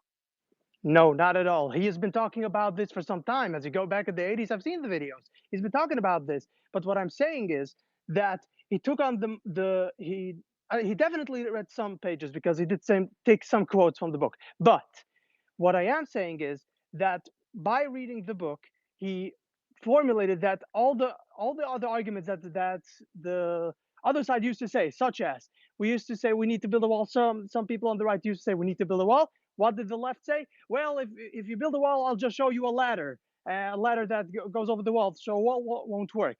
So she brought new arguments to the table that Donald Trump used and utilized in order to switch and shift the Overton window to say that no, actually a wall will work. Actually, Is we it do need already a wall. on? Actually, Yeah, just demographics push do the matter. dot and Actually, it'll start. immigration does matter. So that's what I mean by Okay, well, that. actually, Aaron, if we want to give credit where credit is due, we actually have to go back to Sam Nunberg. And if you don't know who Sam Nunberg is, he used to be one of Trump's closer advisors. And he's actually the one that came up with that if we're talking about that, but even he doesn't get credit for that because it's Donald Trump who brought it forward. And honestly, Ann Coulter has been like an antithesis to Trump. And she's really, really good at going around New York City and going to all of these rich warlord, or not warlord, but like pro war donors who like to write big checks. And that's what Ann Coulter does to sell books. She really like is a disgusting person. She's Skeletor, just saying. Well, listen. I have a different point of view only because I've read her books and I've enjoyed them thoroughly. Although I will give you this much: I hate the neocon stuff, especially on Iraq. That's where she completely loses me. The neocon stuff, she loses me completely. But Well, there's so I'm much Gene there Douglas. I came that here to teach I've read chemistry at all of her UNC books and Pembroke I back in enjoyed it. So 2005 maybe in this is North a Carolina. And character I've issue. taught chemistry here for Well, over 30 you years can have since Ann Coulter 1991. all to yourself, buddy, because none of us are going to be competing with you on that. Okay, trash. I understand. Listen, Aaron, I'm not trying to pounce on you. I'm not trying to pile on. It's just that like there's many of us on this stage that it's beyond me just having a political take in 2024. It's a well nuanced take. We've been here. I know Jen and Dustin have been there quite some time. Been close to the inner circle a lot earlier than a lot of this, and again, I maybe I'm one of the few people, but I've gone after Ann Coulter for forever. The only take that I ever heard her utter or heard her say was on that Bill Maher show, and she's been wrong about everything ever since. And I don't know. It doesn't matter. I don't care about Ann Coulter, but I understand where you're coming from. I wasn't trying to pounce on you. No Lumi, go offense ahead. taken. No, I get it. Again, I get it. I personally, I hate the fact that she's so anti-Trump. I get where you all are coming from. I'm saying that I have read her books. I know where she's coming from, and I'm saying that there's a lot of subject matter that is worth listening to. But Well, anyway, yes, I completely then the Trump let me hating. be I even hate that as crystal well. I clear. hate the Trump hating. Well, let me be clear. I'm not mad at Ann Coulter because she's anti-Trump. I don't give a shit. You're more than welcome to be anti-Trump. I'm saying that I don't actually like the fact that you use influence and you use mega donors because you have access, because you had champagne parties, and that you have some kind of political power when you're dead wrong. This is actually why I don't like her. It has nothing to do with Trump, really. Just to be clear. Lumi, go ahead. Yeah, so I was just going to talk about real quick. I mean, there's a few points, but I was going to bring up the Nikki Haley freaking crying thing. I mean, what does this come down to? This is craziness. I mean, at this point, I don't want to even actually get into this. The other thing, Tom was talking about energy infrastructure at risk. So I was in a room with Diligent maybe 2 weeks ago, and this gentleman called Dogstar was going at me and Diligent for talking about energy and stuff like that. And it got to a point where it was actually kind of harassing. But it was interesting, Tom, how you brought out that essentially, I mean, maybe there's paid actors or potentially people who are disrupting people from talking about this in such an open way, because I really do think that if we don't have abundant and free energy as an economy, we are kneecapping ourselves to other countries. And I think that there needs to be much more scrutiny and a higher bar on all of this research because it's fundamentally causing families and people to suffer higher taxation if this is incorrect, if the research is incorrect. I'm not saying if it is or isn't, I'm just saying that there needs to be more analysis and that the total consequences need to be taken into account, because if your competitor isn't allowed to, if your competitor does uses coal and you can't, well, for whatever reason, eventually you have a disadvantage. But it depends on how big the disadvantage gets and how big the consequences get. But I would say, Tom, the biggest threat to our infrastructure in America right now will come if China was to attack Taiwan, because of the semiconductor chips. We need them for nearly everything, and I think that's why we saw what's his name, Sam Altman, talking about $7 trillion to start doing domestic stuff. I think that's because the potential for that would cripple us beyond anything we saw with COVID ever, because everything uses semiconductor chips and everything uses energy as well. Both can be weaponized, and so can the internet. And this is why I think this year scrutiny has to be given to every single thing, and we can't jump to conclusions, and we need to make sure that we do the right thing for America. I'm in America, I'm in California, Nevada. Do the right thing for this country, and take a breath, and move forward slowly but with diligence. I'll leave that.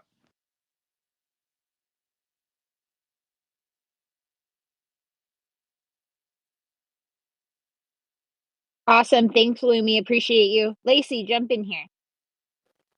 Hey guys, I wanted to go back to what Trash was saying in regards to how devious and how low grade the Democrats are getting. And I use this as an example. I believe it was the next day after Trump was ordered to pay $344 million in that judgment. And I believe, but don't quote me, it was the Lincoln Project, and we all know about them guys.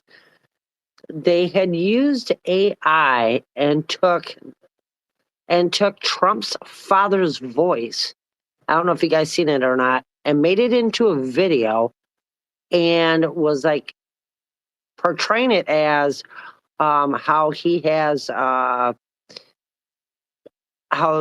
Trump as his son has degraded the name, and how he is so disappointed in how much of a failure he's. I mean, it was so bad that I couldn't even stomach watching half of it. So I think that's what they're going to use. They're going to use whatever they can possible to get out as much bogus information to try and kill what's happening right now. But yeah, this is like a whole new level bullshit that's going on.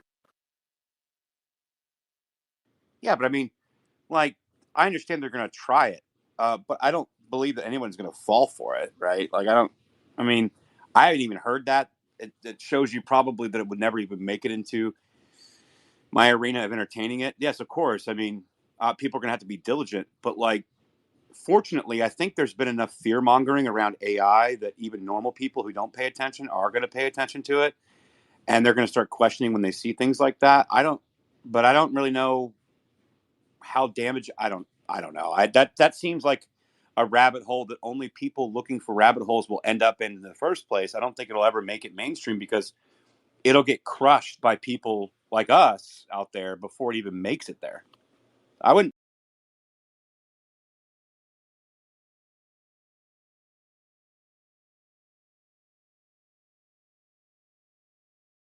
My bad, guys. I couldn't. So Jen started talking and I couldn't hear her.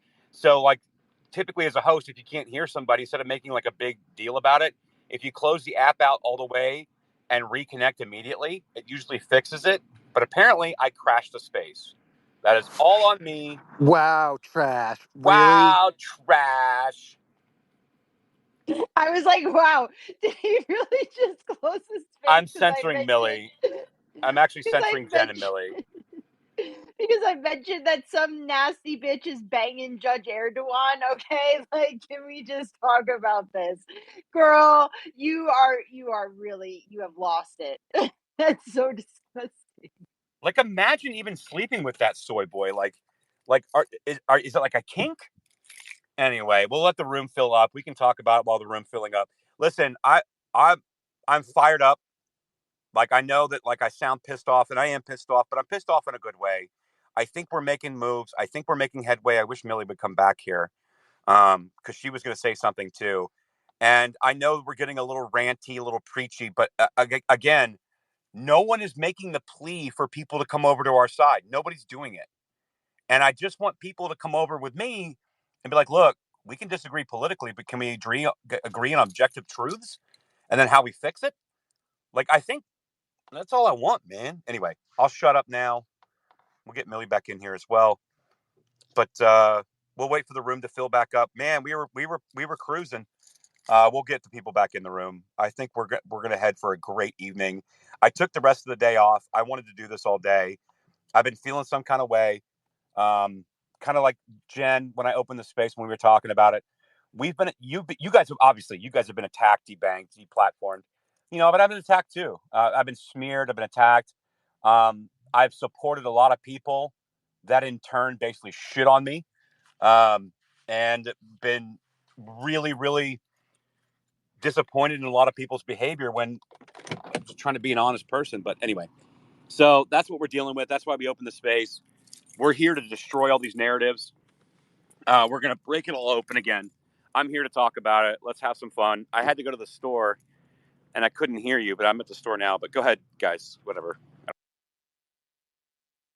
I just wanted to say, Jen, when you went off on your little, like, why are you fucking sleeping with this guy? That's exactly when the space ended for me. And I thought it was intentional. So I texted Trash and I was like, did you end it? Or did I get booted? Because also, after it ended, I went to Trash's page and it was still up. And I was like, this motherfucker removed me. Like, he just blocked me or something, right? Like, I thought I got removed. So I opened it and it was just dead air. And then I was like, okay, so it's probably on my end.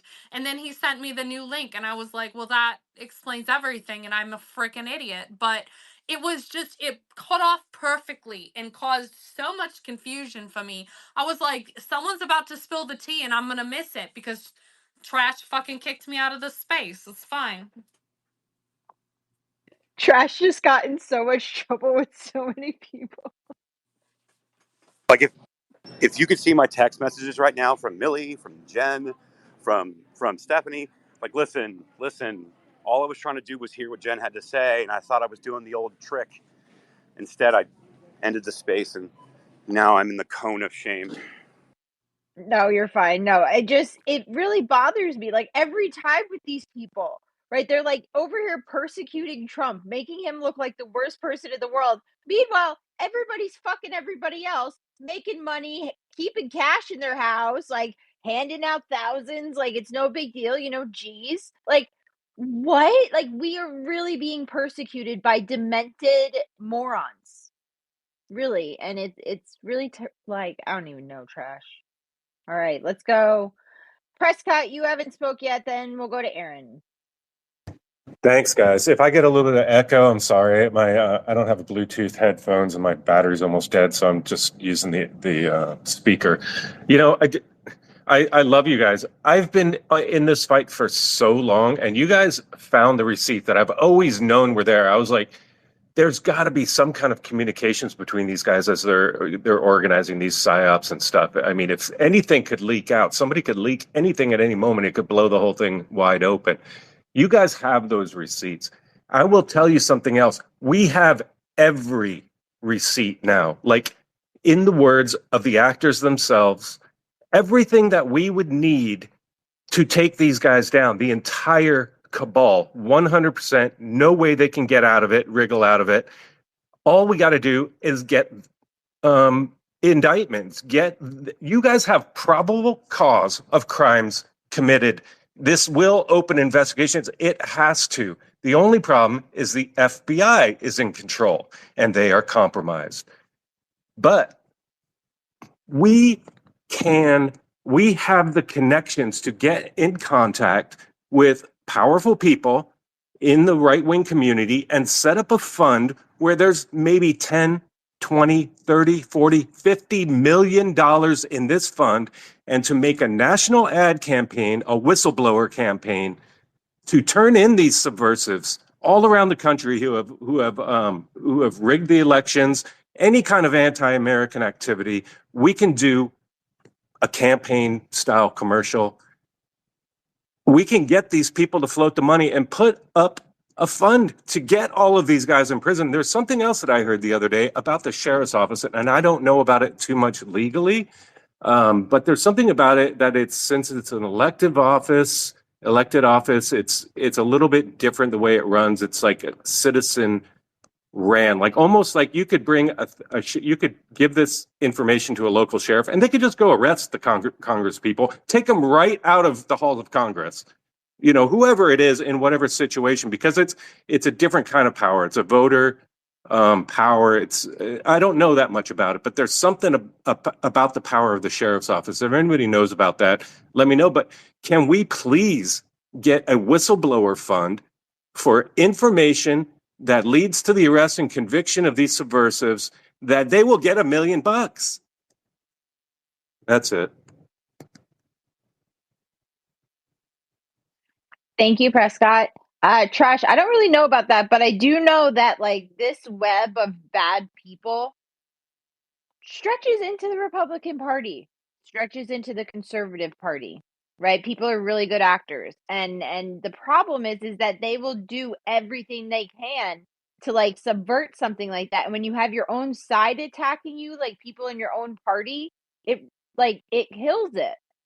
Right, because they're able to rally people and call in favors and be like, "Oh no, that's not what's really going on. They're actually just raising all the money and they're going to steal it. It's not like they actually built a wall or anything." Like, like and they will purposely like put people in place in order to get you wrapped up. And it's like raising a large amount of money these days is not like really advantageous. I don't Maybe Dustin can, expand on that.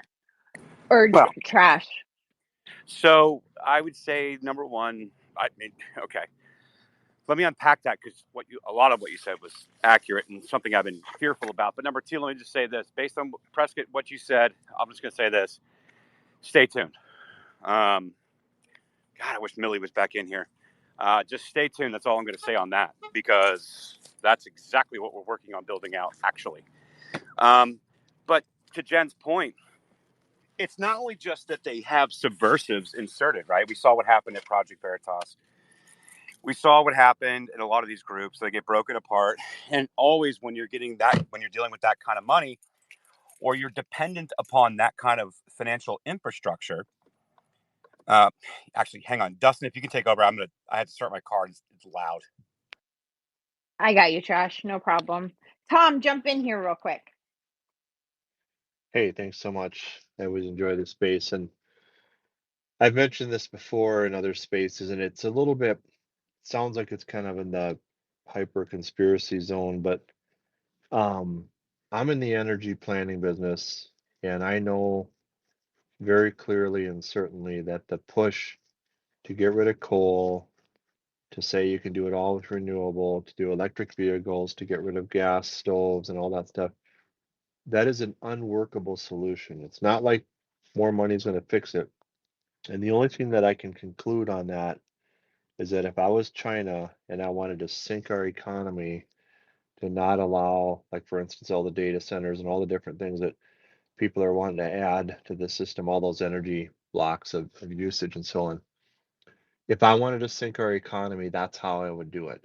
And so all I could say is that for people who are in the zone of really looking at, some of these communications between environmental groups and I don't know what sort of China operatives or whatever might be in play, or I'm just, again, I don't know where to go with like finding the receipts, and you guys are amazing at knowing the receipts. I'm giving you like this flyover view of like it doesn't work, and this is my suspicion of why it's being pushed.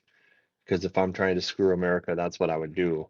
Get everybody to believe the same stupid things, preach it as a moral absolute and as a technical possibility, pass all the bills you can to try to make it work.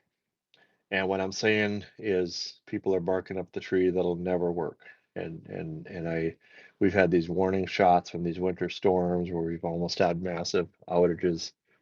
And it's a for real thing. And in my professional world, it's something I'm literally fighting for every day to try to raise awareness on that. And so I just want to throw that out there for the good of the cause. Yeah, so that's what you do, and why is that? Well, number one, we know that we're way too far dependent on fossil fuels. Fossil fuels. What a stupid word that is. We are very much dependent on the current energy supply that we use. So, like we're talking about oil, gas, natural gas, all these things. And our U.S. dollar, which is the global reserve currency that settles upwards, depending upon the month or the quarter, anywhere from 55 to 59% of the global transactions are settled in petro U.S. dollar.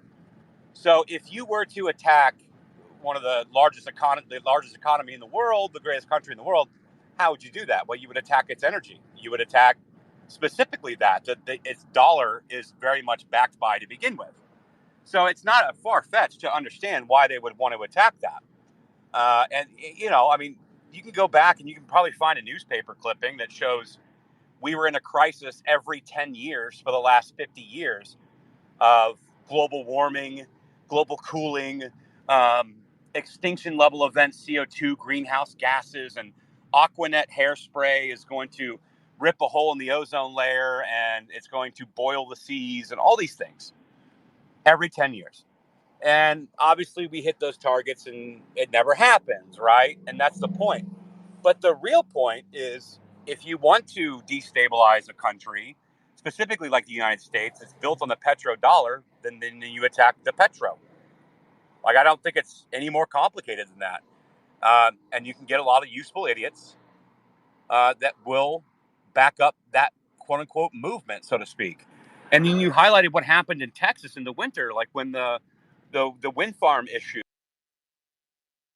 and the windmills froze, and then a vast majority of not a vast majority, but a big chunk of Texas energy and the power grid was down because they did not have various different power sources that were not green, which are actually toxic as shit. Might as well call them brown energy supplies.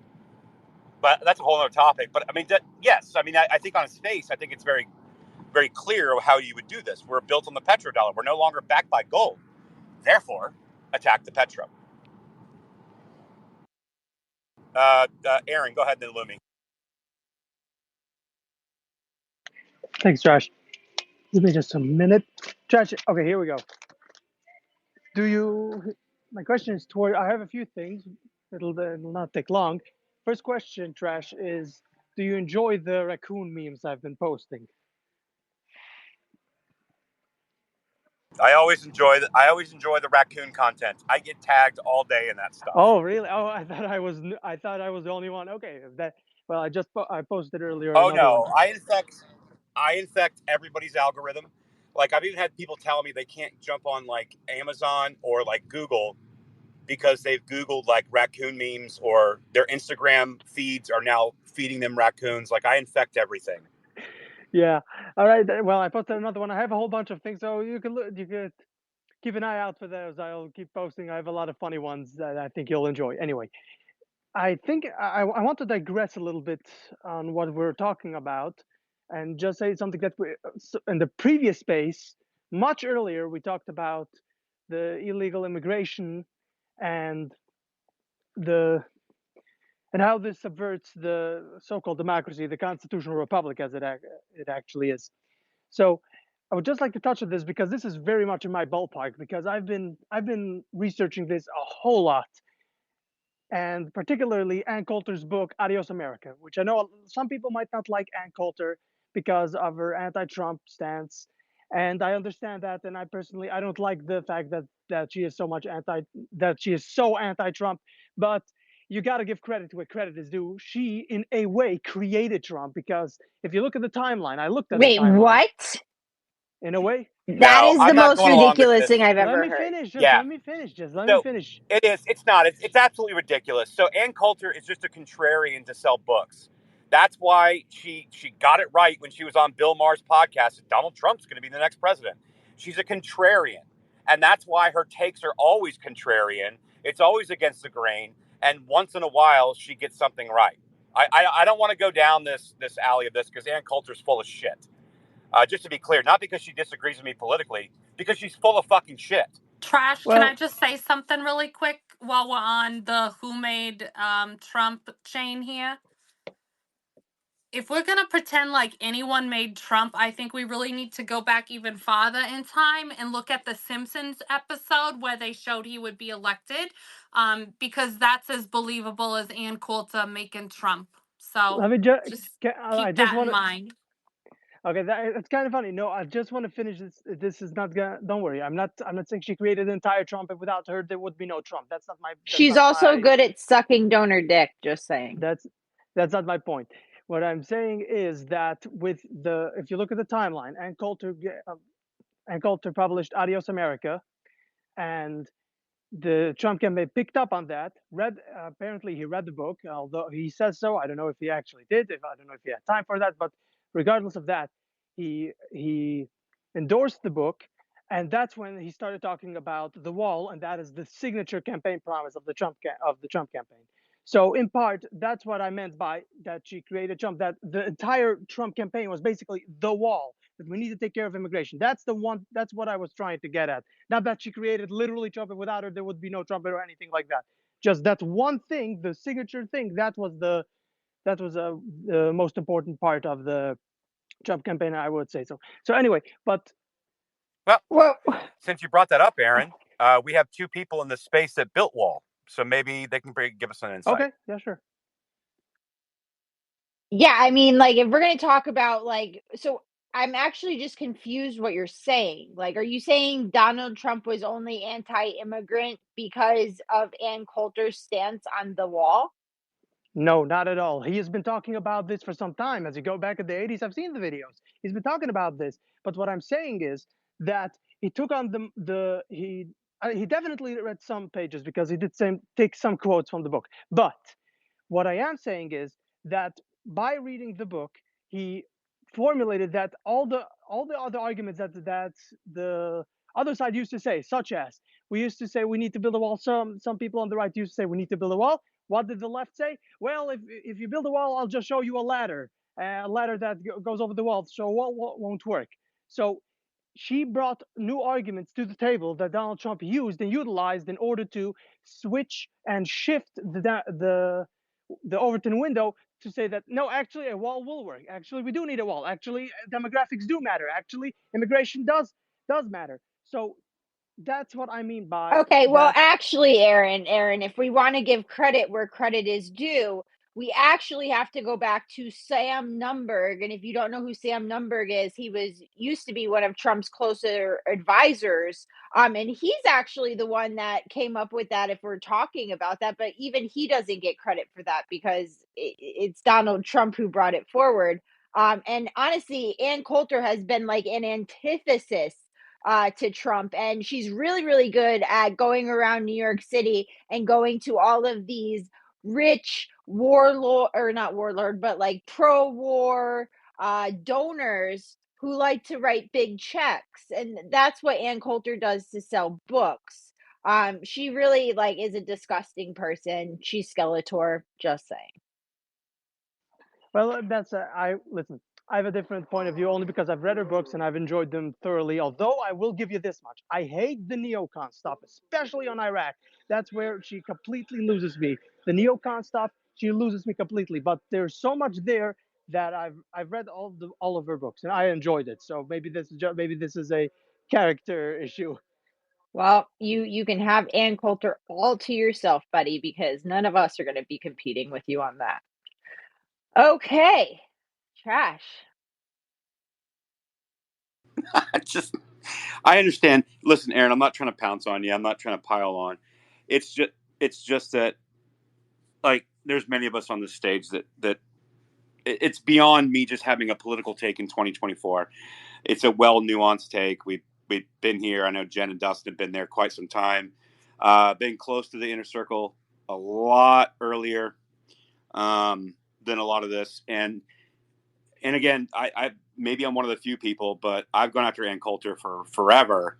The only take that I ever heard her utter or heard her say was on that Bill Maher show, and she's been wrong about everything ever since.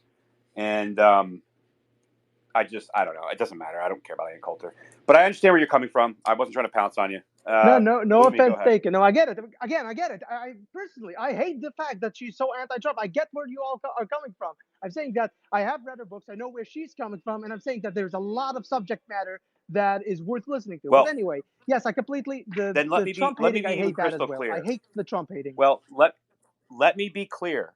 I'm not mad at Ann Coulter because she's anti-Trump. I don't give a shit. You're more than welcome to be anti-Trump. I'm saying that I don't actually like the fact that you use influence and you use mega donors because you have access, because you had champagne parties, and that you have some kind of political power when you're dead wrong. This is actually why I don't like her. It has nothing to do with Trump, really. Just to be clear. Lumi, go ahead. Yeah, so I was just going to talk about real quick. I mean, there's a few points, but I was going to bring up the Nikki Haley freaking crying thing. I mean, what does this come down to? This is craziness. I mean, at this point, I don't want to even actually get into this. The other thing, Tom was talking about energy infrastructure at risk. So I was in a room with Diligent maybe 2 weeks ago, and this gentleman called Dogstar was going at me and Diligent for talking about energy and stuff like that. And it got to a point where it was actually kind of harassing. But it was interesting, Tom, how you brought out that essentially, I mean, maybe there's paid actors or potentially people who are disrupting people from talking about this in such an open way, because I really do think that if we don't have abundant and free energy as an economy, we are kneecapping ourselves to other countries. And I think that there needs to be much more scrutiny and a higher bar on all of this research, because it's fundamentally causing families and people to suffer higher taxation if this is incorrect, if the research is incorrect. I'm not saying if it is or isn't, I'm just saying that there needs to be more analysis, and the total consequences need to be taken into account. Because if your competitor isn't allowed to, if your competitor does uses coal and you can't, well, for whatever reason, eventually you have a disadvantage. But it depends on how big the disadvantage gets and how big the consequences get. But I would say, Tom, the biggest threat to our infrastructure in America right now will come if China was to attack Taiwan, because of the semiconductor chips. We need them for nearly everything, and I think that's why we saw what's his name, Sam Altman,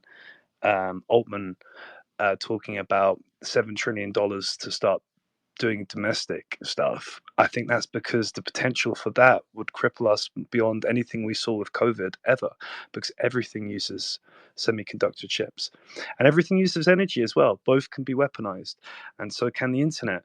And this is why I think this year scrutiny has to be given to every single thing, and we can't jump to conclusions, and we need to make sure that we do the right thing for America. I'm in America, I'm in California, Nevada. Do the right thing for this country, and take a breath, and move forward slowly but with diligence. I'll leave that.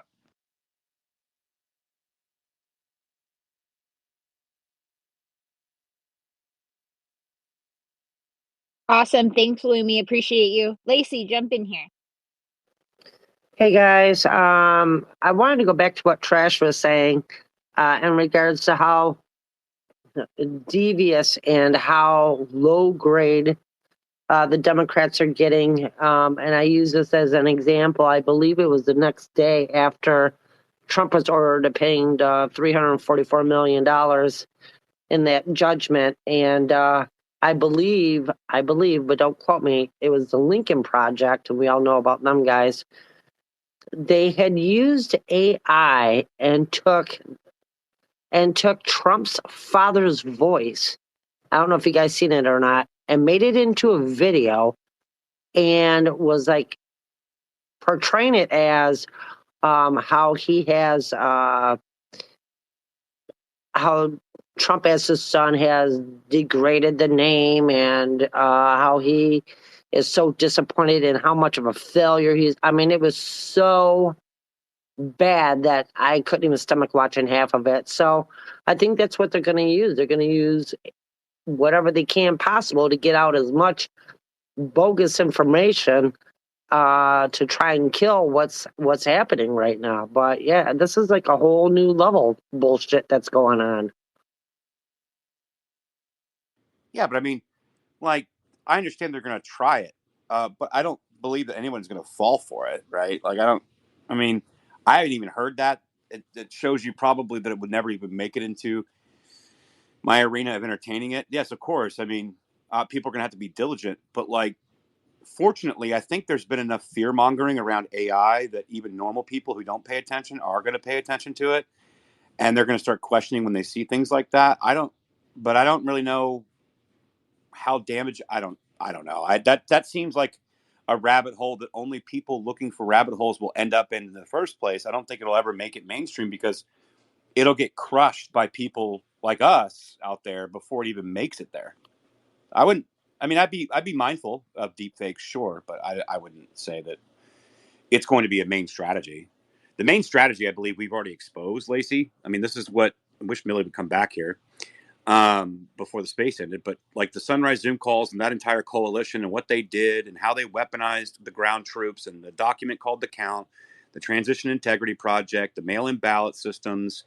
These are where our focuses need to be, and not like some servers in Germany. The lies that was proliferated through the Q movement.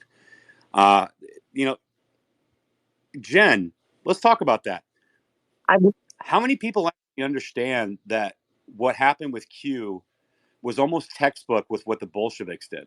Yeah, it was Project Trust. And if you look it up, they use That's the right. same verbiage, the same language, trust the plan. Oh, don't worry, there's these secret white hats that are in charge, that are doing good stuff, and you will be vindicated. Just sit back, relax. And it came right out of the Bolshevik Revolution. And then, like, when I saw that, I was like, holy shit, they didn't even change the language, right? They didn't even change nothing. They just rolled it out like hit her hook, line, and sinker right there. Yeah, that's what I'm most worried about is like good, just average good Americans that have, families and businesses, and they're not really paying close attention, and they get hooked into these psychological operations. Now, were there some good things that came out of that Q stuff? Absolutely. We saw citizen journalists take off, But the Q, right? but the Q, it was But co-opted, right? Like, did it start as right, something great? Yeah, maybe, but then it was maybe. quickly co-opted. Right. But there are a lot of people now that I see out there that I know they were following the Q stuff because they still, you could see it in some of the language they use or some of the things that they look after or going after. But like ultimately, sure, there was a lot of good things, but also it was weaponized earlier on. And then the Georgia runoff is an example. So I think that ultimately I'm trying to answer Lacey's summation with kind of what I'm trying to say. What I'm trying to say is that I think that a lot of people are waking up. I think that people are becoming hip and wise. And I think that they're not going to be able to have the same effect. This is why legacy media is dying. And yeah, Lumi, go ahead. Yeah, so I just sent you the DM. This is crazy. As I said what I just said a minute ago, within the 3 minutes which have passed, apparently there's people listening on here, and I've been flagged, and I sent you it because I like to keep receipts. So you've been added to temporary label to your account, which may impact its reach. So my whole account is, I try and avoid all politics and very, very lighthearted. So that's instant. So this is someone is in this room, obviously no, doing this to make sure Lumi, that we have limited reach, which basically Lumi. destroys our voice, which is Lumi, the can you hear opposite of free speech. Trash? Hold Sorry, on. yeah. Trash, go ahead. All you need to do is repeal it. It's gone No, I immediately. got If you. there's a But this label, is the kind of bullshit which we're dealing with on an algorithmic scale, because basically, if if your opponent is willing to just anyone who talks out, all I was saying is basically, I love my country and I don't want to have these risks happen. And then someone's flagging me for that, which is kind of outrageous. Do you know what I mean? So what is that? What is patriotism then? What is to be, to love your country if you can't say it on the platform? I think that's outrageous, and I really do think that they should be looking into people who are doing that and removing them from the platform in the first place. But anyway, it is what it is. What can I say?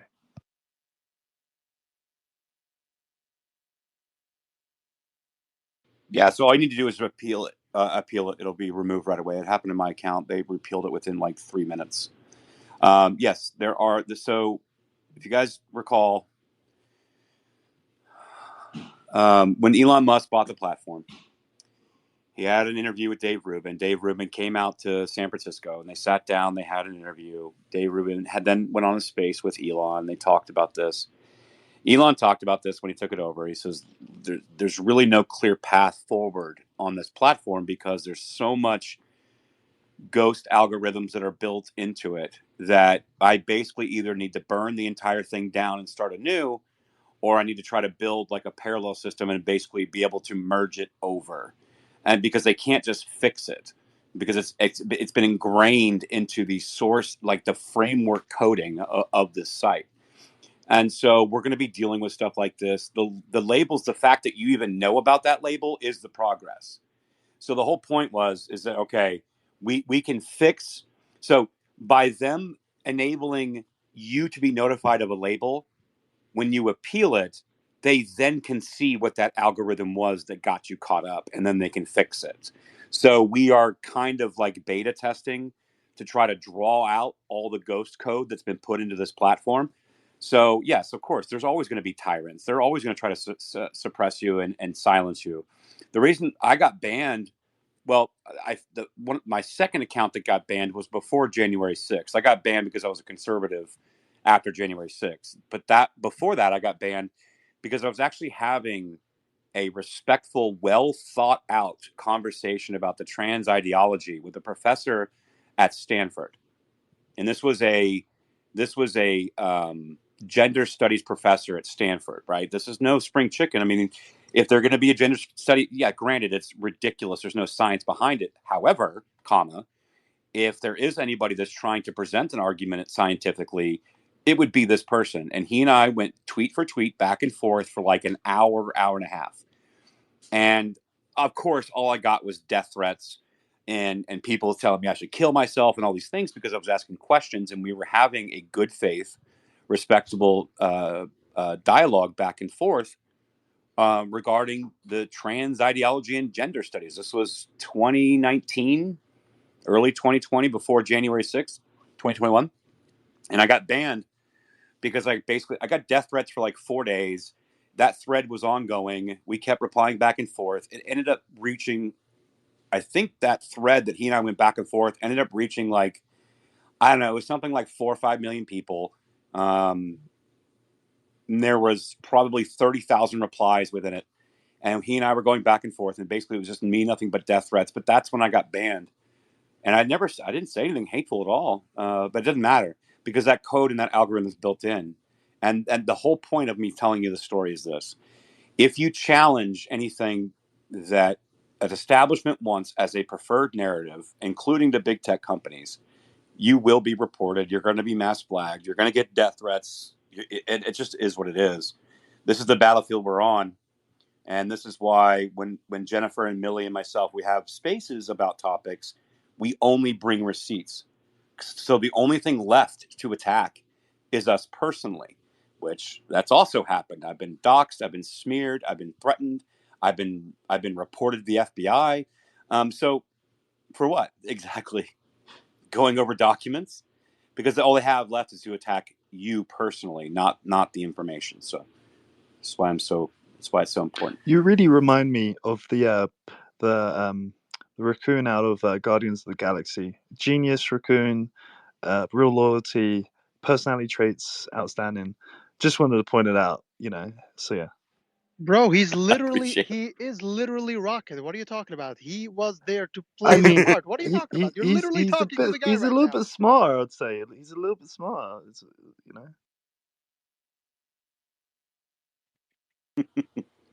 I was actually, so Jen, were you talking? I can't hear you. No, I wasn't talking. I saw you on mute. What's funny about that? You guys are bringing that up. Um, my Uber driver, when I was about 15 pounds lighter a couple years ago, said I looked just like Bradley Cooper, which was interesting because that's the voice of Rocket, which is funny to me. The whole thing is funny to me. You know why I But said you're a little bit smart though? Is because Rocket was made by Disney, and obviously that's more that's a more democratic thing. So I'm yeah, just making jokes. I'm making jokes. obviously it's Kathleen Kennedy, and Kathleen Kennedy is a bane on any IP of existence. Maybe Disney will wisen up and get rid of her.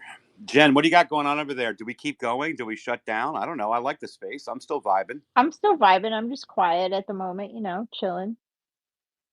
I'm looking at some blue-haired goofball that Malcolm just shared, Malcolm Flex. Yikes.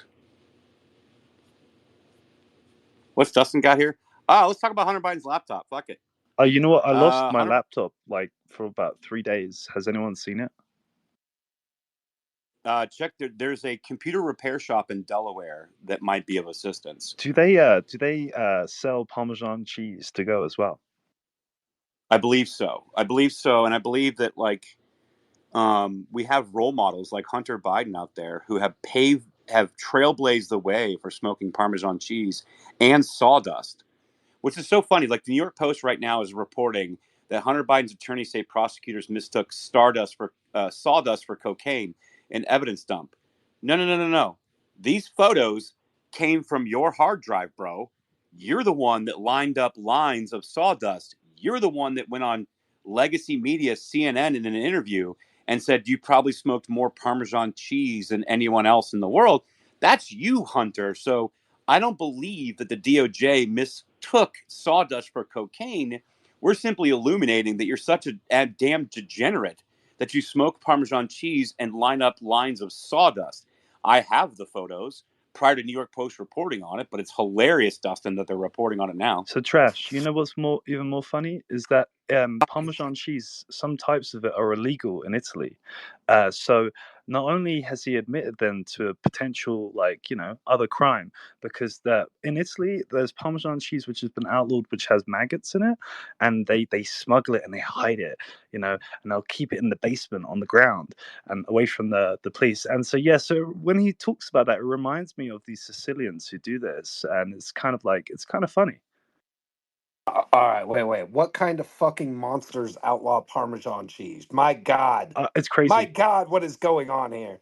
But listen, here, trash, here is the encouraging thing. A, you haven't checked your laptop stash recently. It looks like we're pumping again, like 2.3 million at the moment, current market cap.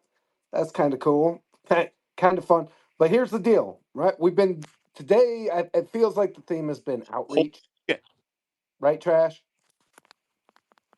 Yeah, no, sorry. I just checked my bag, bro. Holy shit.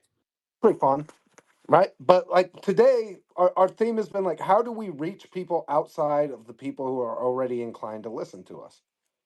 Right? And to be honest, it's an important question going into like an election year, which is we don't win just by like sitting around in a circle between us and like self congratulating each other. You know what I'm saying? Like, we've uncovered. We have to figure out creative ways to both evade censorship and present information to audiences who otherwise wouldn't know it. And Trash, since you've been diving into the laptop project, true or false, the reaction of people, it's crazy how little people know about what's actually on the laptop, right?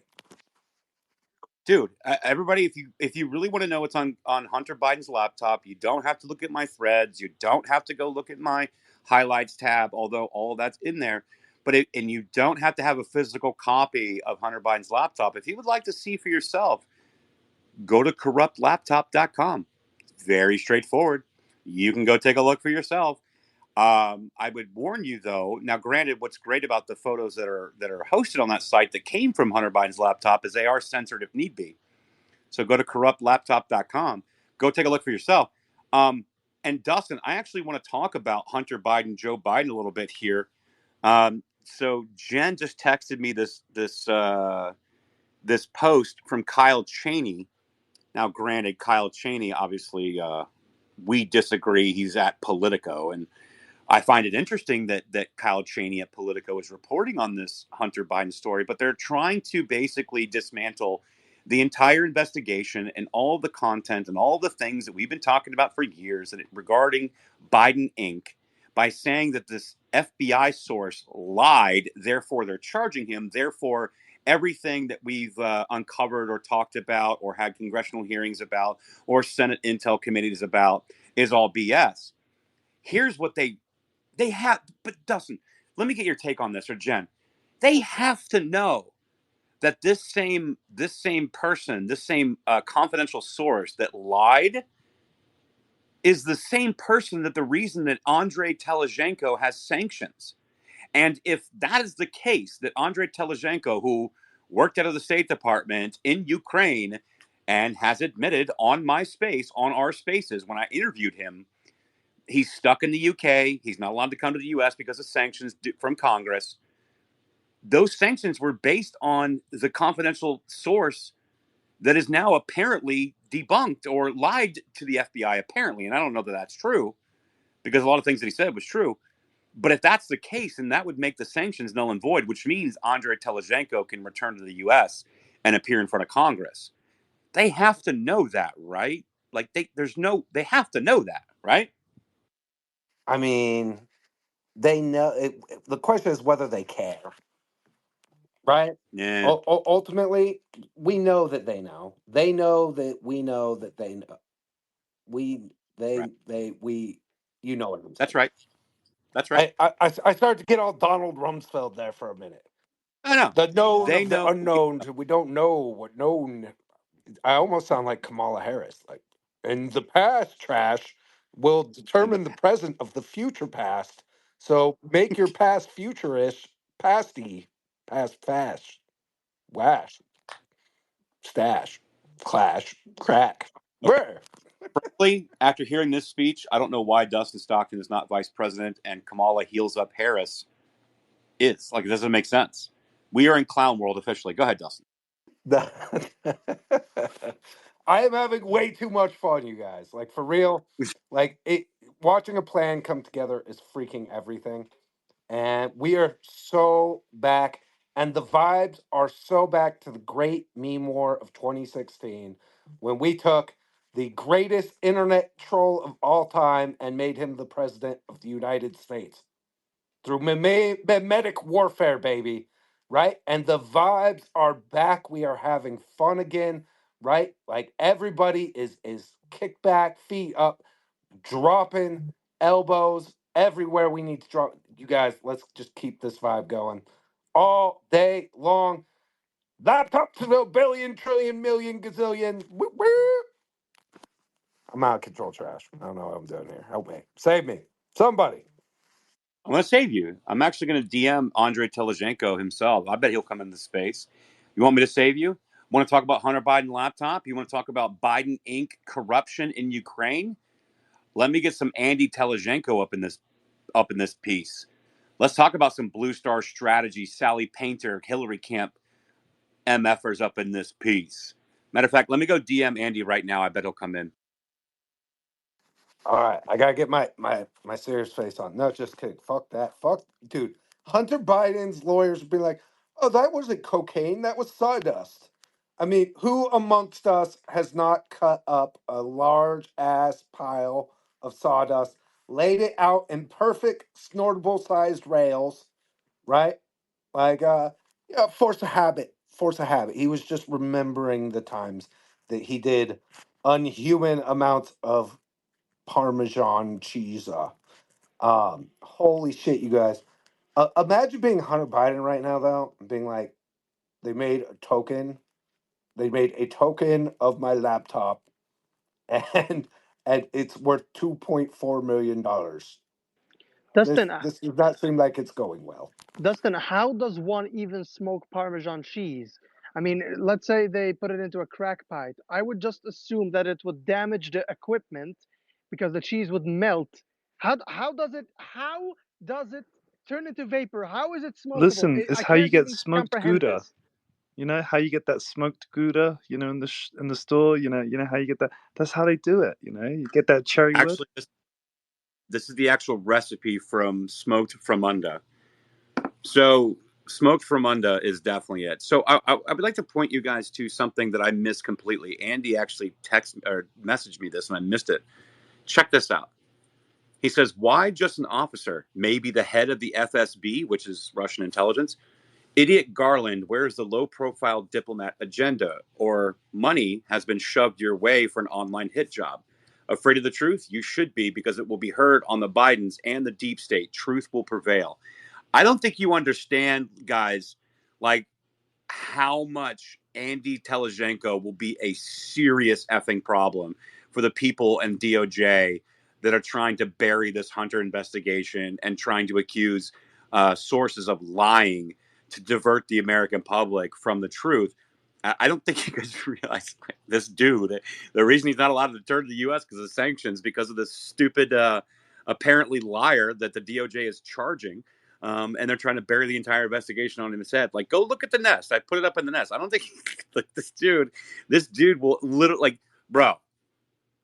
Like, how is it that we have to meme and meme coin the Hunter Biden laptop into existence and actually wake people up? But here we are. Like what I heard last night, Dustin, in the space with King. I think you guys know another one tonight. When I heard that space with like King and all the crypto guys that had never been really exposed to a lot of this, they were like, "Bro, this is insane." Like, talk a bit more about that, because like I don't think people really understand. Like, it's only us politicos in this weird corner of the internet that know all about this stuff, and a few members of Congress. Like, it's so crazy. Well, I actually have some more exciting news on this front to like share with you guys that like I'm super stoked about. So, today, if you thought that us bringing on the big crypto influencers yesterday was like, okay, job done, right? Like, oh, we're all finished here. Like, I am only just beginning to cook, and so today and tonight, let me make sure we don't have too many crypto people because I don't want to like front run what we're doing in the space tonight. Yeah, no, it looks safe. Um, I don't see too many of our cartoon PFPs down there. So tonight, you know what we're doing, Trash? We hired our next two people we brought onto the team, both massive TikTok followings. Right? Again, the idea, and I think this is something that we all need to be very cognizant of, which is there's room for us to organize, right, and do all the stuff that we've been doing to like reach out and grow our network of people who are like-minded. But even more important than that is our ability to reach out to people that frankly the Republican Party despises, and is like, I don't want to talk to the crypto bros. Ew, those guys put funny memes out and they're not appropriate, right? Like, the unwashed masses, gross. I don't want to associate with those people, right? I fucking love those people. Let's fucking party, baby, right? So, like, again, we're adding two big TikTok personalities to the laptop team, so that, like, again, another platform that we can continue to push like this message out to in a way that is interesting and fun, right? And we are doing duty number one, which is we don't beat the left by being as obnoxious and crying about crying about everything. It's so unfair. Everybody's not nice, and everyone's corrupt, and I don't know and right? We win by being fun and making people want to hang out with us, like legit. Right? Like politics is largely a popularity Start being cool, motherfuckers. Like that's how we got to win. So, right? Like I am so fired up. Last night's space was amazing. Tonight's space we're doing it again with King and Eric and the new guys from TikTok, right? And I'm gonna try to make some TikTok videos and figure out.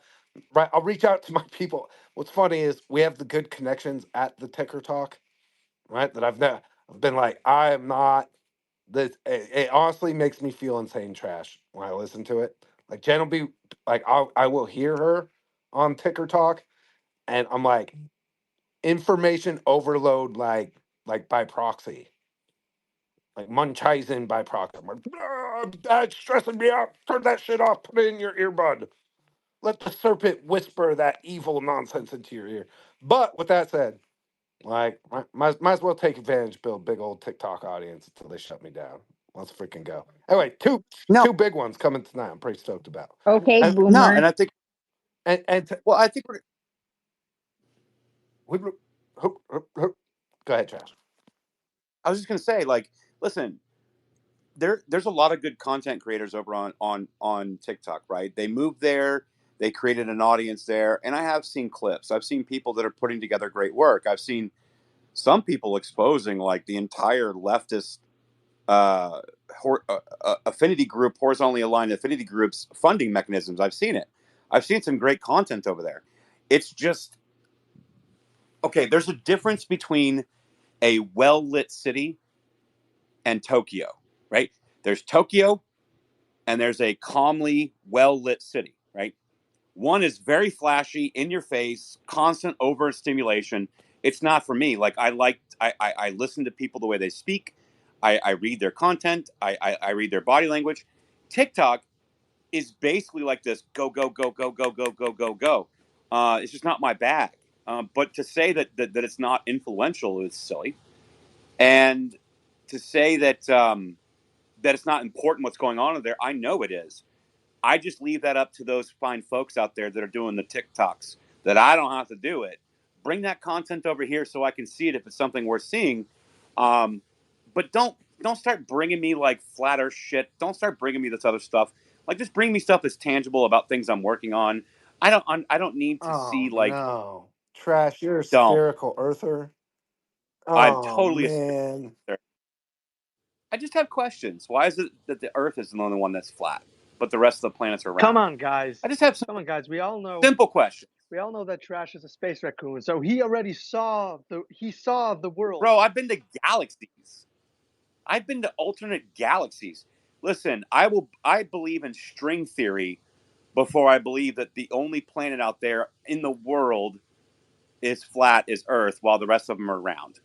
Like you got quite the uphill battle on ice skates to get me convinced of that. But all right, moon landing. Now we're talking. Now we can have a conversation. I can talk about moon landing. I'm willing to entertain that. We got a lot to talk about there, especially during the space race, especially during the Soviet Union, United States, global power supremacy move, and who's going to be first to the moon. Look, we can have that conversation. I'm all about that. But like, you're not going to convince me that the only planet out there is a dome. The rest of them are round. Like, I think it's a silly, silly, stupid argument because the science of why planets are round to begin with would apply to this planet as well. Like, stop it.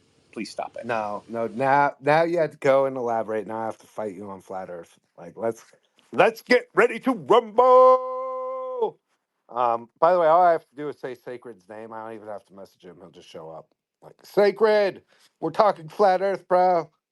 Flat Earth fright. No, we are not talking flat Earth. Don't do that. Trash will fucking lose his nizzle. He's very serious about his spherical Earth, guys. Okay, and like it's okay. We'll bring him along. Like it's a process. It's a Well, process. Dustin, let me ask you this. Why is this emoji round, but the Earth is flat? Enforcing their narrative. Looks pretty flat to me. Have you I'm seen the other looking at side it of in it? 2D, bro. Much like the Earth, you think it is round, but it is really a disc. My, my question, Dustin, to people is all right. So let me take your premise that we're a dome, that we have a flat bottom and a round top. Wait. You do know what my actual theory is, right? No, I don't. But hang on. I'm an let me ask my. expanded mapper. Let me cook. Let me cook. Let me cook. Let me cook. So, how many of these people that are putting forth these theories have had made any international travel? My guess is not many, because when you fly at that height for international travel, you can actually see the curvature of Earth. But here's the kicker, Dustin. You're gonna be like, well, of course, it's a dome. It's flat on the bottom, but it's a dome. The problem is that I've been to Japan, I've been to the Middle East, and I've been to Australia. on the other side of this dome. So if I've flown that far and I've looked out my window on my plane and seen the curvature of Earth, it can't be the curvature of Earth when I make an entire revolution around the world. So that's my question. So east to west, not north to south, right? Super critical, Yeah. super critical distinction about that. Anybody flying over the South Pole? Oh, the guy the only person who chartered flights over the South Pole was in the Titanic submersible. That was, by the way, that was that's a real fucking story. Those are just facts, right? So like again, we're talking north south, not east west. But again, you're right. The act that there is a curvature to the Earth is absolutely undeniable, because we're actually on the back of a turtle, right? Like, are you familiar with turtle back Earth trash? So I'm actually willing to, just like entertaining that the moon landing was faked, I'm willing to entertain turtleback theory. It's actually quite strong, like quite strong, and makes about as much sense as both current theories. I'm actually an expanded mapper, which is I think they've dramatically lied to us about the actual size of the Earth. Right. So that's Personally, my theory Are is you a middle? planet's still round, right? It's just our access to the entirety of it, or the actual size of it, is where we have been misled, like very strongly. Oh, oh. So it's all in. So if I were to divide the world into half, if so, your theory is that it is a sphere. However, it's only encompassing half of the sphere, and the, if you want to call it the eastern hemisphere, or the part on the right, that's what you want to call it, is the only part that's developed and occupied by land, but the other part is just simply ocean. Is that No. Right now, if the Earth is round, at the very top of the round, right, of the sphere, or at the very bottom, you would still be able to travel, right, from you would still be able to travel like the diameter east to west, right, and end up back at the same place. You won't, however, be able to go north to south and do the same thing. Makes sense, right? mm, I mean, no, obviously it does not, but I'm all about turtleback theory. So No. like, I We mean, we logically, like, we we are stuck at the very top, right? And beyond the ice wall is a whole not like extra maps. Just look at the maps at the UN. That's all I'm saying. oh, so basically Game of Thrones was a documentary. 100%. Got it. Got it. Got it. That makes sense. Yeah, no. I owe the little Beyond the guy ice money. wall are the like elves and fucking dragons and shit. Yes. And the nether people. Let me get Jeanette up here. If I made, all right. Oh, we're bringing up Well, hobbits. guys, I know you guys came here for the late breaking analysis on Navalny. Let me just give you, I'll shortcut real quick, those of you that just joined, because the title is Navalny, Munich Security Conference, American Flag.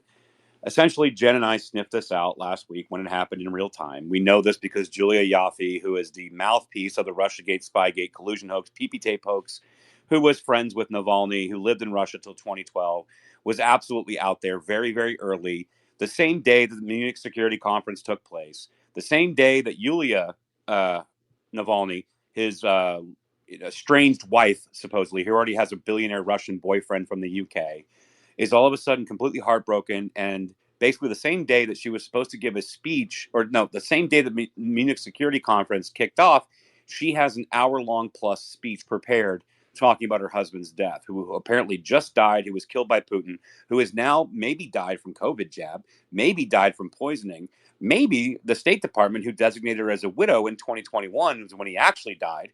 I don't really know, but apparently Big Bad Putin all of a sudden killed his political opposition the same week the Munich Security Conference kicked off, the same week that the House of Representatives said, your bill is dead on arrival, Mr. Senate, without any kind of border funding. So that killed that deal. Now you got Zelensky out there pimping for some money for Ukraine. Now we've got all the establishment people on both sides pimping for Ukraine when there's no support behind it. Now you got the Biden administration trying to march us into war based on the back of Navalny apparently being murdered by Putin because big bad Putin, and Russia is going to put the Russian flag on the Eiffel Tower in Paris. None of this is happening. None of that is real. That's not true. And Jen and I took down this Navalny narrative when it happened in real time. We've been doing it all weekend. We're doing it now on Tuesday. We're crushing these people. We are done with it. We're not playing this game. So there's your update. The Navalny shit's bullshit, and you can look at my profile, Jen's profile.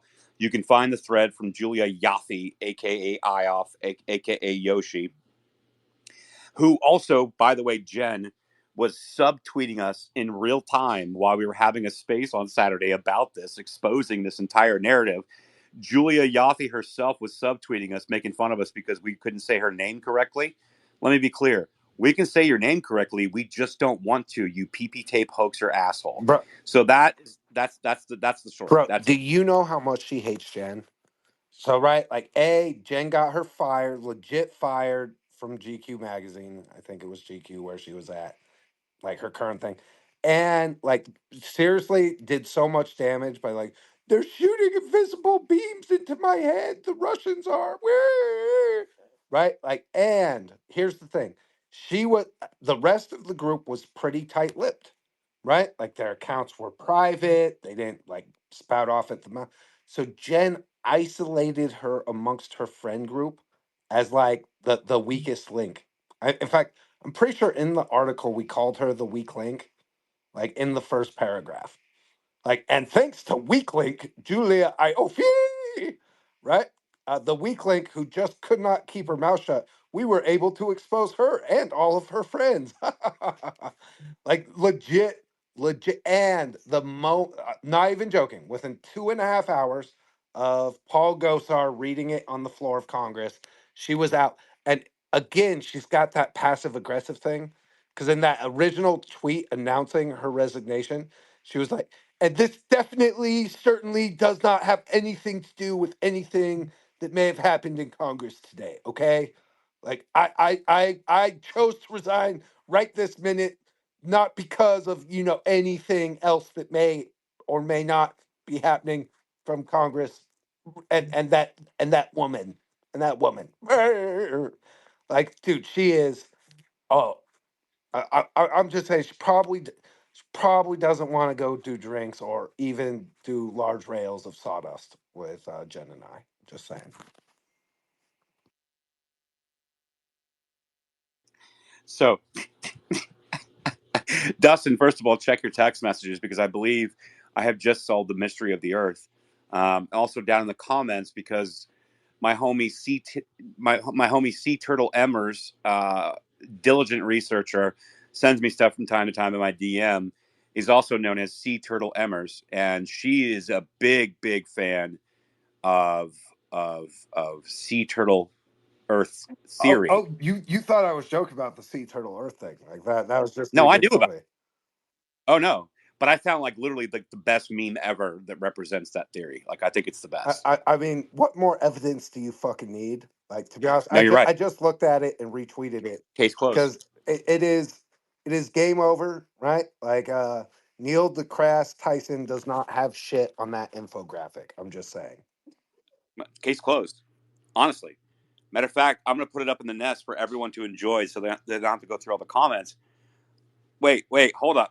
So we are being very unserious right now, and I asked Andy to join us, Dustin. Andy is joining us. He's on an accelerated time zone away from us. Can I, guys, I know you got your We hands we up. we can rein it back in 100%. All right.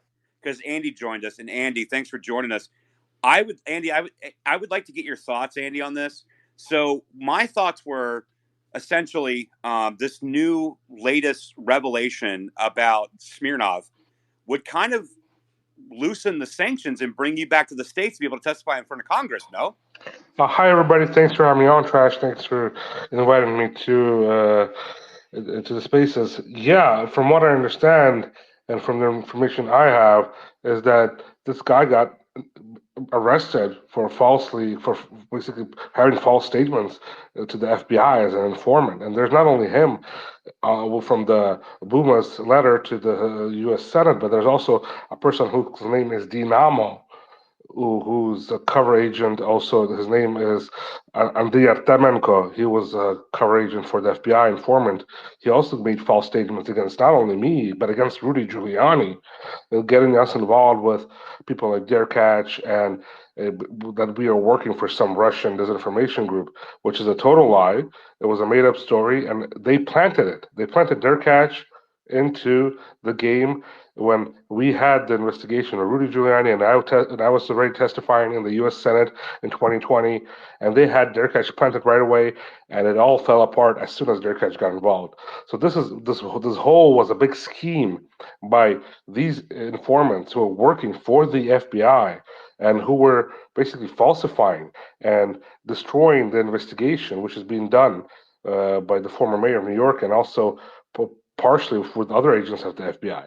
And this we see today, it's all falling apart, and the truth is coming out. So I do hope, with this information out there, something will start changing in Congress, and they will have the guts to bring me and for a sit down and to testify, and for me to provide the evidence and to clear my name, and to show the world who was behind all this, because we see today that the deep state and the Department of Justice was involved in this in destroying the Hunter Biden investigation, and they still are. There's people like Olga Lautman who are on Twitter bragging and supporting what Smirnov wrote and still processing this as righteous information.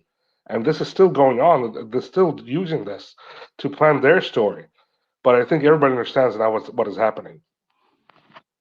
No, and Andy, absolutely. And thanks for joining us. I know you're a few hours ahead of me here, and I can't wait to get you to the States and get you in front of Congress. And this is something I've been fighting for. And if you guys don't know, you guys can go to my highlights tab. Andy Telezhenko, we had a space and we were talking about Blue Star Strategies, which is Sally Painter, Catherine Tramontano, and all these people that came out of the Hillary camp. And these are the people that were the go-between. Blue Star Strategies were the go-between between Pozarski, the bagman essentially for Burisma, and Rosemont Seneca. So they facilitated these payments, and they facilitated these payments through Blue Star for influence operations, getting Joe Biden and other popular U.S. diplomats to basically speak highly of Burisma after they fired the prosecutor in Ukraine, to speak highly of them, to reinvigorate their image, right? Essentially, this was like a PR campaign on steroids, where you were using members, current sitting vice presidents of the United States, as well as many other officials, both in Ukraine and in the U.S., to reform Burisma's image after the corruption investigation that was done by the prosecutor in Ukraine, whom was fired, that Joe Biden was bragging about in quid pro quo Joe at the Council of Foreign Relations. But Andy, before we go too far down that path, for people that may not know who you are, do you want to give a quick synopsis of who you are and why this actually matters? Yeah, sure. Thank you for getting into that. And yeah, it is a really deep story to everybody to understand what really happened. And I'm a former Ukrainian diplomat who actually saw the story folding out on Trump and the Russia hoax story from the beginning, from 2016, while working in the Ukrainian embassy in Washington, meeting with the DNC operative Alexander Chalupa, who essentially worked for the CIA, did work for the CIA before, and we see with this coming out with all the agendas on how the CIA tried to get involved, other countries, on spying for Trump. This all confirms my story. Again, I did testify to the FEC on that under oath in Washington, but they closed my case after I got sanctioned. Very convenient. So I was a Ukrainian diplomat. I was an advisor to the First Deputy Prime Minister of Ukraine. I was advisor to the Prosecutor General of Ukraine, equivalent to the Attorney General of the United States. I oversaw how the Burisma case was handled. And I saw from the inside how it was manipulated by the U.S. government, the U.S. Embassy in Kiev. And I got then, on one terms, hired by Blue Star Strategies to work for them as a lobby firm, which I worked for over a year, and I saw the processes happening there directly under Burisma, Zlochevsky, Pozharsky. I contacted directly with Karen Tramontano, Sally Painter, the owners of Blue Star Strategies, and Vadim Pozharsky, the right-hand man to Zlochevsky. Those were my 3 points of contact there. And when I started working with Rudy Giuliani on finding the truth on Hunter Biden and what happened in Ukraine and the Russia hoax, I started to get threatened by the deep state, Blue Star, and everybody else. So I came out to the Senate to testify. They actually asked me, Senator Johnson, Senator Grassley, in 2020, and I confirmed and I agreed to that. And after that, after testifying and having my information as a witness in the Senate investigation, out of 87 pages, 27 pages was my information, my communication with Blue Star Strategies, not only them, but National Security Council of the Biden administration. It got published and I got sanctioned and my visa got pulled. I got sanctioned in Ukraine. I was put on the kill list in Ukraine. I had to flee Ukraine, not because of the war, but because people from the Ukraine government and the Secret Service was trying to kill me. And so here I am today, long story short, trying to get still the truth out, clear my name, and show the world what really happened in Ukraine before the war, because this war could have never started if we had put the plug on the people who were involved in the corruption scandals in Ukraine, because they're still continuing their corruption, but in a much higher proportions with this proxy war going on. No, and that's 100% correct. And the report that he's referring to, I just put in the nest, I put down in the chat, the official report that came out of Ron Johnson and Senator Grassley it was entitled Hunter Biden, Burisma, and Corruption. It was out of the Senate Finance, the Intelligence. So this was out of the U.S. Senate Committee on Homeland Security and Governmental Affairs. It's called Hunter Biden, Burisma, and Corruption, the Impact on U.S. Government Policy and Related Concerns. And what Andy's talking about here is actually contained within that report. Now, a lot of us have been reporting on this for years, and a lot of us have been suppressed or banned or worse, deplatformed. But that everything he's talking about is contained within that report. And so, Andy, when we started talking about Hunter Biden earlier today, and we were talking about Blue Star Strategies and Sally Painter and Catherine Tramontano and all these people, I'm like, oh man, I got to get Andy in here. So I appreciate you coming in, man, because I was like, dude, this is you. Like, this is your testimony. This is your experience with these groups directly. Yeah, they didn't let me fully to testify in 2020. That was supposed to get subpoenaed by the Senate because I had documents which I could not provide because I had an NDA. I didn't want to get sued for a lot of money in the U.S. So I went by the rules. I went by the rule book. Say, look, give me a subpoena. I'm ready to give more evidence what I could not provide without getting in trouble. So they were supposed to subpoena me, Senator Johnson, Senator Grassley, but the Congress, the U.S. Senate blocked it. Senator Romney specifically blocked it. They had a false article about me on CNN the night before the subpoena vote, and Romney came out and blocked it afterwards, referring to the CNN article that was allegedly someone to bribe some senators for $5,000, which is just nonsense and crazy. And I think the senators have much more money involved in their actions than some Ukrainian going around. So this is how crazy they went. So this story is still on. There is information to be provided. I only provide this right now online and in the news where I'm being interviewed, that Blue Star worked not only directly with Burisma, but they worked with Vice President Biden through Amos Hochstein and basically coordinate all the work through Amos Hochstein, not only on the PR stuff, but on the financial stuff, on how to help make money for Hunter Biden and clear his name and have the support of the Vice President of the United States, use his power. And I think Obama also knew about that also, and his administration, but that's for the investigators to decide and look into that. But that was the whole story, that there was more people involved in this on the higher level and within the United States government. Through Blue Star Strategies, they were the middlemen involved in this, and they were the ones coordinating not only the PR work for Hunter Biden, but also coordinating how to close cases within Ukraine on Burisma, how to basically attack anybody who was against them, and how to use the State Department and the U.S. government to go against anybody who was on their way involved in their business dealings. Like, for example, there were Latvian banks involved in all this situation where money laundering was happening. The U.S. Treasury had a lot of questions to those Latvian banks where the money for Hunter Biden was going through. But as soon as those questions were raised, and I was approached by the Treasury Department while working for Blue Star, those investigations disappeared within a month. So that's the power of these people. they have. It's not just a lobby firm. These people are the deep state, and they are the ones who coordinate all the work. And that's what Congress needs to investigate properly and look deep into this. Not only Congress, but media, journalism, Tucker Carlson, anybody who is interested. This is how they have to look into it. Not just Joe Biden, Hunter Biden. Who were the people in the middle that were making this happen? And they were government officials and former U.S. government officials.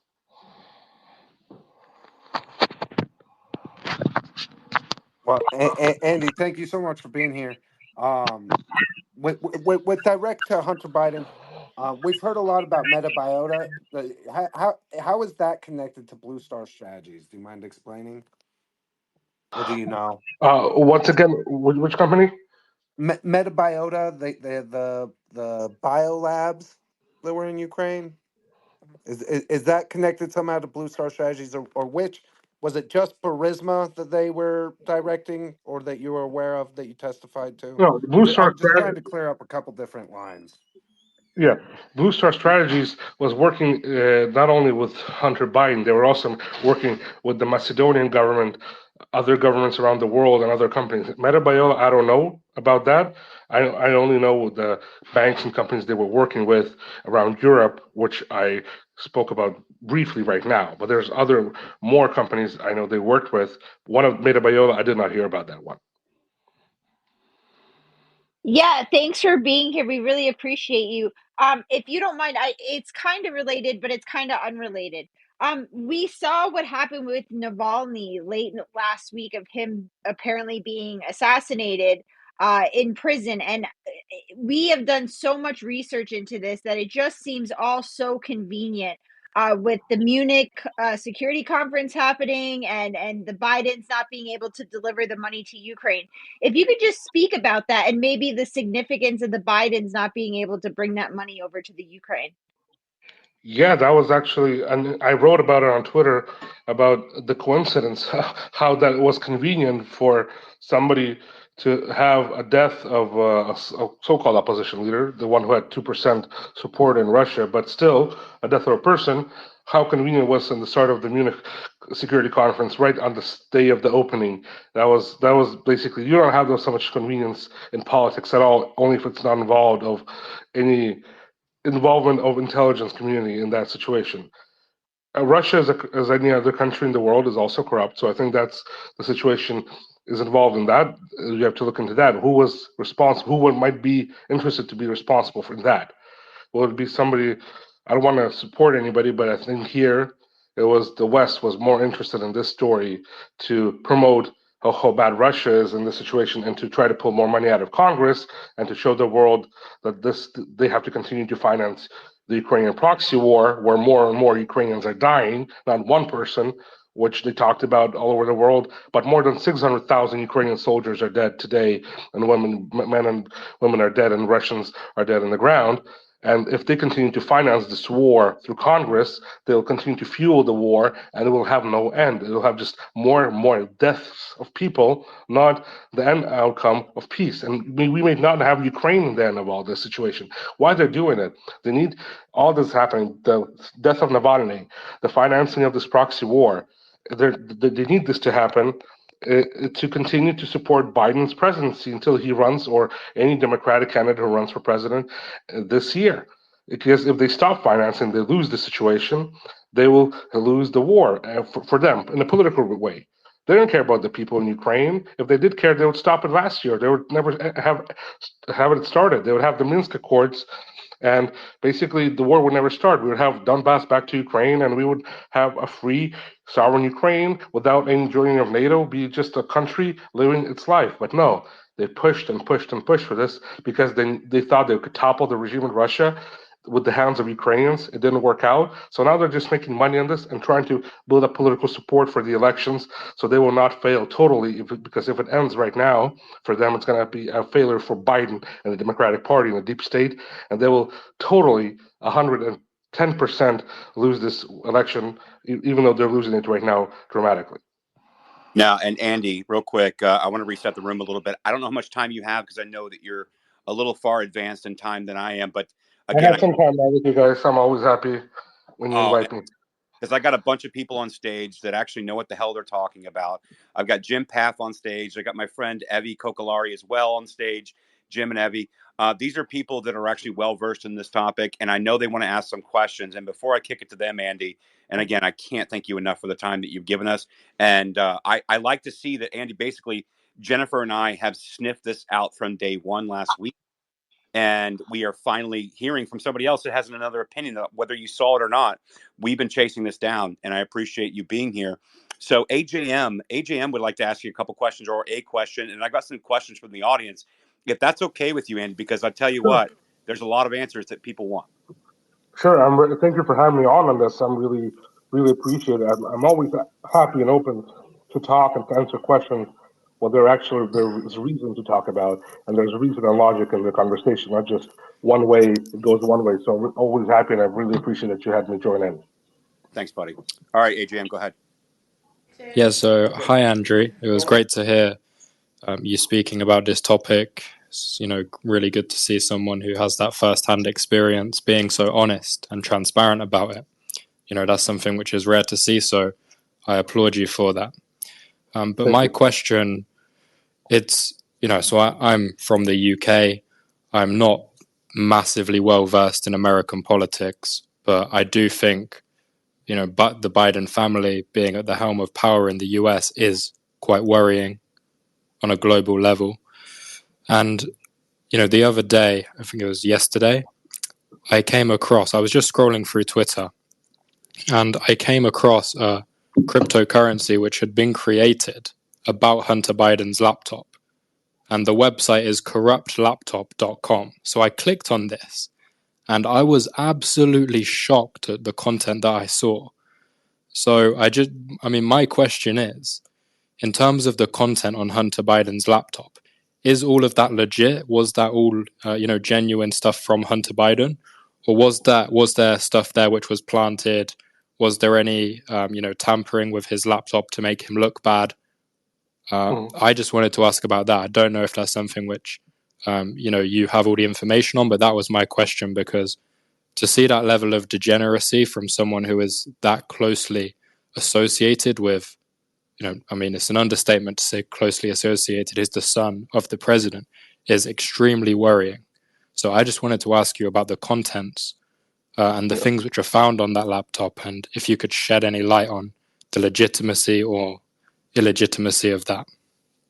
Thank you for that question. And I can, from what I saw on the laptop before it got published and after it got published, and the documents that were there, from the ones I saw, I cannot relate to everything because there's thousands of pages of different contracts and documents and checks and photographs and messages.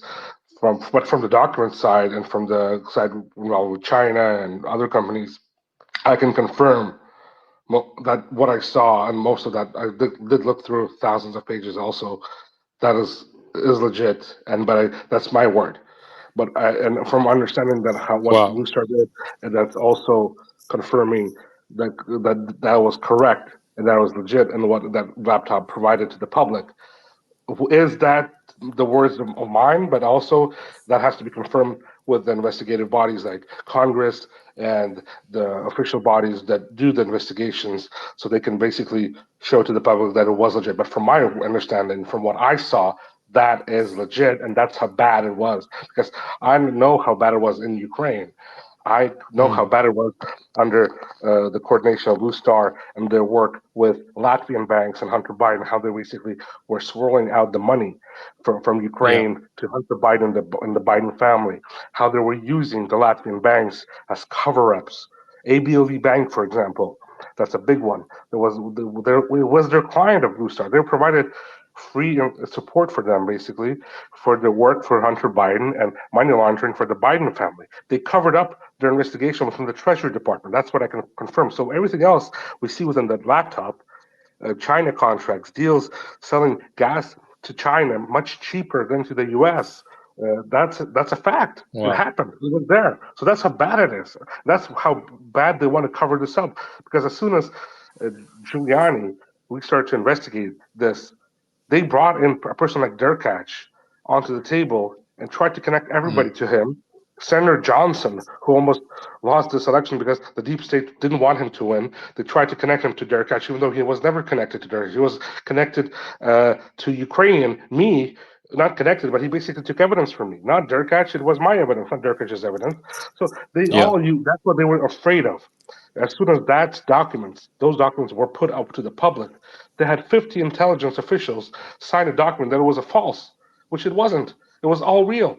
And Congress today is still confirming it because they're still looking through all those documents and just trying to understand, is this all connected to one person?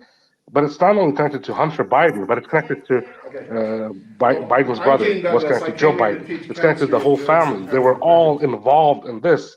And for example, there's a contract in the hands of, which I personally witnessed, was involved with a Chinese company, energy company, and Hunter Biden personally signed that contract for $1 million of Wow. just consulting.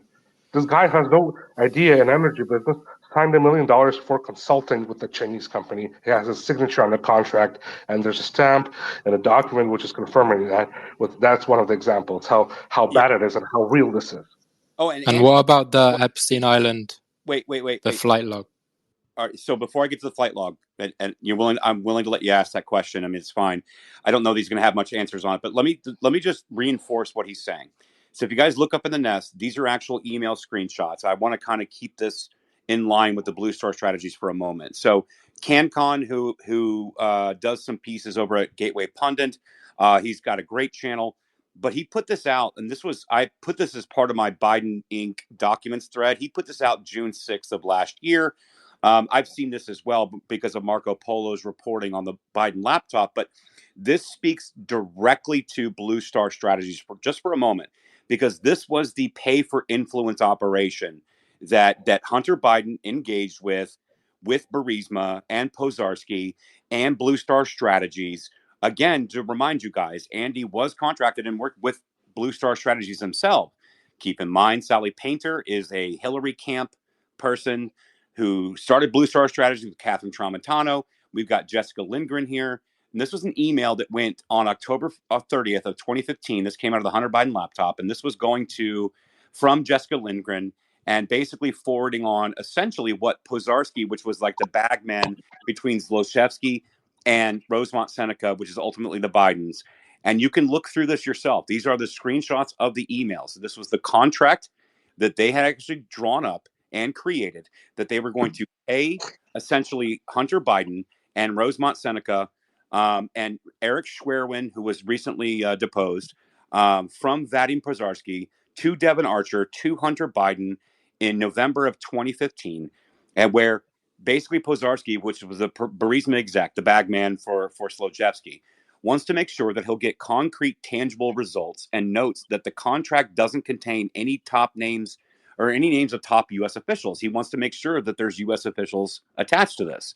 And so he then goes on to say in this email that he understands why you omitted the names. I just want to make sure before I make a payment through Blue Star Strategies to Rosemont Seneca for the high-ranking U.S. officials in Ukraine and the United States, like a U.S. ambassador or Joe Biden, as an example, that they will be helping to reform Burisma's image after the investigation by the prosecutor. And so, like, Andre, I think you can speak directly to this email chain. It's up in the nest, guys, if you want to take a look at it. Yeah, because I'd rather speak directly on what I know, because I'm the kind of person that I would like to basically what I witnessed, what I know, and what I can confirm, I'd rather confirm it myself. And I was on the laptop to just finish that up. That's for the authorities to decide and for the Congress, because they're an investigative body. But what I saw, there are confirmations. So what everything I saw is legit, because that's what enters to what I worked on, working with Blue Star strategies and how their work environment is. And Sally Painter and Karen Tramontano are not just the Democratic or Clinton people. Karen Tramontano was deputy chief of staff to Bill Clinton. Sally Painter was the assistant to the president of the United States, Bill Clinton. They are the deep state. They are the Clinton people there. So they have tremendous contacts, and over even Biden's head, I think, because Biden is not controlling the government today. I think it's Obama and the deep state. So this letter confirms, because how they work very directly and strictly on how to cover up and to protect Biden as the vice president and anybody else to have nobody's name mentioned anywhere. And that was a job of Blue Star to do that. They would cover up a story. They would even make one-day firms, lobby firms, or one-day consultants who they would rehire through their chain of business, and they would do lobbying for somebody like Zochevsky, and they would just destroy the company or have that person fired or rehired back to their company, and just it would be legit work from what they would do, but it would be illegal at the same time if you actually properly investigate it. So this is all confirming to what I was talking about years and years ago. Today is still coming up, and because there's so much information and people cannot get that all information together in one head because there's so much from different angles. But I can confirm that this is how they worked.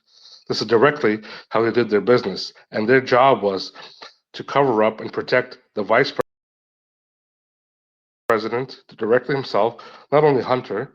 Pozharsky was not only just a bagman for Hunter Biden, he was the one who would handle Hunter Biden when he would get overdosed with drugs in Ukraine or in Europe, and they would have to actually call up his former wife and everybody else to bring him back to the United States because that was so bad they could not just deal with him, because when they would pay him, he would just go berserk. That's what Pozharsky directly told me, how they dealt with Hunter. And Blue Star's job was to protect Hunter politically, protect Burisma, cover up on that angle, but the main job was how to protect the name of the vice president at the time, Joe Biden. So yeah, that is. So first of all, thank you, Andy, for sharing that. Number one. Number two, that is some great behind the scenes inside baseball as to what I think a lot of us suspected, but not all of us knew. And I knew you were there. And again, I can't thank you enough for being here in this space. And again, we're going to revisit this again because I'm telling you, man, if it's my life mission, it's going to be getting you back in the United States in front of Congress so that you can then testify and then allow Congress, to your point, allow attorneys in Congress to actually go through with what your testimony is.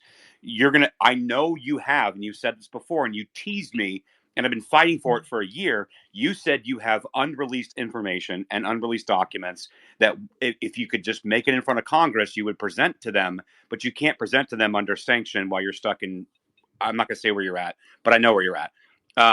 And so I don't think people realize the gravity of what this means. And this is why I hung on to this, Andy. When I saw this Smirnov thing come out, I realized very quickly, I was like, well, then this unravels the entire reason for the sanctions. Thus, you should be allowed back in the country to then testify in front of the Weaponization Committee and the Hunter Biden investigation, impeachment investigation inquiry. Thank you for what you're doing, Trash, and not only about my situation, but overall, because I'm following your spaces and your Twitter, and a lot of you guys, I do follow on Twitter, and you start following me back. Thank you, because I know what you're doing. You're actually digging for the truth, and that's what we're talking about, and that's why I'm not afraid to speak about this, because it is the truth. It's going to come out. It's going to come out more of it. I have information to give to Congress, and I can also what I can add. And this was also written on OAN. Chanel wrote about this. When I got sanctioned, 2 months later, my Gmail, one of my Gmail accounts, which a lot of information also was there on it, got sanctioned, and it was done deliberately with the order of the Department of Justice through the New York Attorney General's office. And there's documents confirming that, which I published on my Twitter, and basically they tried to cover up because a lot of my communication was on that Gmail. They tried to cover it up and they blocked it. And I did have communications with Congress on how to unblock it, because if they can unblock Gmail, because it's still on the servers, they didn't delete my account. They just blocked it from me from entering, and it's blocked like totally from from a person perspective. But from authorities and from Congress point of view, if they can unblock it, there's tons and tons of documentations on it what they can use. And we spoke about this also on OAN and other sources, and I spoke about this to Congress recently. And I'm here for it. And so I think Evie, so I see the hands. I got my friend Rose and Jim Paff in here, and they got their hands up.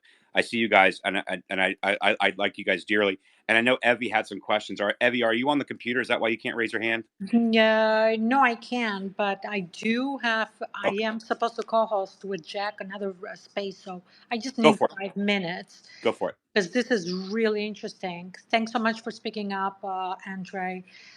Is it Andre or Andre? Andre. Andre. So yesterday we had another space with Simona Maggianta, and she was talking about an identical case, someone with the last name Derkash, that also was put under sanctions. Are you familiar? Have you been working with him? Oh yeah. 'Cause Oh yeah. The problem with Derkach, I spoke about it before. That I have nothing personal against him. I don't know that man for sure, but I know that he was used to be planted in the investigation with Rudy and Senator Johnson, Senator Grassley, to basically to connect us through him to Russia. That's his purpose So in this whole wait. So situation. he was part of the Russian. Uh, He was used by the FBI, people like Dinamo in the Buma's letter and Smirnov, because Dinamo is Artemenko. That's the real name of that person in that letter, Andrei Artemenko, and they were the ones who basically brought in Derkach as a person who wanted to provide evidence in this whole situation. And basically, because of Derkach's background, the deep state right away used this whole situation, the FBI, Department of Justice, to smear everybody else who was involved with Rudy, that they are involved with Derkach automatically, which is not true. And they basically tried to destroy this investigation, which they did try with the laptop and Rudy's investigation on Hunter Biden and Senator Johnson's investigation on Hunter Biden. They're trying to connect Derkach to all these people and me. That's why they sanctioned me. They connected the U.S. Treasury directly said that I worked for Derkach, even though like I never met the guy. That's how bad it was, and that's how bad they went into all this, and basically afterwards destroyed the whole investigation. 3 different separate investigations, from publicly known, and then 2 private investigations on the FEC and FBI, which I personally know, which got dropped right away after I got sanctioned. Wow. Okay, so this is becoming way more interesting than I thought.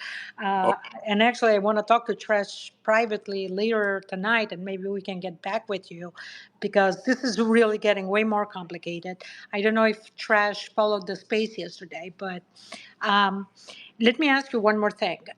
You mentioned before that was it Burisma that was doing business with some companies in the Balkans, Macedonia, and so on? Not Burisma, but Blue Star. They were, Was Blue Star. Do you know yeah, who they they were were working with? the Macedonian government. One of the people who's working for Blue Star Strategies, one of their there's a guy's name, I forgot who he is, but he's on the website. His father is the former Minister of Defense of Macedonia, so they were lobbying Macedonia to join NATO. That was their job. Interesting. Jolevsky, maybe? Maybe, yes, a young guy. His father was former Minister of Defense. Uh-huh. And what about with Albania? Did they have any communication with Albania? Were they working with Albania or Kosovo? There was somebody working with some businessmen there directly. I forget the name. I don't remember the names from the top of my head, but some businessmen in that region also. And what about McGonigal? Are you familiar with the Deripaska case? Deripaska case. I Yeah. heard about Deripaska in the news, but I don't know directly on his case. And anything on McGonigal? Nothing from Blue Star.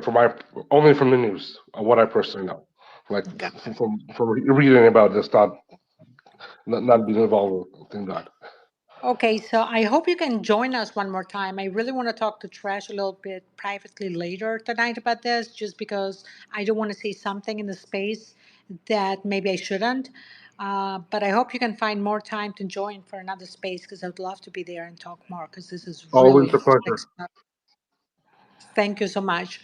All right, Thank Trash, you. I got to leave you guys and then I'll get back to you when you're done. thanks, Abby. Thank Yeah, you so no, much, you guys. we're gonna have that space, and and I hope Andy can join us because there is a lot of questions out there. I think that I think what you heard here, and I don't want to put words in anybody's mouth, but I think that there's been a lot of conflation. And then, so one of the tactics that I would say of information suppression is conflate it all together, put it all like conflated into one pile, and then try to discredit that entire pile, and all of it goes away. When it's actually way more nuanced than that, right? And I think you can look at American politics the same way. But I think what you're hearing here, because like I know like Andy specifically can speak expertly on Blue Star strategies. This is how I became aware of him to begin with from that Senate intel report that I referenced that's up in the nest. But I think that there's actually something that can actually be explored here, because I think that, like, Derkach, whether willingly or unwillingly, was a part of this operation of basically pushing all this information that they don't want anybody talking about into one pile, and then suppressing it all with sanctions and removing it from the conversation. I think that's kind of what we're hearing here. So, yeah, Evie, I'll get off space and Dustin. Yep.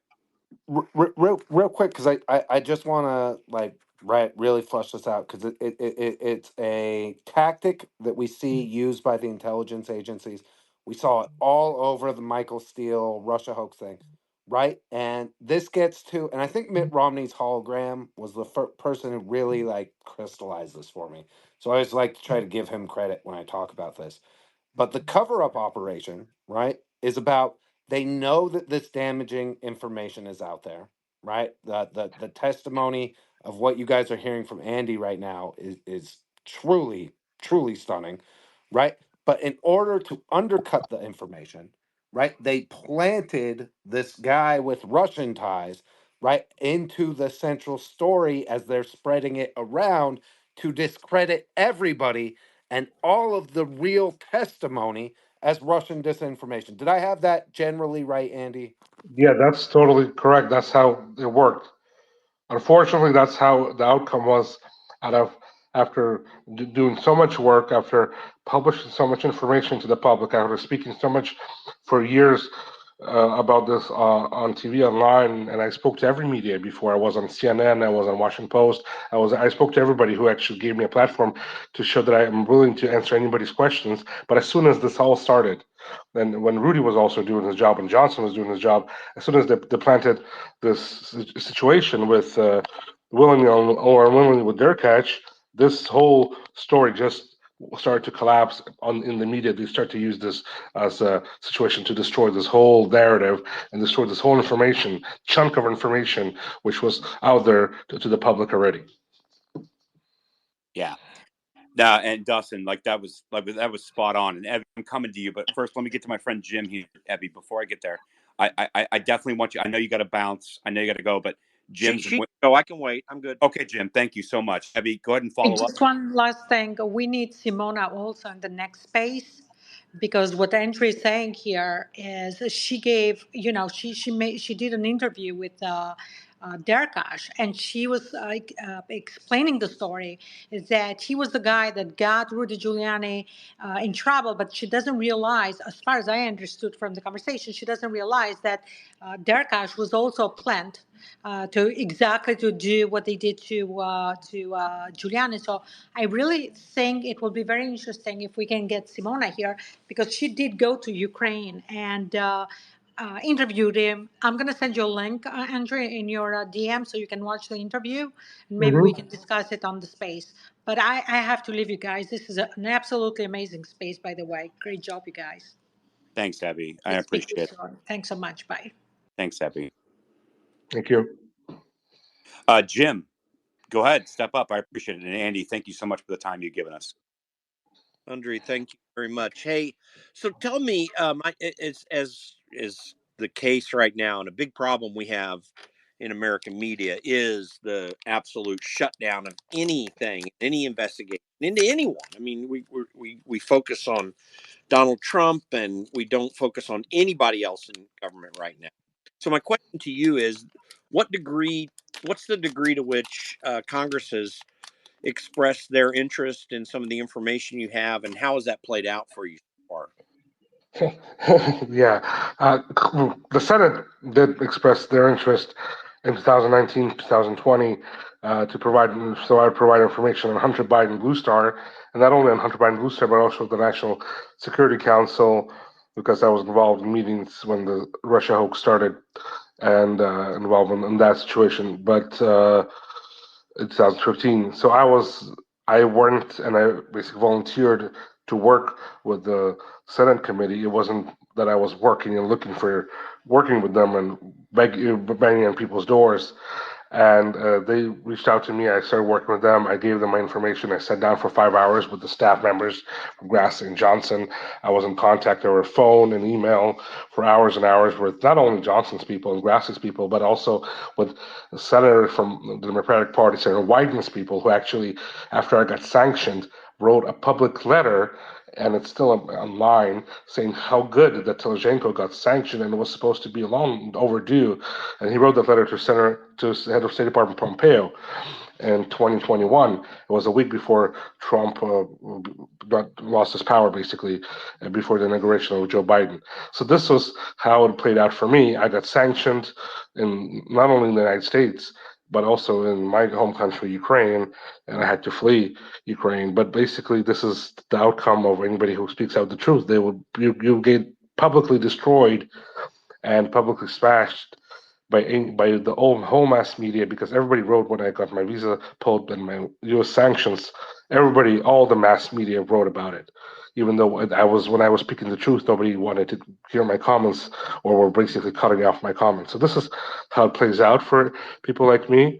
But I'm still fighting, even though because I have no other way else to go, because it's the only way out to get the truth out and get my name cleared to get my life back. That's what I'm doing today, and I'm still willing to testify and give information to Congress if it's going to be done, and if I will know that Congress will do it in a proper way and do the investigation. First of them, Congress today needs to understand what they're facing, because I think the staff members from the U.S. Congress don't specifically understand what the enemy is, how bad it is. Because when I work with them, they should have done a much better job. Not just because they're protecting me. I understand that's a separate story, but investigating the documents I gave to them, because they didn't fully look into what I gave to them at that time, and they should look into the depth of what I gave to them at that time even more. So that's the main thing, what has to be done today to continue this investigation. And for me to testify, I will have to know that they will have to look into this in depth and know what the outcome is going to be for them and for people like me, and what the threats are today. And then they'll know how to look into this properly. So, are you saying it was Pompeo's State Department that sanctioned you?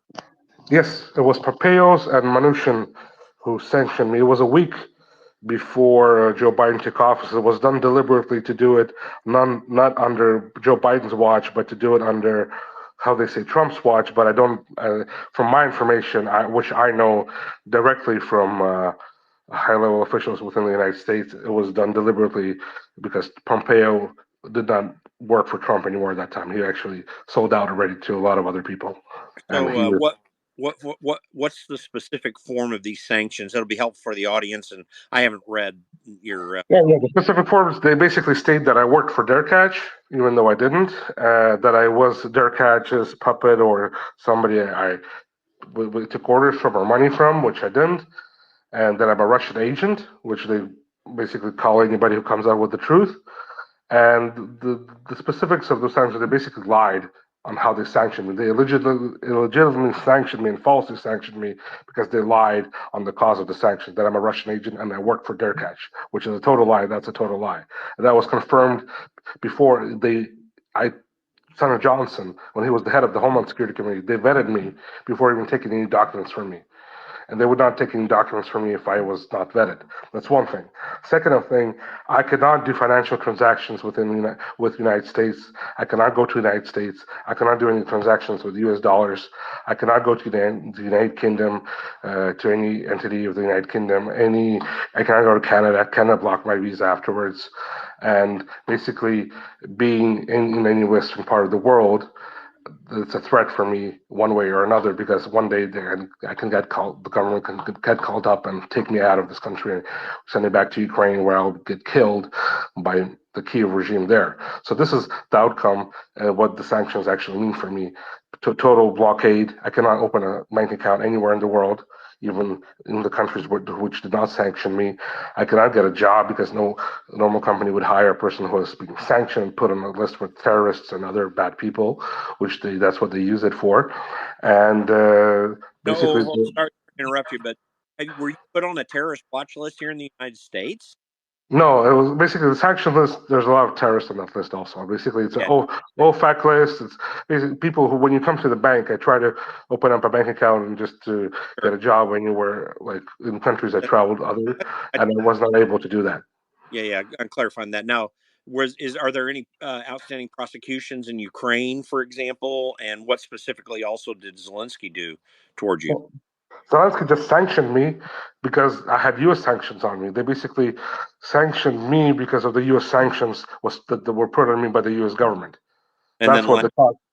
There is last, no outstanding investigations. I'm yeah, actually suing Zelensky in the Supreme Court in Ukraine. One of the few Ukrainians, or maybe one of the only ones, who's suing Zelensky, the president of Ukraine, in the Ukrainian Supreme Court today to lift those sanctions in Ukraine because they were done unconstitutionally against their own citizens. You cannot sanction your own citizen by any means. So there's no yeah. criminal cases against me.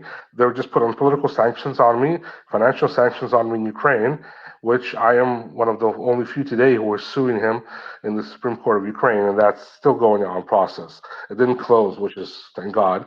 There may be some good people who are still fighting for the law in Ukraine, but this is what the process is for me today. And lastly, you were talking to people in the Senate. Did you ever have any contact with any members of the House of Representatives here?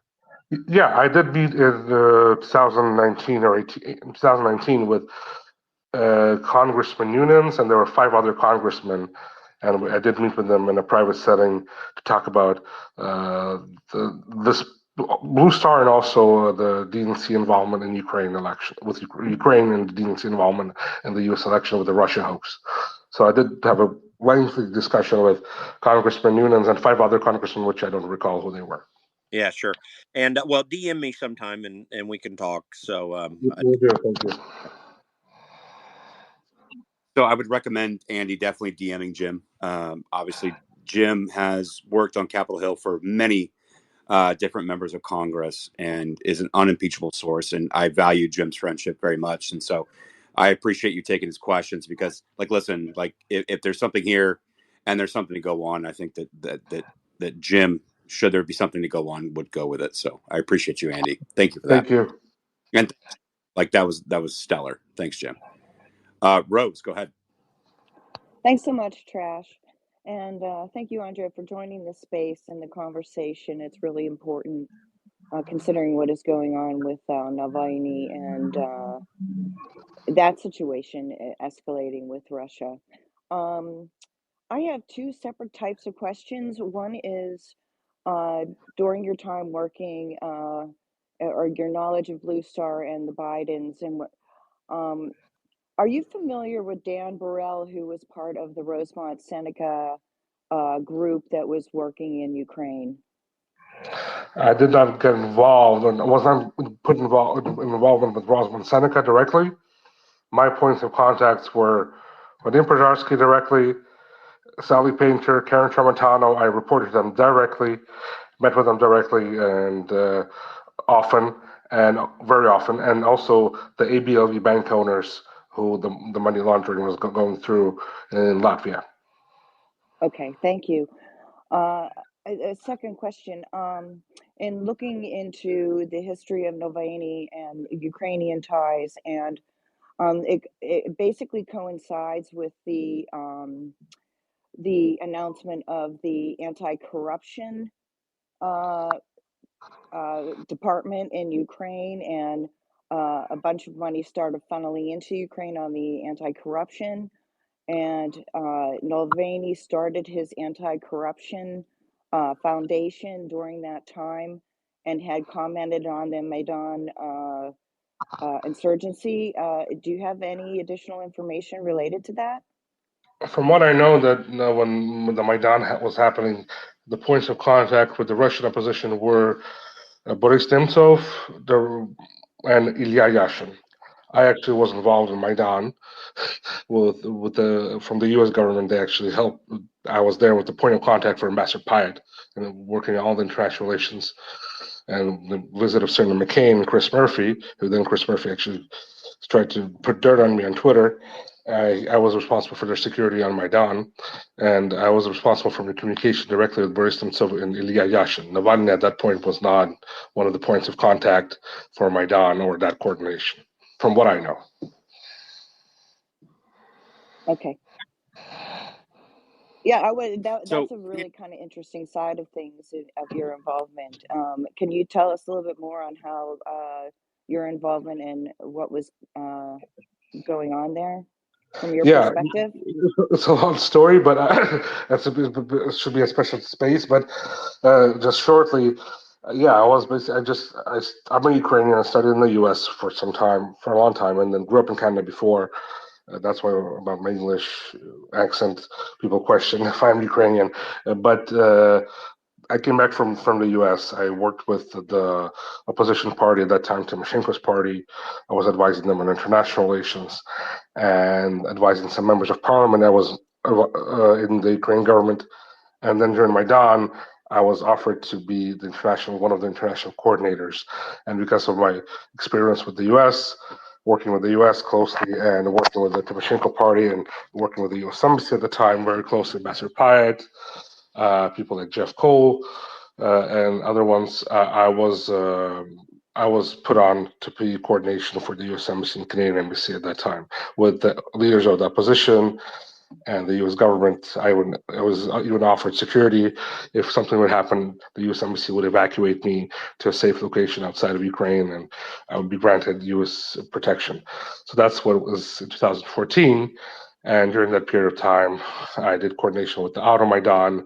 We helped give out more than hundreds of visas for family members of activists during Maidan to Schengen, to the European Union, so their families would be protected if something would happen.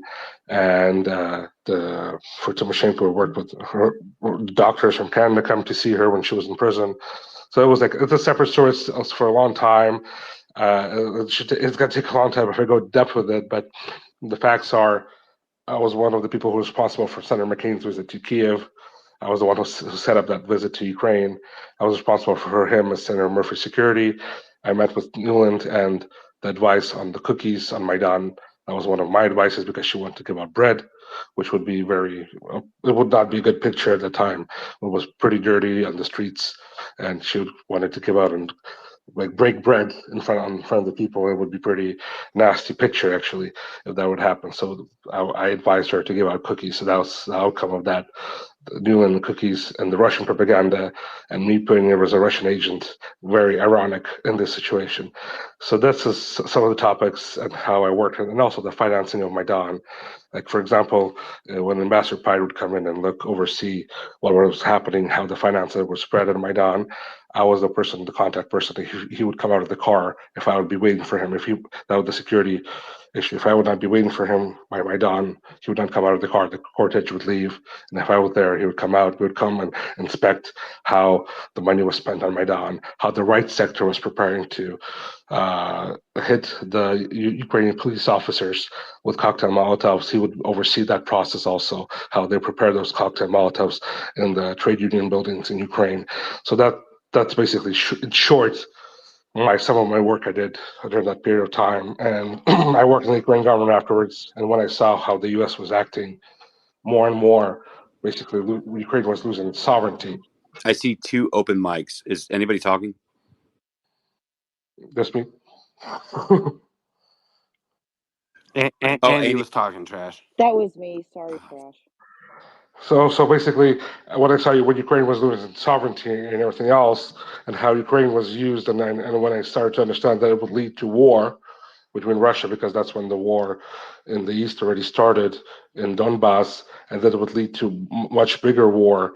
I came out with the truth in 2016, 2017 on the situation with the Ukrainian involvement in the U.S. elections, and that's when the hell started for me and my family, when they started to go after me, and I still continue to fight from that day. So basically, I've been doing this fight for the truth since 2016 until today. So for some time already.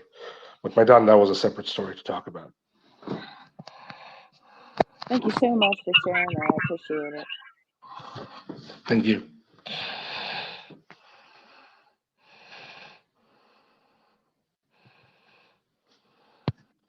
Okay, sorry about that. I was just making sure that somehow it cut out for me.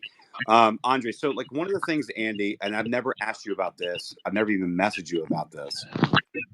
Something we've been covering, thanks to Millie Weaver on the Sunrise Zoom calls, was people like Norm Eisen and Maria Stephan. They wrote Color Revolution playbooks, but I have two questions about two people that maybe you have experience with. My first question is going to be around Michael McFaul. Now, Michael McFaul was the previous ambassador to Russia. He has written a Color Revolution playbook. I'm pretty sure he was involved in the Euromaidan, and I definitely was pretty sure that he was involved in the Orange Revolution in 2003. Did you ever have any dealings with Michael McFaul? Don't directly, no. Only dealings I had when I got sanctioned. He actually went after me on Twitter and was happy that I got sanctioned personally. And he was one of the ones who put me on the blacklist on Twitter at one point, which I'm still am. I cannot actually get a blue star or blue badge or anything else because X today still cannot verify me at all because it just writes that I'm not verifiable. I cannot go through that process. So he was one of the people who actually was going against me when I came out with the truth. I never met him directly, but I know that he was also partially involved in the coup in Maidan 2014. But I dealt directly with Ambassador Pyatt. Yeah. So Andy, that was a litmus test for me. I'm not testing you. I'm testing veracity of information, right? So Michael McFaul, for me specifically, and I've been tracking Michael McFaul for some time because he's an ambassador to Russia.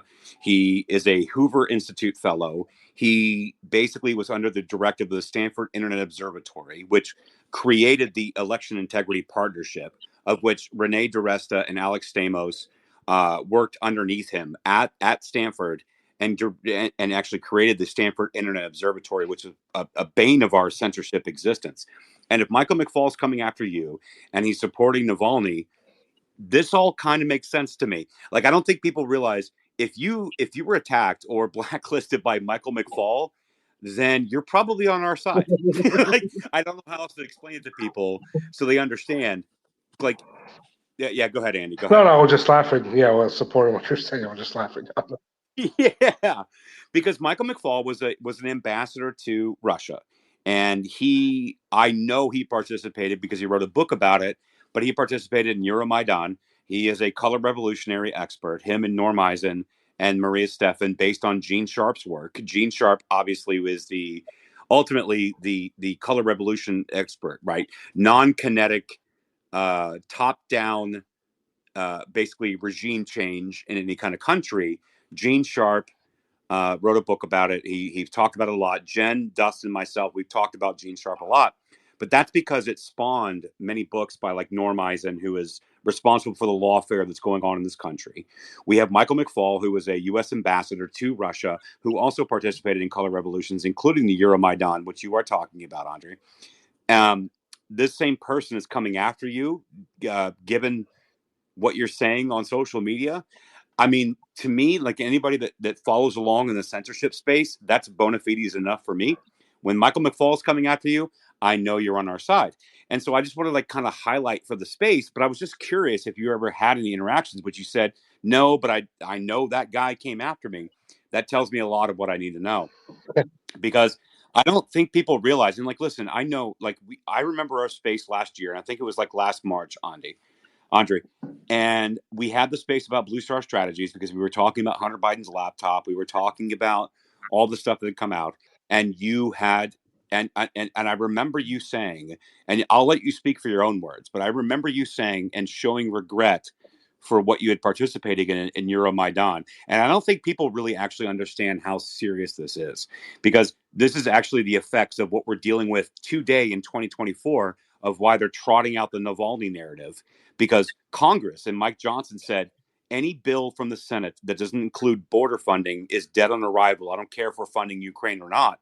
And then we had the Munich Security Conference, and supposedly all of a sudden on the same day that Munich Security Conference is going to be kicking up, the same day that Yulia Navalny, who already has a boyfriend who is a Russian a billionaire that lives in UK as a boyfriend, she has an hour-long plus speech prepared, and she's able to sit down with Kamala Harris and Julia Yaffe and many of these other people that are reporting on this, that were the Russiagate PP tape hoax type people, they're all reporting. Michael McFaul's even out there. I have a screenshot of like his last 4 tweets where he's like, follow Yulia, follow Dasha, follow all these people. The same person was responsible for censorship and color revolutions within this country. We're all involved in Euromaidan. And I know that you've expressed regret to me personally on Spaces and in the interviews, but I don't think people really think people really understand or grasp the severity of what Euromaidan represents and what we're dealing with in 2024 in the United States. Andy, do you want to kind of touch on that a little bit? Yeah, that's true. When there's a chance, I always try to come out and tell people that I was part of that coup. I was part of the Euromaidan. Unfortunately, I was, and I always say that for me, that knowing if I knew at that time I was 20 years old, what would happen to my country at that time, where it would lead, I would never be part of it at all. And I do full responsibility what was done during that time, and that's why I feel the need and responsibility to continue and to fight for the truth, and why I came out to fight for the truth, because I saw that this was where it was leading Ukraine and the world too, and that's why being part of it, and God gave me a chance to oversee what would happen from different angles, being in the Ukrainian government and working for the Ukrainian embassy in Washington, and then being working with Blue Star, where was happening from the other side in Ukraine, what was happening in the world, involved with the corruption and all the bloodshed. I said I could not keep quiet on this. Even though if I would keep quiet, I would be everything okay with me. I would never have any problems. I was offered numerous times U.S. citizenship by different people with the U.S. government and authorities. Just to be quiet, I never did accept it, and I came out because I knew that was wrong, and I will continue to knowing that I was wrong, because this is where it led to. I was right. We're losing Ukraine today. We're losing Ukrainian people today. There's a war with Russia which has to stop, and this is what it led to. And we were right that it was going to lead to this. That Ukraine is going to become a battlefield. Unfortunately. Well, and again, like, listen, just because I'm opposed to Ukrainian funding of taxpayer dollars does not mean that I'm not sympathetic to the Ukrainian people. Actually, it's quite contrary. But I think that those things get conflated sometimes in narratives. And I agree with you, Andy. I listen. I have Ukrainian friends that live here in Arizona, where I live. Like, we have a large, not only Russian contingent, but a Ukrainian contingent here in Arizona. And I was over there 2 years ago. I spent some time in Poland. I was in Germany, Poland, UK, France, and Netherlands. And I met a ton of Ukrainian citizens that had fled and that had found resources and access in other countries within Europe. My fight is not, or I'm sorry, my fight against funding this corrupt war machine in Ukraine has nothing to do with the Ukrainian citizens. And I think that the point you were trying to make, I don't want to speak for you, but I'm speaking for myself. However, I also see it as the more funding and the more support that goes on for Ukraine, the more people die. And that is something I can't live with. That is true. That, if I could add, that is totally true. And I'm also, as a Ukrainian, I'm against this funding of this war. It's not funding; it's fueling the flames of war, where there's no outcome, no win outcome for Ukraine to win a nuclear nation, nuclear country like Russia. It will be the same as Mexico fighting the United States, or Canada even fighting the United States. They won't be able to win, even if half of the world supported them. There's going to be total destruction and loss of lives. This is what's happening in Ukraine. 600,000 men and women Ukrainian are dead, and the soldiers are dead on the ground today because of the war which was being led to Ukraine today. And the fueling of this war with the funds, it's going to lead to more deaths. Millions of people are going to die, and the soldiers are going to die from both sides. This has to come to an end. I'm every time I'm on TV and give an interview, I say, don't send us dollars, send us diplomats. Have the United States sit down with Russia and talk this over, send diplomats, and end this war today. But they don't want to end this war because it could have been ended last year, it could have been ended years before this. It could have not even started. But they don't want to. They need this war because to make money and to continue their proxy regime change in Russia or whatever with the hands of Ukrainians, because they don't care what's going to happen to Ukraine or Ukrainians. They just want a continuation and the money flow happening to the military industrial complex and Biden's political support. That's right. And so for the space, and like, just to be clear, guys, this was completely organic. I mean, I mean that sincerely. Like, you guys fucking know this. We were talking about other things. I was like, oh, if we're talking about this, let me see if I can get Andre in here, because I actually want to talk about this. We haven't revisited in like the last year, but like, at the end of the day, I don't want any more war. I don't want any more people dying. And let me ask you, because I think you're uniquely positioned on this topic specifically. Is there any veracity or truth, if you know, that Boris Johnson got in the middle of negotiations of peace between Ukraine and Russia, and basically, I believe Putin referenced Istanbul? Is there any veracity to Boris Johnson going over there, which I believe that he did, and I've seen multiple reporting on it? Is there any veracity to Boris Johnson getting in the middle of that? And why would Boris Johnson get in the middle of that when he was out of power? Can you explain that at all? That he got an order from the Washington, because the United Kingdom, For money. yeah, the United Kingdom doesn't act on its own, even though it is a sovereign, independent country, but it acts together with the United States. Even their intelligence community does that the same thing. He got an order from Washington, D.C., from the White House administration to act and stop it, because it was not a tendency to have peace at that time. Washington still thought they could topple the regime in Moscow. They still believed that they could change the outcome of the political situation in Russia, and they used Ukraine in that situation. And then when they understood that it would still not happen, they understood they could make money on this through the military-industrial complex of that lobby, and that's what they continue to fight for this war, just to make more money. That's what it's all about. Not about even regime change anymore, because they understand they cannot do that in Russia. They're only continuing to do that just to make more billions and billions of dollars on this proxy war. And that's why Johnson was involved in this.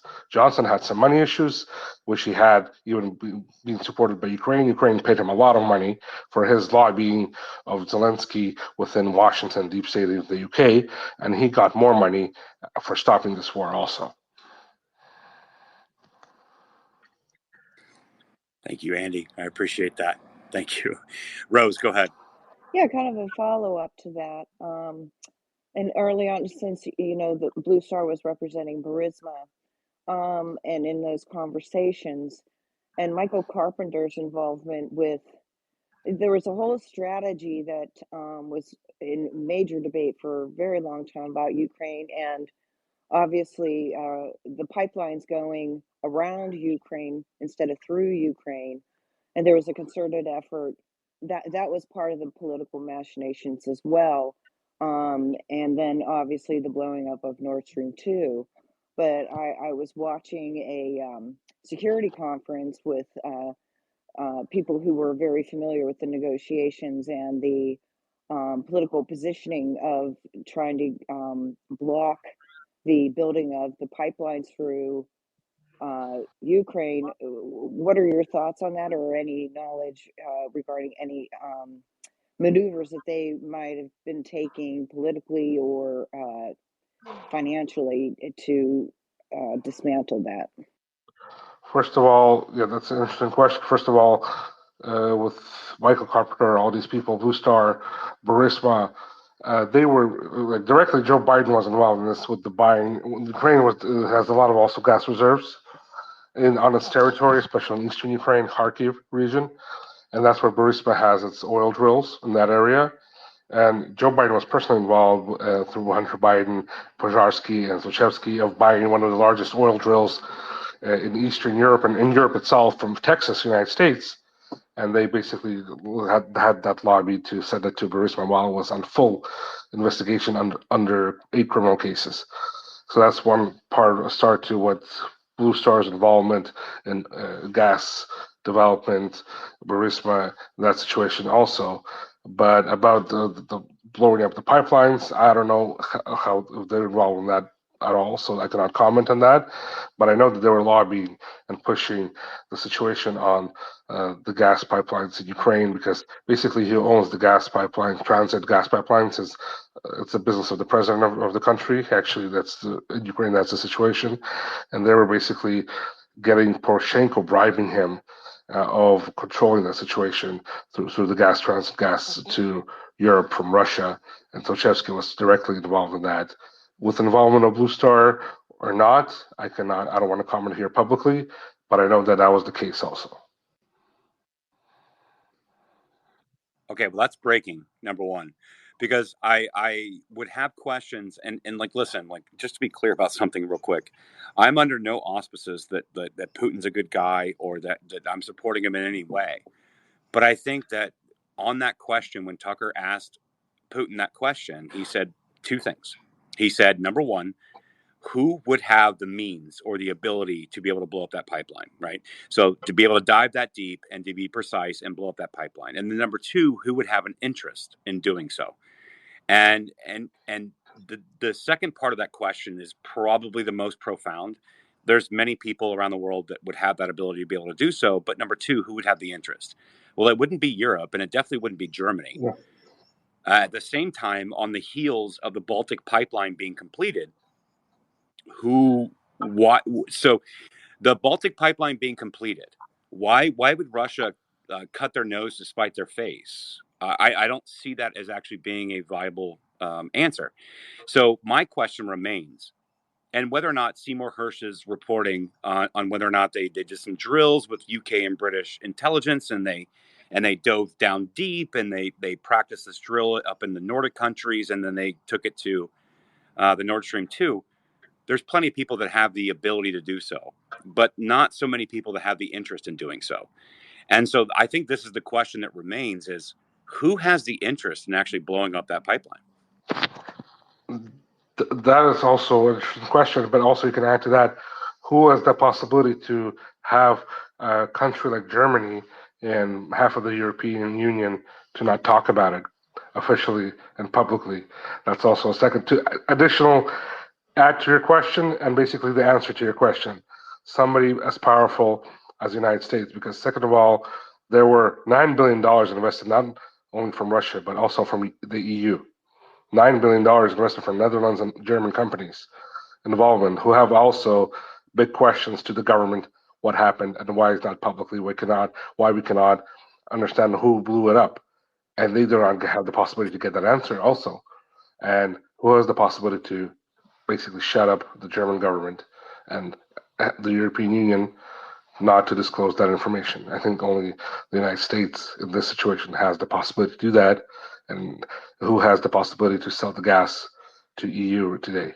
It's the United States, which does sell it.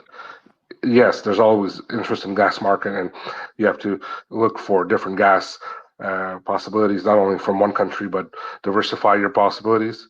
But that's not the way how do you do business. And I think this is basically what the situation is today.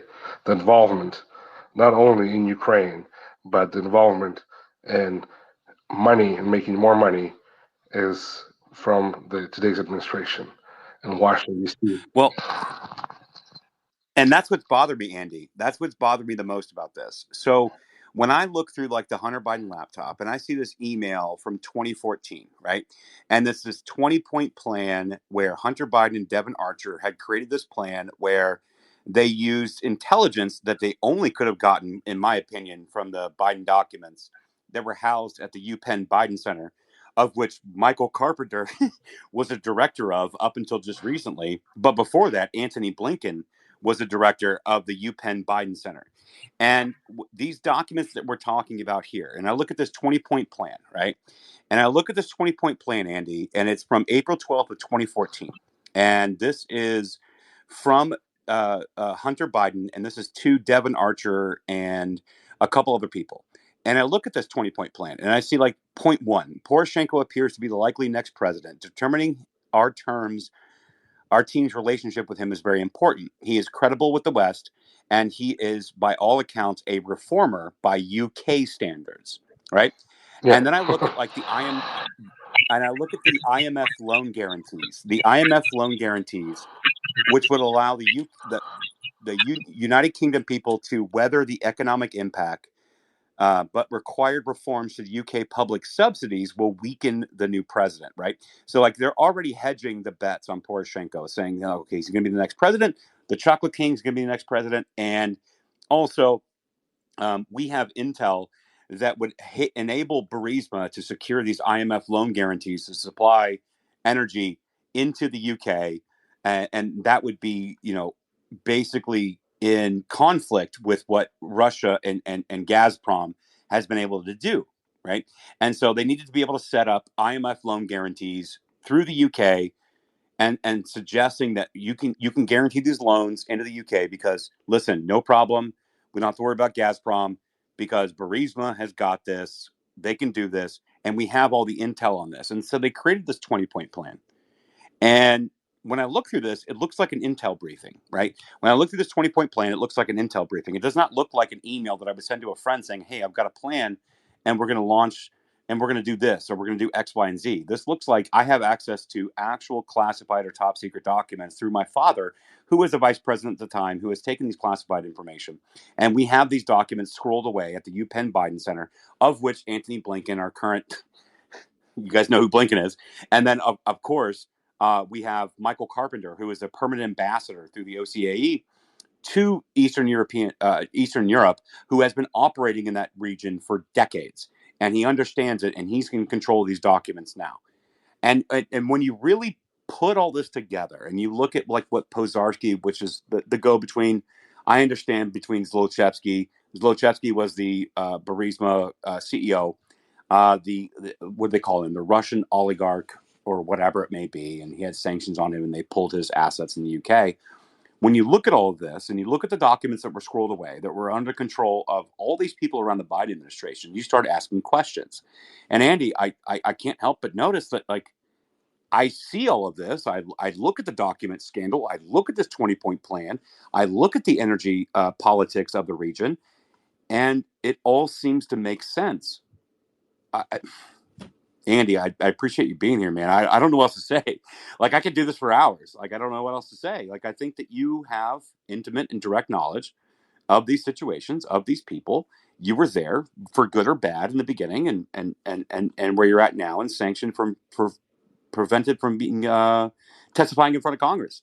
So, like, Andy, like, while we wind this space down, because we've got another space coming up in about an hour. But, like, is there anything else you'd like to add to this before I close this down? Maybe there's some other questions from people before we wind it down.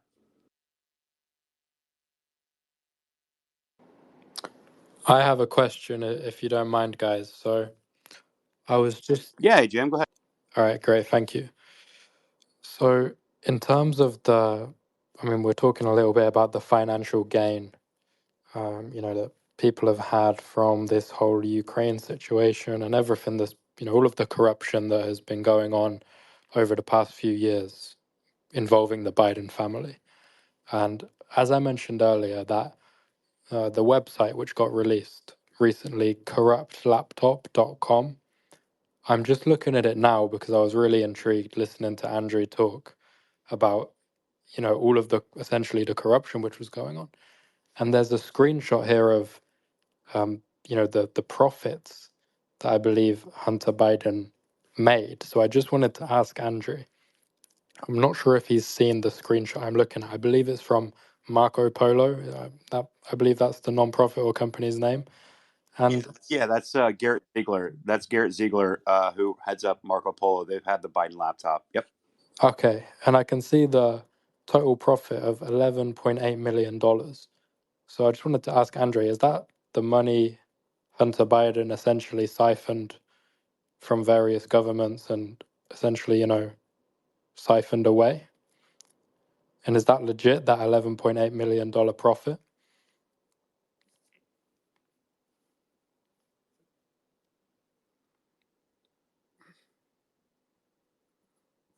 And We may have lost Andy, AJM. It's okay, no worries. Can you hear me? Can you hear me? I had my mic. Yep. Yeah, sorry. Yep. Yeah, I heard the question. I was saying there's more money than that. There's, from my calculation and understanding, what I know, around more than $50 million involved in the situation. From what I know, there may be more. Wow. Well, yeah, I'm just saying They were from what paying I'm looking at on for Shenko. corruptlaptop.com, it's showing 11.8 million. But yeah, I'm not surprised if They were it's paying more. for Shenko and his government.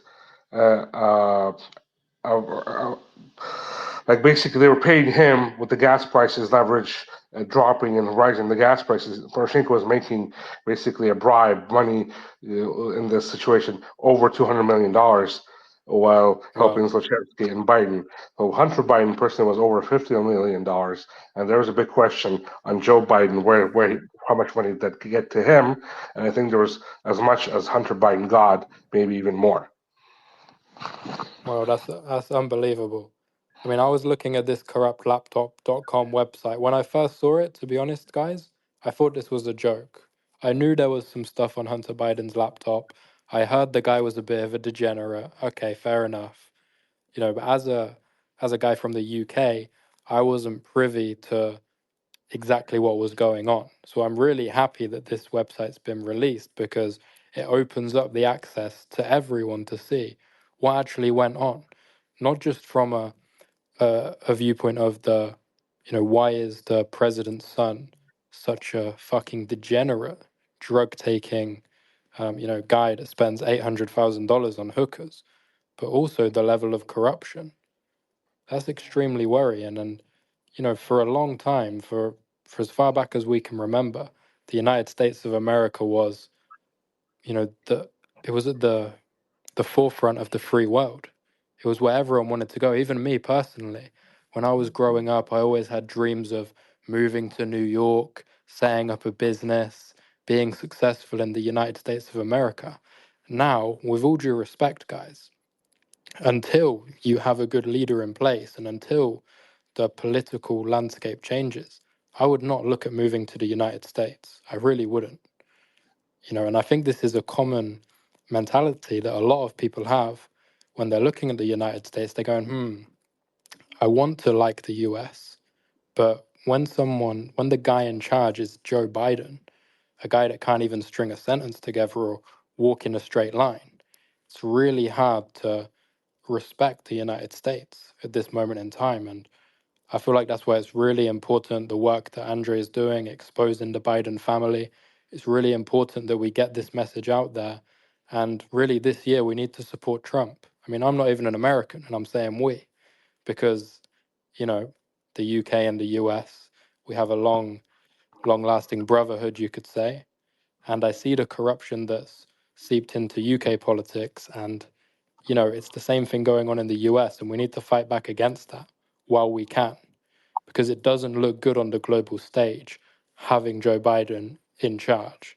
And someone needs to come in and do a 360. And I believe the guy to do that is Donald Trump. When Donald Trump was in charge, he brought peace to the Middle East. The Israel-Palestine situation was under control.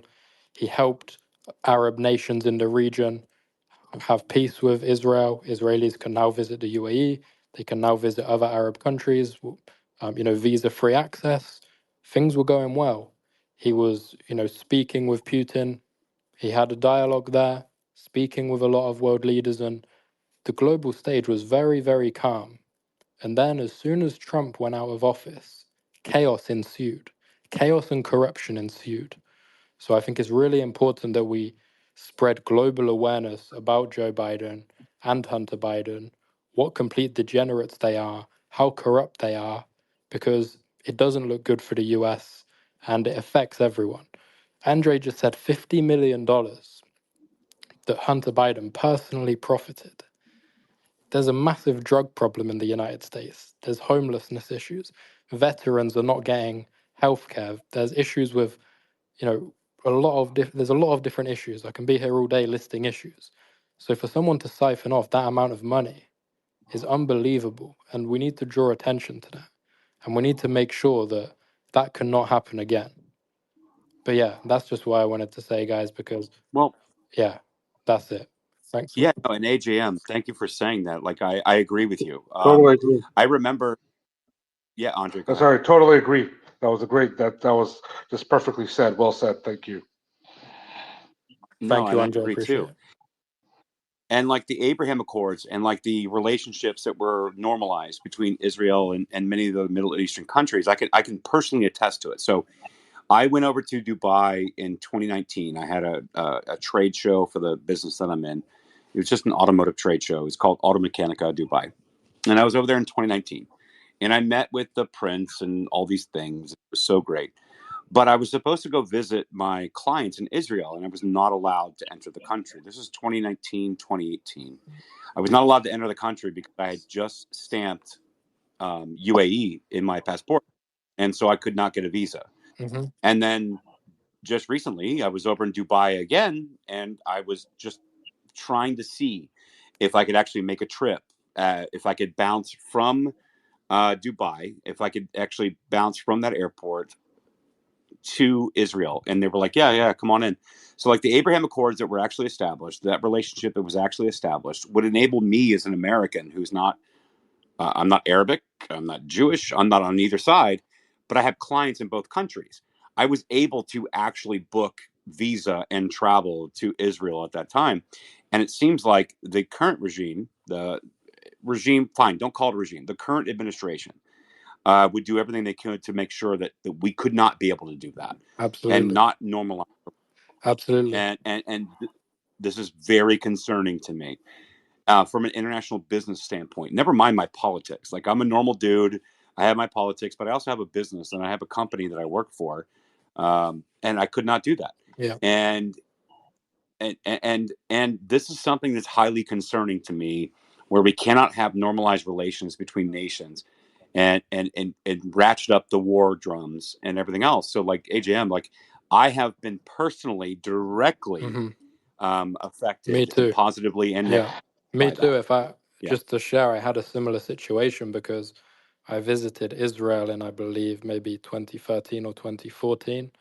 And then I actually relocated to the UAE a few years later, around 2019, 2020, similar time to yourself. And before I went to the UAE, I realized, oh, I need to get a new passport because I can't go to the UAE and get a resident visa, etc., etc., if I have the Israeli stamp in my passport.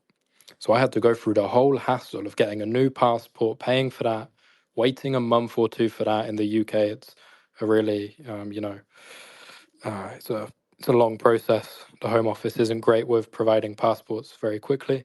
So I had to go through that entire long process just to see a couple years later that the Abraham Accords had been signed. And I'm in Dubai and I'm seeing Jewish people walking down the street. I spoke with a few Jewish people. I was like, wow, you guys are from Israel.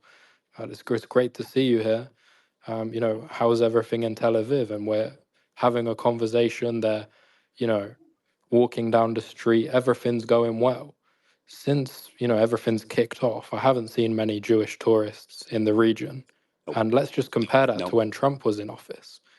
The Abraham Accords, that's a big deal, guys. This goes back 50, 60 years. Tensions in the region, real big tensions. For Trump to come in, normalize those relations, bring peace to that region, and allow Israeli citizens and UAE citizens the right to travel between the countries freely and enjoy a vacation in what previously would be considered a rival country. And the problem is now, it again is considered a rival country. And it's a really good point you made, Trash Discourse, a really good point. As an American citizen, or even as a citizen, a European citizen, doing business internationally was very easy under Trump, I would say. Because you go to a country, you go to Russia, for example, you go to Ukraine, people are going to receive you well. Now that's completely changed. Since Biden's came into office, everything has become polarized. You go to the UAE as an American citizen, are you going to be received in the same positive way that you were when Donald Trump was in charge? Maybe yes, but maybe not because of the perception I people can now tell you. have. I can tell you, in 2019, under the Trump administration, I was received very well. They were like, "Oh my gosh, you got a blue passport. Like, please come this way. Like, what can we do for you?" Everything else. Like, listen, I don't need to be waited on hand and foot. I'm just talking about the reception. And when I went over there this year, I just got back 3 weeks ago. I was just in UAE in Dubai 3 weeks ago. I was out by the new City Expo. It's kind of like Yeah. on the outskirts, but I Hmm. was at Expo because they have a new conference hall there Yeah. versus downtown. And I can tell you, I was not received very well. I got very minimum fare. The sheikh, in at least his at least the prince did not come over to normalize relations, business relations, and make the photos that they did in 2019. I have video where I was actually meeting with the prince. Like, we're talking about a meeting with the Yeah. prince. I go back to my hotel room, and in my hotel room, which is a little scary, there was a bottle of Chivas 25 year. Now, why is that important? Well, number one, you're not allowed to just buy alcohol, right? You have to buy it in hotels. You Hmm. have to buy it at least on the second floor in Dubai. You can't buy it on ground level. And so, like, having a bottle of Chivas 25 year saying with a thank you note saying thank you for meeting with me today was actually a big deal. It was scary because it's also like, oh, now you know my name and you know my hotel room. That's a little spooky. But the way I was received in 2019 versus 2024, I'm sorry, 2023, because 2024. I just got back. I went at the end of January. Was very different. Yeah, and also with And Russian people, because I've done business with So Russians. When I did business AJ, with Russians in, AJ, sorry, I'm go sorry ahead. to cut you off, but like trash, I actually I'm dealing with like 5 fires at once, as I usually am on this stuff. Laptop is absolutely freaking pumping again. Looks like we're gonna go break 3 million again, and of course my phone starts blowing up as I'm in the middle of this stuff. Andy, my God, Andy, I wanted to thank you for being here, and trash, thank you for hosting this and exposing this. Some of the new information that we got tonight are pretty unbelievable. I had not heard, and my last question, Andy, was going to be right about Hunter's behavior when he was in foreign countries, and you answered that all on your own. I had never heard that before, so if you want to elaborate, I would appreciate that. We have another laptop space. It'll be more on the like crypto side. I posted it up top if you guys want to join that. The one last night was amazing. We are drawing attention to the corruption on Hunter Biden's laptop by boosting this cryptocurrency. It's actually the plan is actually freaking working, people. It's amazing. But Andy, thank you so much for being here, and I'd love to hear the answer to that last question. Thank you for having me on again, and it's a great space to always be with you guys. Yeah, like how he acted and how everything, how he portrayed himself, not only in the United States, how we saw from the documents that were published and photos, but abroad. It was just hideous. And I said, this information I got personally from Vadim Procharsky while I was still working for Blue Star Strategies and consulting Burisma. They personally described his actions that they had to get his ex-wife to come in and pick him up from Europe, Ukraine, where he was because he was overdosing drugs and alcohol and women, and he was just going berserk. Not only like women, there was questions about the age of those women also, which is a separate topic to discussion, and that was how bad it went. And the Secret Service was covering it all up also. They were behind this because they were protecting him and covering up his actions in countries like Ukraine and in Europe while he was traveling and getting paid. Because when he would get paid, he would get paid sometimes even in cash. Officially, he'd want to go through his bank account, through the Latvian bank, and then it drop into his bank account. The $80,000, $100,000 depends on which month, and then sometimes they would just give him $100,000 in cash, and just for something that he did, Zlochevsky was happy with because he would pay out people a lot of money just for their work, and for him that was just normal money payout. And for Hunter, he'll just come out and start. You can buy a lot of drugs and a lot of women and a lot of alcohol in countries like Ukraine, and that's when it just went all overboard. And actually, the U.S. Embassy was put on high alert on this, and they would cover this all up. And they're still covering this up all up today, not letting you know what really happened there. And that's also something that Congress has to look into and show to the public with the actions of the son of the vice president of the United States basically working on corrupt money and going full load. I'm not saying like in drugs like marijuana or something like that, light drug, cocaine, hardcore drugs.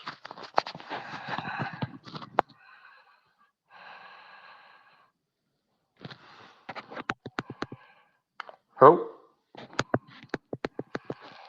Can I chime in? I'm going to make a final. Thank you so much. yeah, I'm sorry. Thanks, Trash.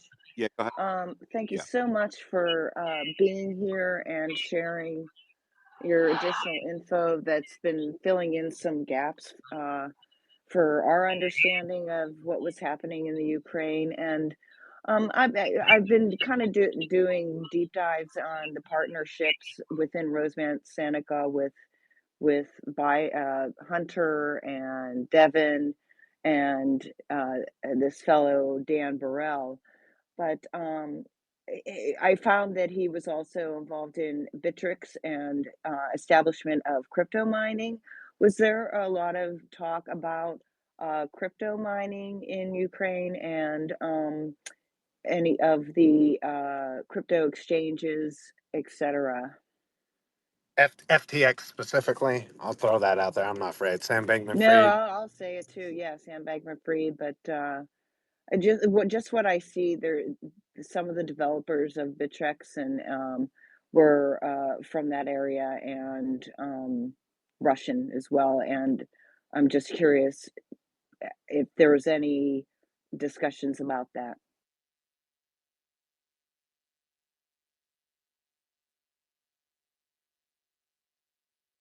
Oh, Andre, you're muted. I had to mute your Oh, mic. It was sorry. Can you hear me now?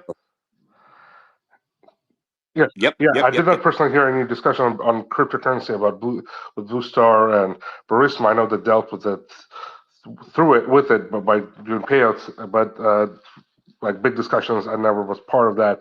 But I know that if there's a question on Ukraine, is they're big on cryptocurrency. That's also what I understood, right?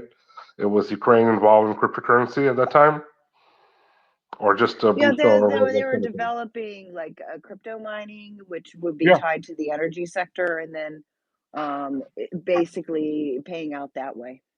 I know that cryptocurrency mining, there's a tons of development within the last years in Ukraine, and under especially within the like under the last 5 years, like when it went in a boom, it's people started all over the world, but Ukraine, how it happened, the government basically it took the cryptocurrency into a higher level. The mining process itself, it took to a higher level in the Chernobyl region. They put in their own basically mining devices, thousands of mining devices, which they took over from the IT companies, and they started to mine cryptocurrency. And this is the Secret Service, the Security Service of Ukraine, doing that and controlling anybody who would do mining of cryptocurrencies in high amounts and in large amounts. So basically, it was under the government control unofficially this whole process, and they would coordinate this whole process with the IT sector, and basically that's how it developed. But basically, they had a whole huge sector of mining in Chernobyl region, which is the former nuclear station which got blown up in '86, and which is no people live there, and there's a lot of land which they basically redeveloped under warehouses and started mining that process in that area so nobody would see what they were doing because they would have thousands of computers, processors out there doing the mining thing. Thank you so much. That really helps. Okay, thank you so much for and Dustin, I'm sure you want to maybe chime in on that. I've never heard Rose giggle. So, Andy, you made Rose giggle, and you don't understand. Is it a thing? No, because there's a Investigator. huge crypto mining surge going on in certain states here, especially the western states, Montana, New Mexico, Nevada, and there's a real game being Oklahoma. played and funneling of monies through there. Yeah, no. Thanks, Rose. I just love that you made Rose giggle Yes, because I'm she. a happy girl today. Andy, again, thank you so much for joining the space. We're going to revisit all this. We're going to get you back in the States in front of Congress. We are going to create these congressional hearings. And I appreciate you joining us, man. Get some rest. Let's pick this back up again another Will time, do. my friend. Thank you. Thank you for having me on. Always a pleasure. And God bless you all, guys. Thank you for looking into the truth and digging into this.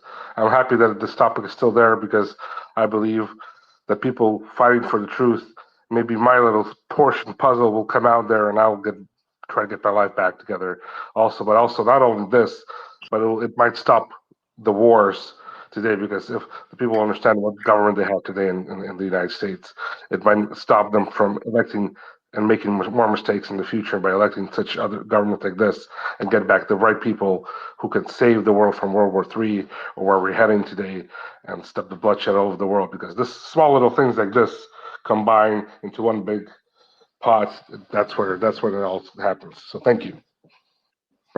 Yeah, and Andy, thank you. Evie, I saw you unmuting. Before you go, Andy, I think Evie has the last Okay. question for you, and then we'll Well, I probably have a wind this lot of down. questions, but I'm not going to go through with that. But I think I heard earlier Andrew making a few points regarding the lobbying companies.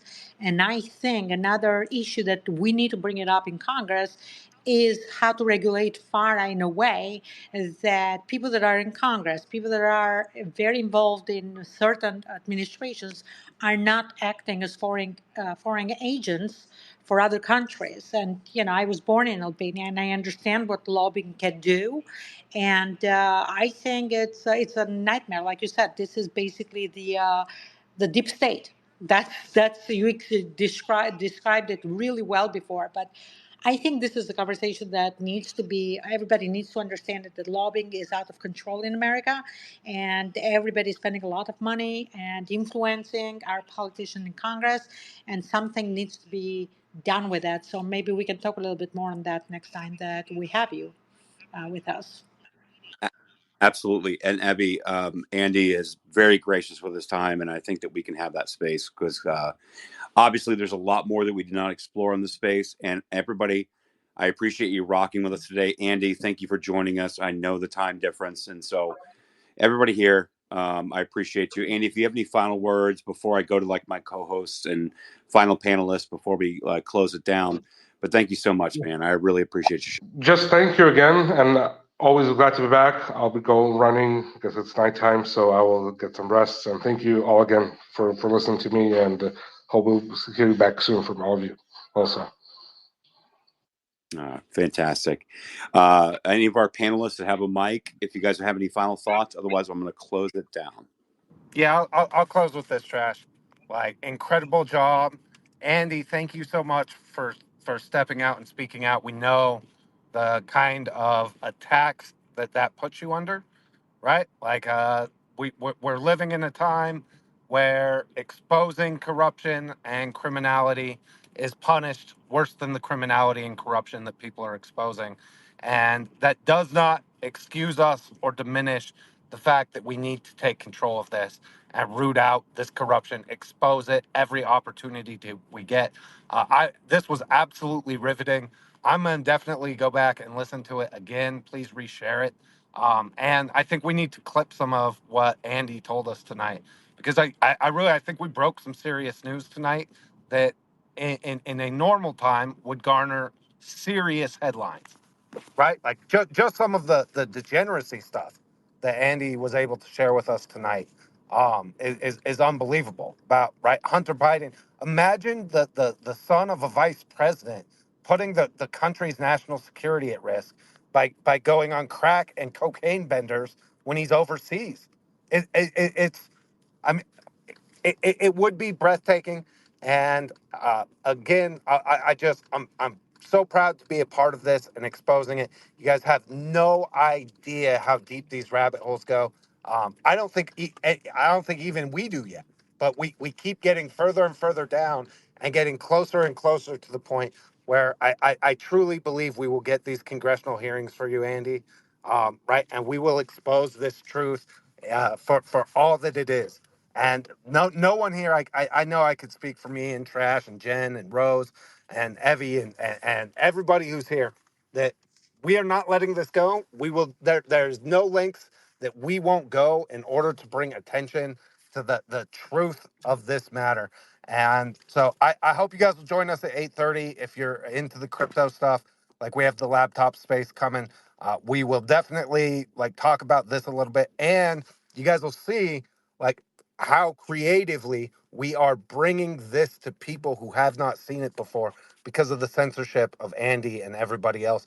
Thank God for this platform. Thank you, Elon Musk, for giving us a place where we could come together and speak again. It has made the world of difference. Thank you, guys. And it will. Not only has it made the world a difference, but I think that we will actually move forward and actually make a change in this world. Listen, I'm a fucking stupid guy on the internet that has a raccoon profile. Fine. I'm not making any kind of difference. You can make that argument, and I would probably agree with you.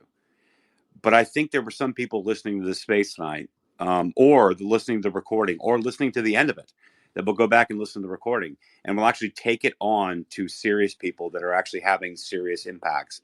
And so, yes, I do think it'll matter. And I think when we looked at this DOJ charging of Smirnov, and people are like, oh, well, all the Hunter Biden Inc. investigations completely tainted because this guy was lying. Nobody knows who Smirnov was, other than the fact that the very sanctions that were levied against Andre were created out of this supposed confidential human source for FBI, of which he was lying. So therefore, the sanctions should be null and void. Therefore, it shouldn't be a problem, right? If we want to operate in a world where Smirnov's whatever the bullshit that he gave the FBI and he's getting charged for lying, then great. The sanctions should be lifted. Andre should be able to appear in front of Congress. Therefore, he should be able to give public testimony. Therefore, he should be able to say the things that he said in the space and bring the additional receipts that he has not produced yet, that I know he's sitting on, because we've talked about it. We've talked about it for a fucking year. I'm trying to get the guy to release the shit, but he won't do it until we have the sanctions lifted. Then he gets in front of Congress. Guess what? The whole thing blows wide open. So again, excuse my language, but I'm so frustrated. I'm so tired because I've been talking about this shit for year upon year upon year. And I was deplatformed, I was banned, I was suspended. And now here we are 2 years later, a year later, after talking with Andy. And Andy, my God, man, thank you for your time. Here we are. So, all right. So Evie, you have a Yes, final don't question? kill I'll me. close. So here is the question. I understand Andrew is under sanctions, right? And I don't know if Congress can ask the Department of State to lift the sanctions in order for him to testify. And if not, can there be a group, a congressional group that goes to wherever Andrew is to take his testimony? No, they could. And I'll let Andy speak for himself, but they could. But we need it actually in the halls of Congress. We need to have that hearing in front of the American people. But yeah, Andy, go ahead. Yeah, I just want to add that is possible, and there were some talks about this, but the most important is if I release the information, I testify more on this, and they would want to still continue to sanction me. Even then there was no point in me of going and testifying. I already did testify. They sanctioned me for my for coming out with the truth, not for what I said, because everything I said was true and was confirmed. If I testified and gave the information to Congress and to the other bodies which I testified under oath to, I would be sanctioned and I would be prosecuted in the U.S. for lying. But I did not lie. They sanctioned me under false circumstances. So for me to testify to get the situation back, my life back, I need to have my name cleared so I can sit down in Congress, even maybe for 48 hours, let the sanction and give me the possibility to testify and let the Congress decide what is there, what is not. I can testify open, closed doors, but I need to be in the United States for that to happen. I already did that on good terms without asking for anything, came out with the truth in 2020. I got hit really hard for it. I'm still recovering from all this, but I have some health issues, etc., etc. But today, I just need to get my life back. And for me to get my life back, I need to testify in Congress in Washington, D.C., and I fully agree with Trash on this.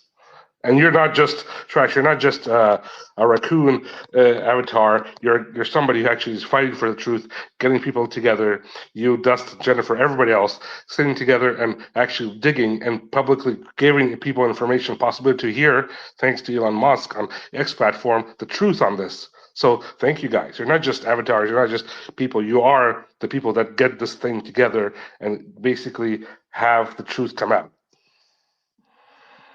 Man, thanks, Andy. I appreciate you, man. I really do.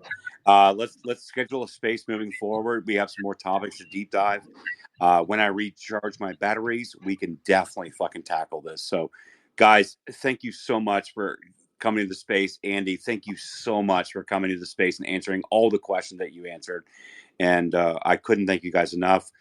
Come see us in about an hour. We're going to do a Biden laptop crypto space. If you guys are interested in Web3, come join us. If not, whatever, man. Don't, like, whatever. We're going to go have some fun. And Andy, thank you so much. Evie, Dustin, Jen, Vinny, Rose, AJM, dude. I'm so glad we're friends now, dude. Like, you're fucking solid, bro. Thank you, bro. Dustin, Likewise. Jen, yeah, man, for sure. Dustin, Jen, anything you guys want to add before I close this down? No, sir. Excellent work, Trash. Thank you. Thanks, man. All right, Andy, Abby, everybody, I appreciate you guys joining us today. We will do this again. I can assure you, because I'm not letting this fucking go. Have a good night. Trump 2024.